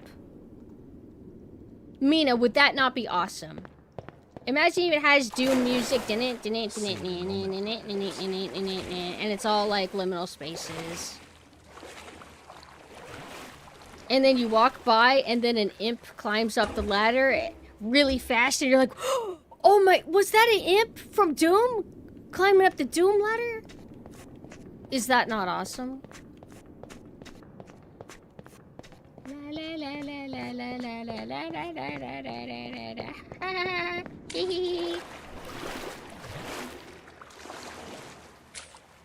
That's why I think Half-Life 2 dialogue works extremely well. They just talk to you like a persona, and it feels really natural, and it doesn't feel like this modern game thing where they explain the game to you. Well, but the thing is that I don't like Half-Life 2's style either, because instead of it being a cool cutscene, which you could skip if you want, but let's say we don't want to skip the cutscene. Instead of it being a cool cutscene that has like all these cool cinematic angles and presentation and pan-in shots and cuts, instead you are trapped in a box and the characters are interacting with each other and they look over at you and be like, yeah, then they go back to talking to each other and you're walking in circles because you're fucking bored and you don't care and you just want to play the game and you can't skip it. You can't skip it, you gotta take in the story. Not saying that the story isn't interesting, not saying that the characters aren't interesting, but it's not how I prefer to have my story presented to me.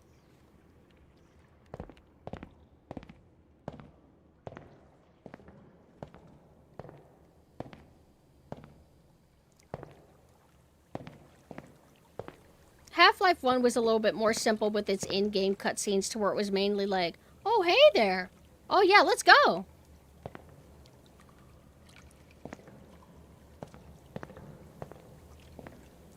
Most recent example of a game where I had to deal with the in-game cutscene thing and why I don't like it is like Dead Space Remake. And it's like you just walking. You have to walk behind the character. You can't do anything. You're just kind of like going on rails. Like, yeah, you have control over yourself and everything, which is better than not having any control, I guess, like if you're still in game. Like if the only thing that you're allowed to do is hold forward, that would be a little bit boring. But if you go left and right, that's fine. Think they really wanted to show off the animation tech at the time? I'm sure they did. That's why they do like so many close-up shots and stuff. But I think it's also wanting to, and it makes sense they would want to do it. They're wanting to blend in story with the gameplay to where it's seamless, to where you're not playing a game and then it cuts to black and then suddenly a higher res version of all the character models are doing something, you know? They want it to be like a seamless experience to where you truly are part of a story. I get the idea. I just don't think it's as fun as a game. I think that it's going further in cinematic and a little bit away from gameplay. But I want to play arcadey games, you know? Like, I want to play just arcadey games. And cinematic stuff will bleed into arcadey games at times, I guess. She asked if I like Danganronpa. I think Danganronpa is like e-girl,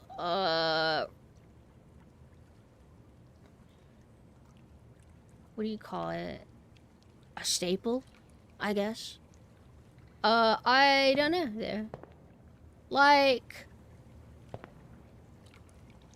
you don't want a Menhera girlfriend? You're gonna have to work really hard to avoid that. But, I don't know, you guys, like, I like Husband Hotel. Like, am I a red flag? No way, right? Like, yeah, like, there's a lot more Ron than just the Husband Hotel, including lots of things you don't know about, like, a lot, but that's fine, right? Well, let's talk about your red flags. All y'all, every human being in this chat has a red flag or two.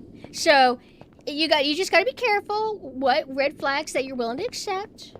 But nobody abandon red flag girl, unless you are a red flagless boy or girl. If you're girl on girl. Are you thinking Vox is gonna be mostly benched? Spoiler. Okay, I'm gonna say spoiler about Husband Hotel. Ready? I hope he doesn't just stay a tablet. Please give him a sexy body again. Please. Like, it would be funny to see him suffer a little bit, but don't do it for long. Give him a body. Blanket. I will grab my beautiful red flag cape. Let me shake it off. Get this cat hair off. Use the tape to get it all off. And I will wrap your body around it like your little taco. I don't know how Vox's body works, because it had blood in it whenever, you know, so what's gonna happen?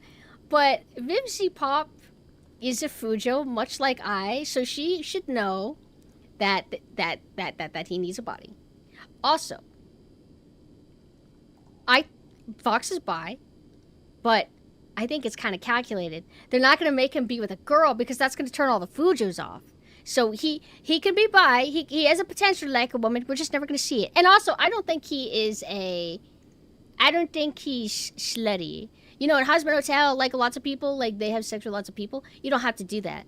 Like Charlie's bi, but she's not sleeping around with a bunch of boys and girls. She has somebody. I think Vox is the same way, and that's good. I'm happy.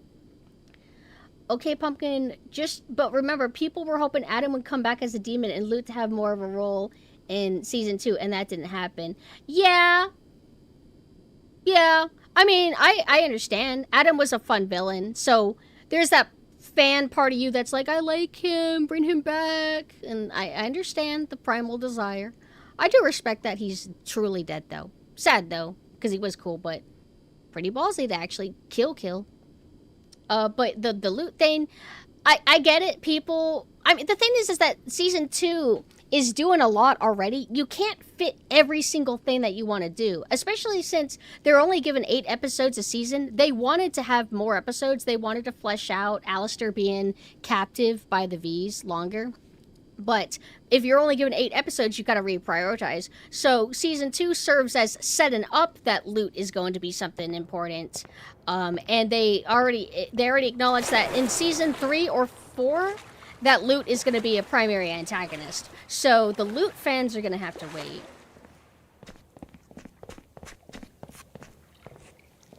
He's not situsexual. Vox is in a closeted, self-denial, monogamous relationship with Valentino. Like, Vox is a traditional man. He just wants to be with a person. And Valentino wants that too, but Valentino be sleeping around. And I don't know why. Is he coping because Vox is closeted and not being overly public about them being a thing? Or is Valentino not like monogamy and wants to kind of, you know, who knows? But I want to rewatch Amazing Gumball. I saw a thread. No, not Amazing Gumball. Sorry, Amazing Digital Circus. Sorry, Amazing. I literally just am so used to Gumball, but Digital Circus. I want to rewatch Digital Circus because I was reminded it exists and I liked it. Oh, and I need to continue Smiling Friends now that I've been convinced that I'm stupid and that's good. I'm actually genuinely lost.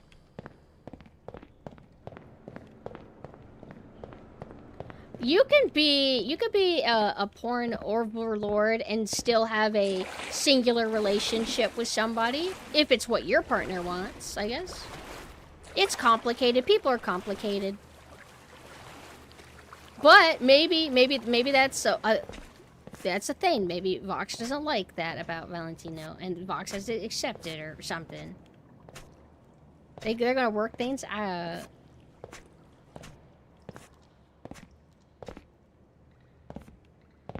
Wait, where does that line come from? You kiss your dad on the... Oh, from Smiling Friends. I think what won me over is it's the episode where they're, like, talking to Worm Guy, and he's like, where's Wormetta? Like, where's my girlfriend, Wormetta? I know that's not actually the name, but... And when they're, like, walking to his apartment or something, like a shitty apartment, where he's busy playing Rust, there's, like, somebody getting curb stomped from across the hall. Just, like, kind of casually. Hi, Abigail. I died.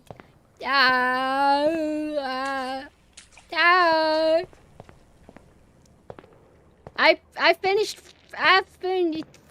Fish. Freddy Fish was, like, 2-hour game. It was, like, a micro game. And thus, I have switched to pools, and I'm in the water.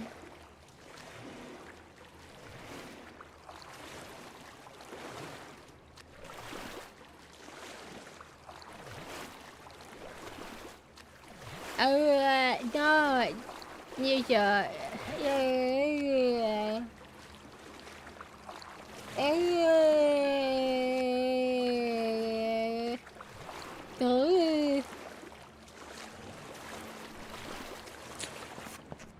I like the water. This game would be so much better if there was a shark. One shark and a crocodile. You missed all the riveting content. We were talking and all kinds of shit.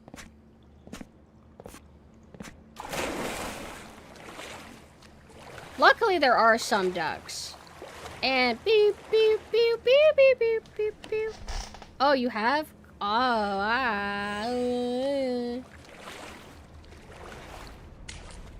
My favorite part is when I talked about Resident Evil again. That was my favorite part. Here's my favorite show.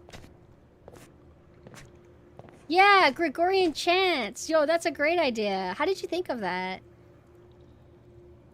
It does give a different vibe. Because it's totally heckin' valid to, like, not do that. But when you have Gregorian chants...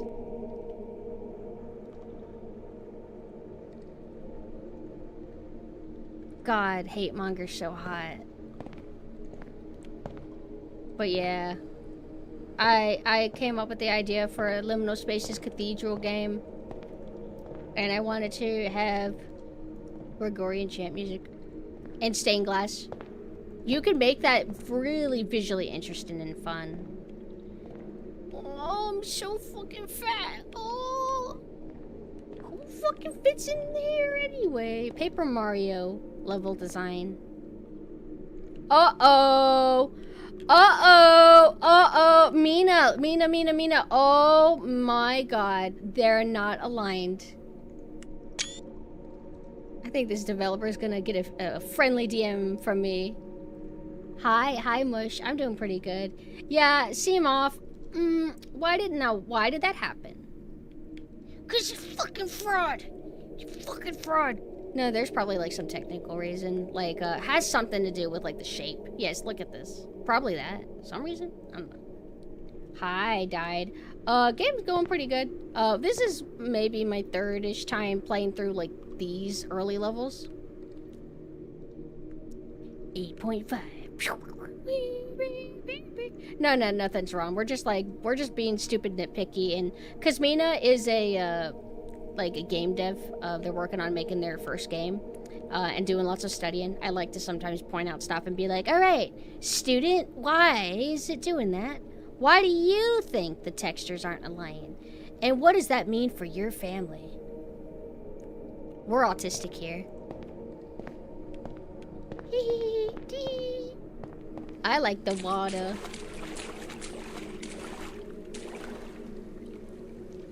Pew, pew, pew, pew, pew, pew, pew. But these are liminal spaces games, very minimalistic, not really much to them. Yeah, non-autistic people and autistic people, we can collaborate. Together as a society, we can work and create great things. Weird perspectives? Well, I'm not really an expert on liminal spaces. I think it's just the discomfort of big, open, abstract areas. People who are afraid of parking garages. But what if the parking garage was like a whole building? No, I will never. We are not a dictatorship here. We will not annihilate non-autists. They're welcome here. Third, I hate to break it to you, man. I'm pretty good at clocking people.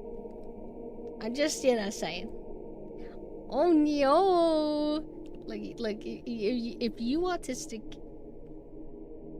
I will know. I will notice. I hope nobody notices with me though. Usually I know I know how crazy I seem. I just usually think that maybe people won't notice.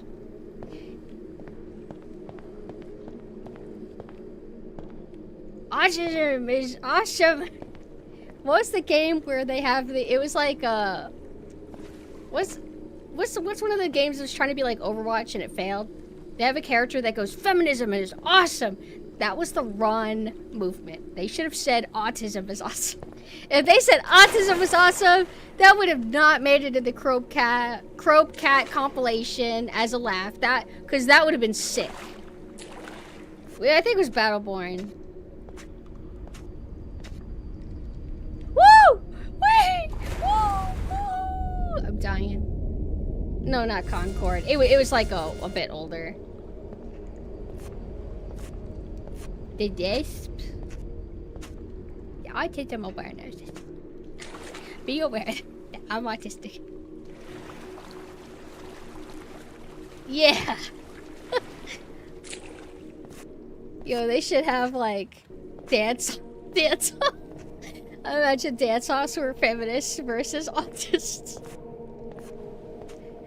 Who would win? So, it's debatable. I can turn off the music because like it's not actually like got Gregorian chant. So there are people that do consider this to be horror. I guess it's mostly popular with like Zoomers. It doesn't really scare me. I can recognize that it's like a little bit eerie. Like, yeah, walking around a big building that's normally populated being empty, there is something that's a little bit unsettling about it. And then you have like the abstract design, which makes you feel like you're like in a dream. You're not really in like reality. Like, it doesn't affect me, but I can kind of understand the appeal. But I remember I went to a mall, it was like 10 years ago, but still pretty recent. I went to a mall and I swear to God, there was probably only 10 people in the mall. And there is something that felt a bit uncomfortable about that. Also the awareness that malls are dying. But something felt weird because, you grow up with malls. They're always jammed packed. They're always busy. And now there's 10 people at this mall. It's like, it feels wrong.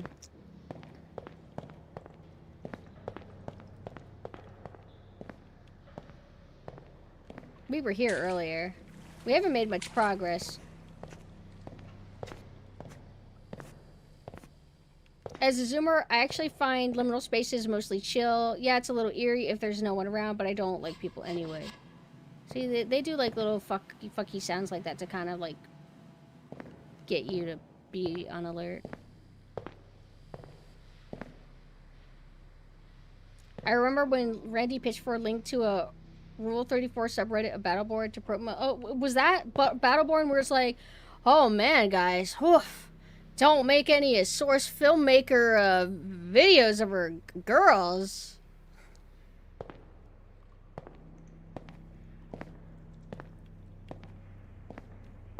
Fuck, we wouldn't want mass marketing from seeing our top girls getting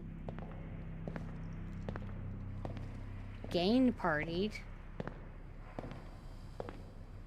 That was a thing. I don't remember what game dev or what game it was, but that was a thing where they're like, oh man, you know, that would be most terrible marketing for us. That's also free marketing. They wanted to be Overwatch in that regard. I went to my favorite amusement park for the time in 10 years back in August. It was so empty and lifeless. Crazy how that works. And then these places eventually they close down. Oh jeez. Nobody tell MatPat to review our game. Oh man, what would MatPat think of this? You think MatPat would like what would a MatPat review of this game be like? MatPat like probably ignored all the notifications. I don't want it. I don't want to review it.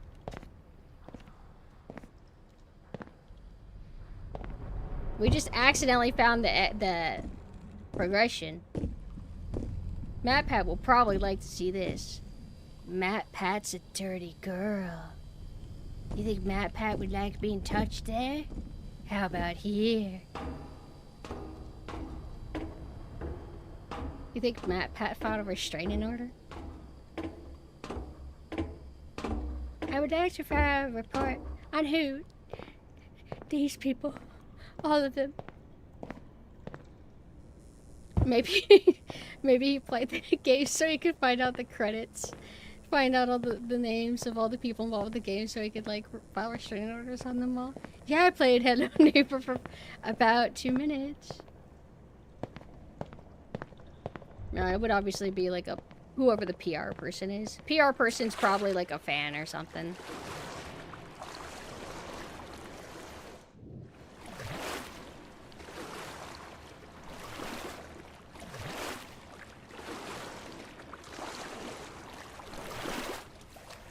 What do you think it means?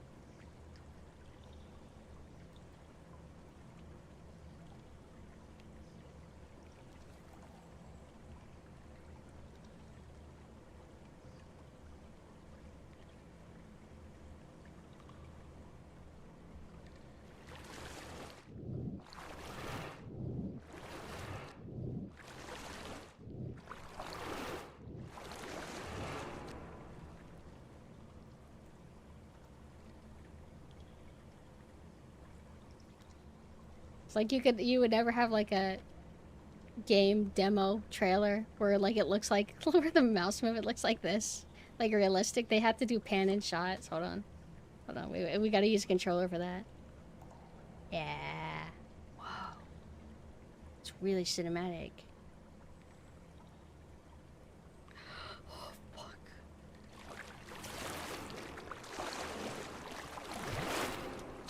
Oh. The game definitely feels better when you use, or feels different when you use a controller.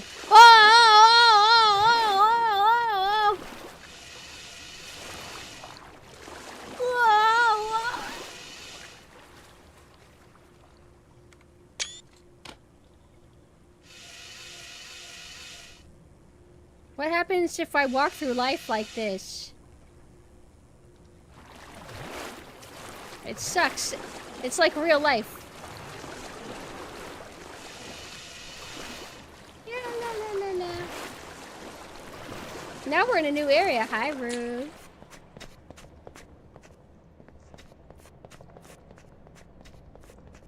But this is how desperate I am for Pools content. Like, I need a sequel. Because, I mean, what am I going to do? Just keep replaying this awesome game over and over again? Yes. Hi. I don't know how much longer I'm going to stream, though. Because, like, earlier, my back was having nerve pains that were so bad that I wanted to throw up. Just because of the spot that it's at.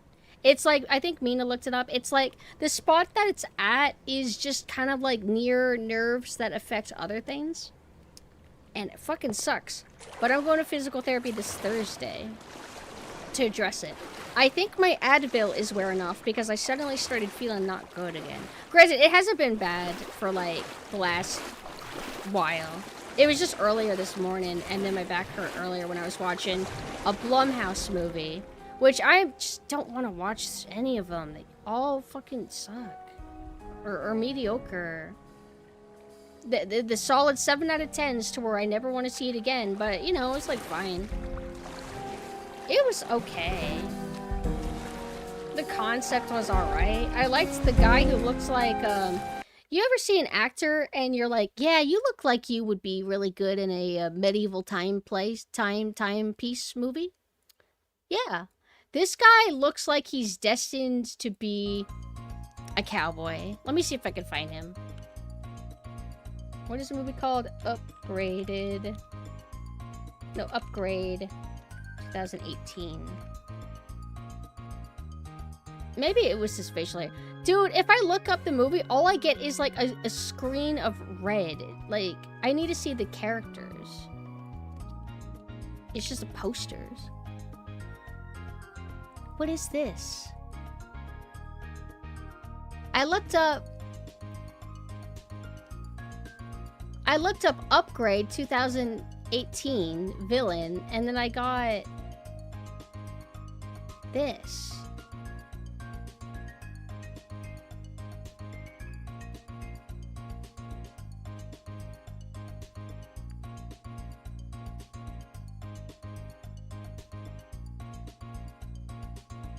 Not interested.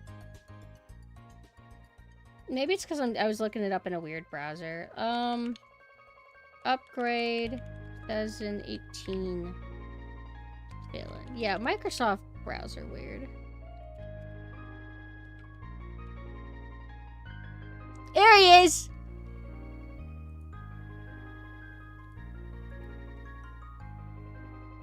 Hold on. You guys are gonna 100% be on my side about this. When I pull this up. Maybe it's his mustache. Does this guy not look like he would make a fantastic cowboy character? Is it just the mustache? There's just something about him.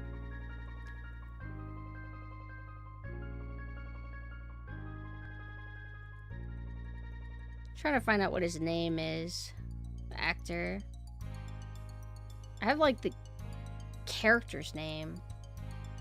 Frisk Bratner actor. That's a character. Benedict Hardy as Frisk actor.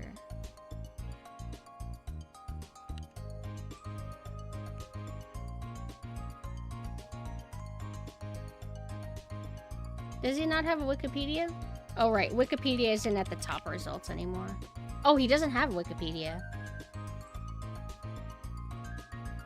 I mean, I guess he's just like, just that new. Yeah, what the fuck? Of the cast of this movie, like, 30% of them don't have, like, Wikipedia articles. But I guess that's one thing that's cool about Blumhouse, is that, they, I guess bring in lots of fresh talent, right? Like, there's these budgety movies, and it's probably a good way to get started out. I think that's the horror genre especially, right? Horror genre is like, you want to be in movies, doll? All right. You want to take your shirt off and, you know, get slapped into a tree in a, Sleeping Bag? Creep? No. I think of Blumhouse. Let me double check to see if this one movie is Blumhouse. Because I think it is. I think it is. It feels like it.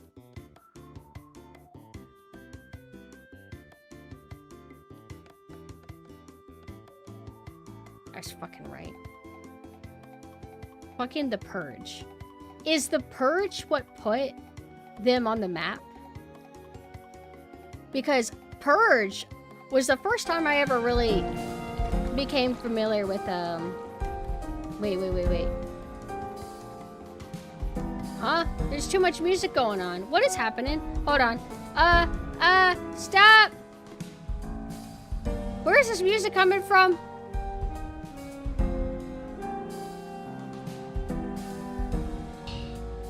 I don't want Space King to start randomly playing. Why?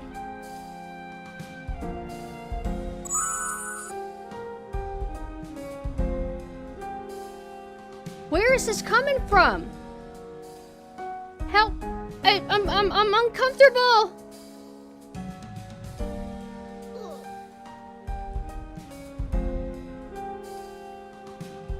What do I do?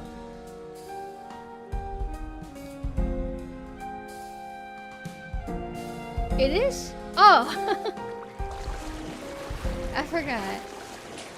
That scared me. But yeah, Purge.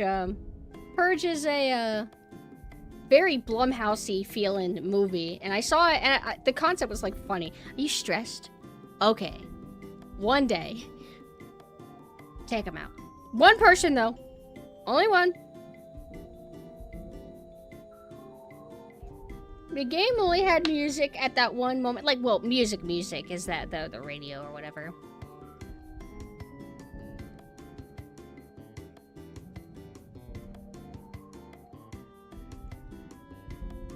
Why is this bot trying to pretend to want to be my friend? You bitch. You don't care. Liar. You just want me to commission you. This music's really relaxing. Oh! That's why y'all mentioned...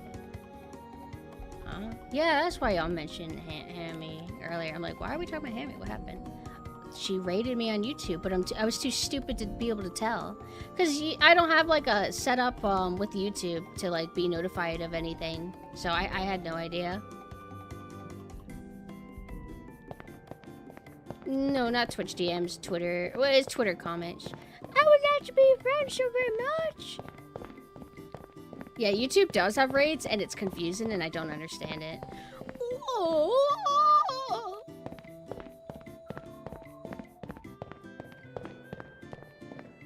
This is how my brain internalizes whenever I play through this game.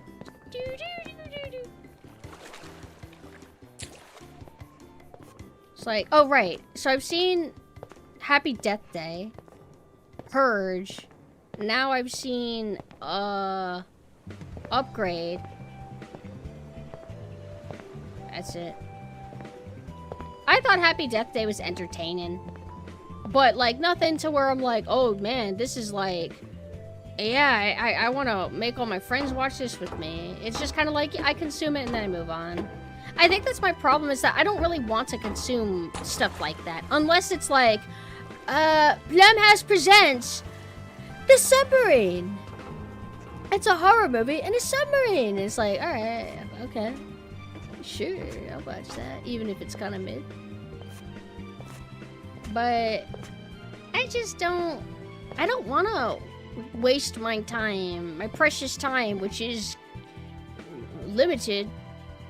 I'm only getting older. Oh boy, am I getting older. Back starts throbbing in pain.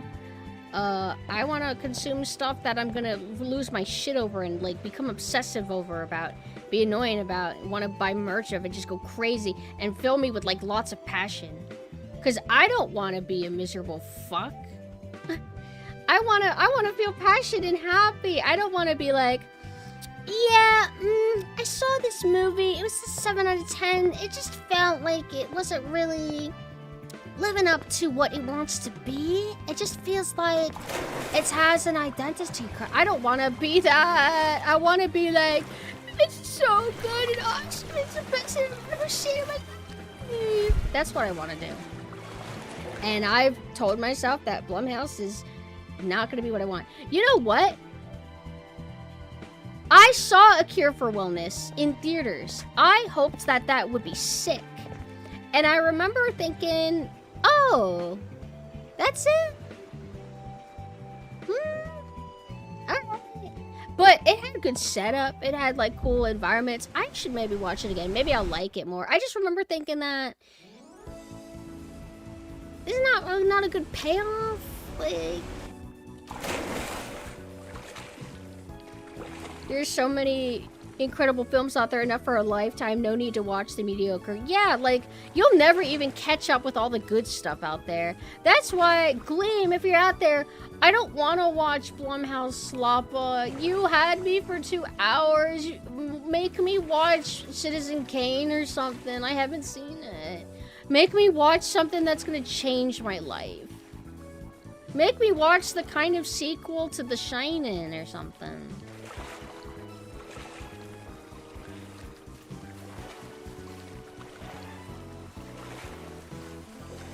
Yo, Black Christmas is good. I saw that one. There's also, like, isn't there, like, a shittier new one that's, like, really different or something? But I saw the 70s one, and it's, like, cool how it ends to where you're like, wait, what the fuck? What the hell happened? I was surprised at how much I liked it. There was, like, a spunky chick that picked a fight with somebody, and she was, like, really smug and cute about it. I liked her. Masters of the Universe for Base Skeletor. Is it the cartoon? Oh, yeah. Whoa. Shit. Oh, that's right. Today, I was actually supposed to make my friend watch Husband, but unfortunately, he forgot that he had something planned with somebody else, and so he had to do that. So that's the reason why Gleam was able to capture me and make me watch, Upgrade. Why is it so hard for me to remember that the movie's called Upgrade? But maybe tomorrow I'll try to force my friend to watch Husband. Because he is like... If you have an angel and devil shoulder duo, like, you know, you have like a little tiny angel on one shoulder and a little devil on the other, he would be your angel and I'm your devil.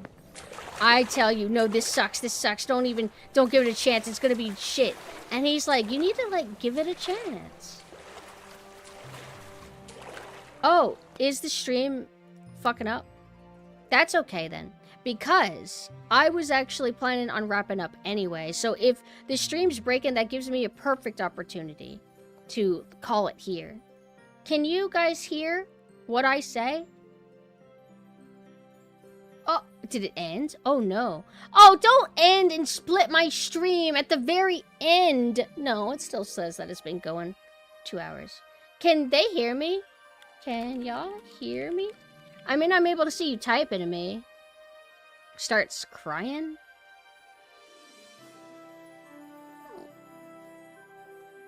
Oh, you can hear me? Well, then what's the problem? Oh, the video's slow. Okay, that's fine then.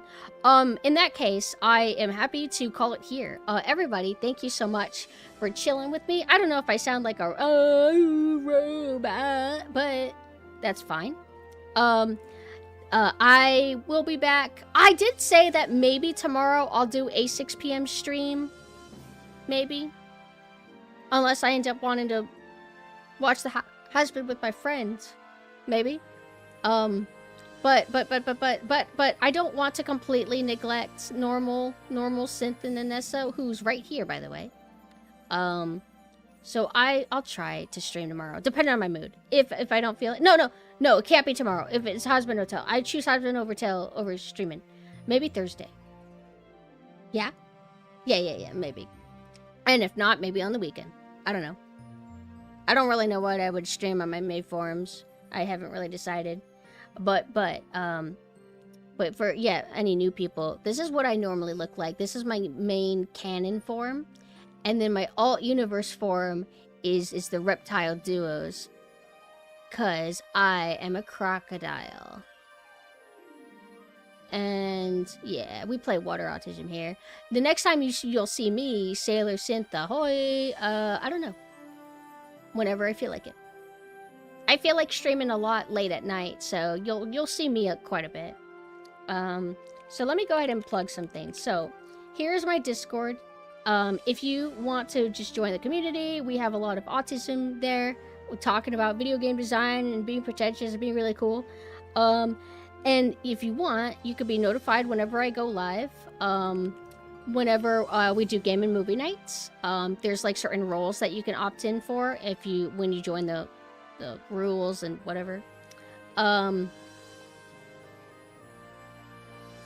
Yeah. And here is my general hub for Sailor Synth. This has her Twitter, and then it has like shared basic ways to support, reference sheets, lore, kind of like that shit. Also have it on my main website because I balance the two forums, remember? So I have like them kind of separate a little bit.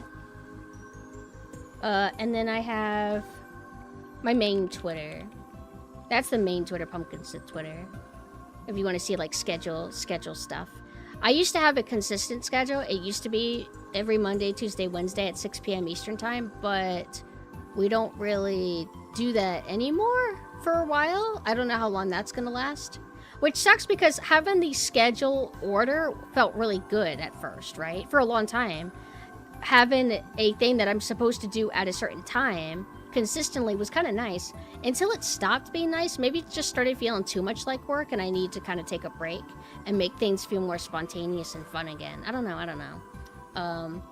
But one day I'll normalize, and then we'll get more streams. Yeah, that's it. And again, thank you so much for coming. I'm sorry, I feel like there's something else I'm supposed to say. Oh, I think that I would like to try and play Maneater next stream. Because, like I said, I don't want to just play Freddy Fish again. Like, I got my fill for now. We'll wait until I get that thirst again. So let's go ahead and see who is around that we can raid.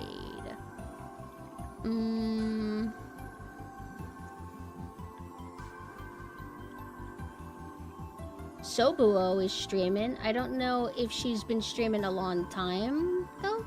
Or 5 hours? I don't know. Did she go to sleep? I'm trying to quietly investigate. Maybe we should just do it. Let's just raid her. I mean, even if she can still go to bed, but we can like tuck her in and say good night. So I'm gonna say good night to you now. Good night. Bye bye. Bye bye.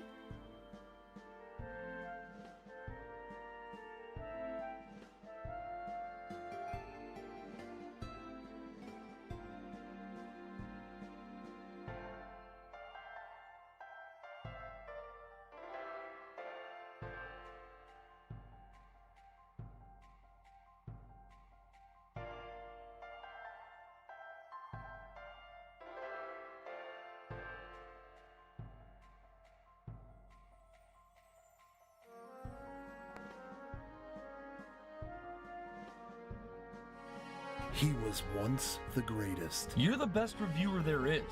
Your game reviews help people decide on what to buy. You've written a lot of good reviews of a lot of great games. People trust you. He was once their leader. Dude, he gave it a 9 out of 10? He gave the game a 10 out of 10. I trust this guy.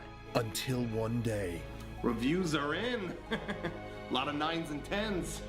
Of course, we don't want to know what you think. He said the wrong thing.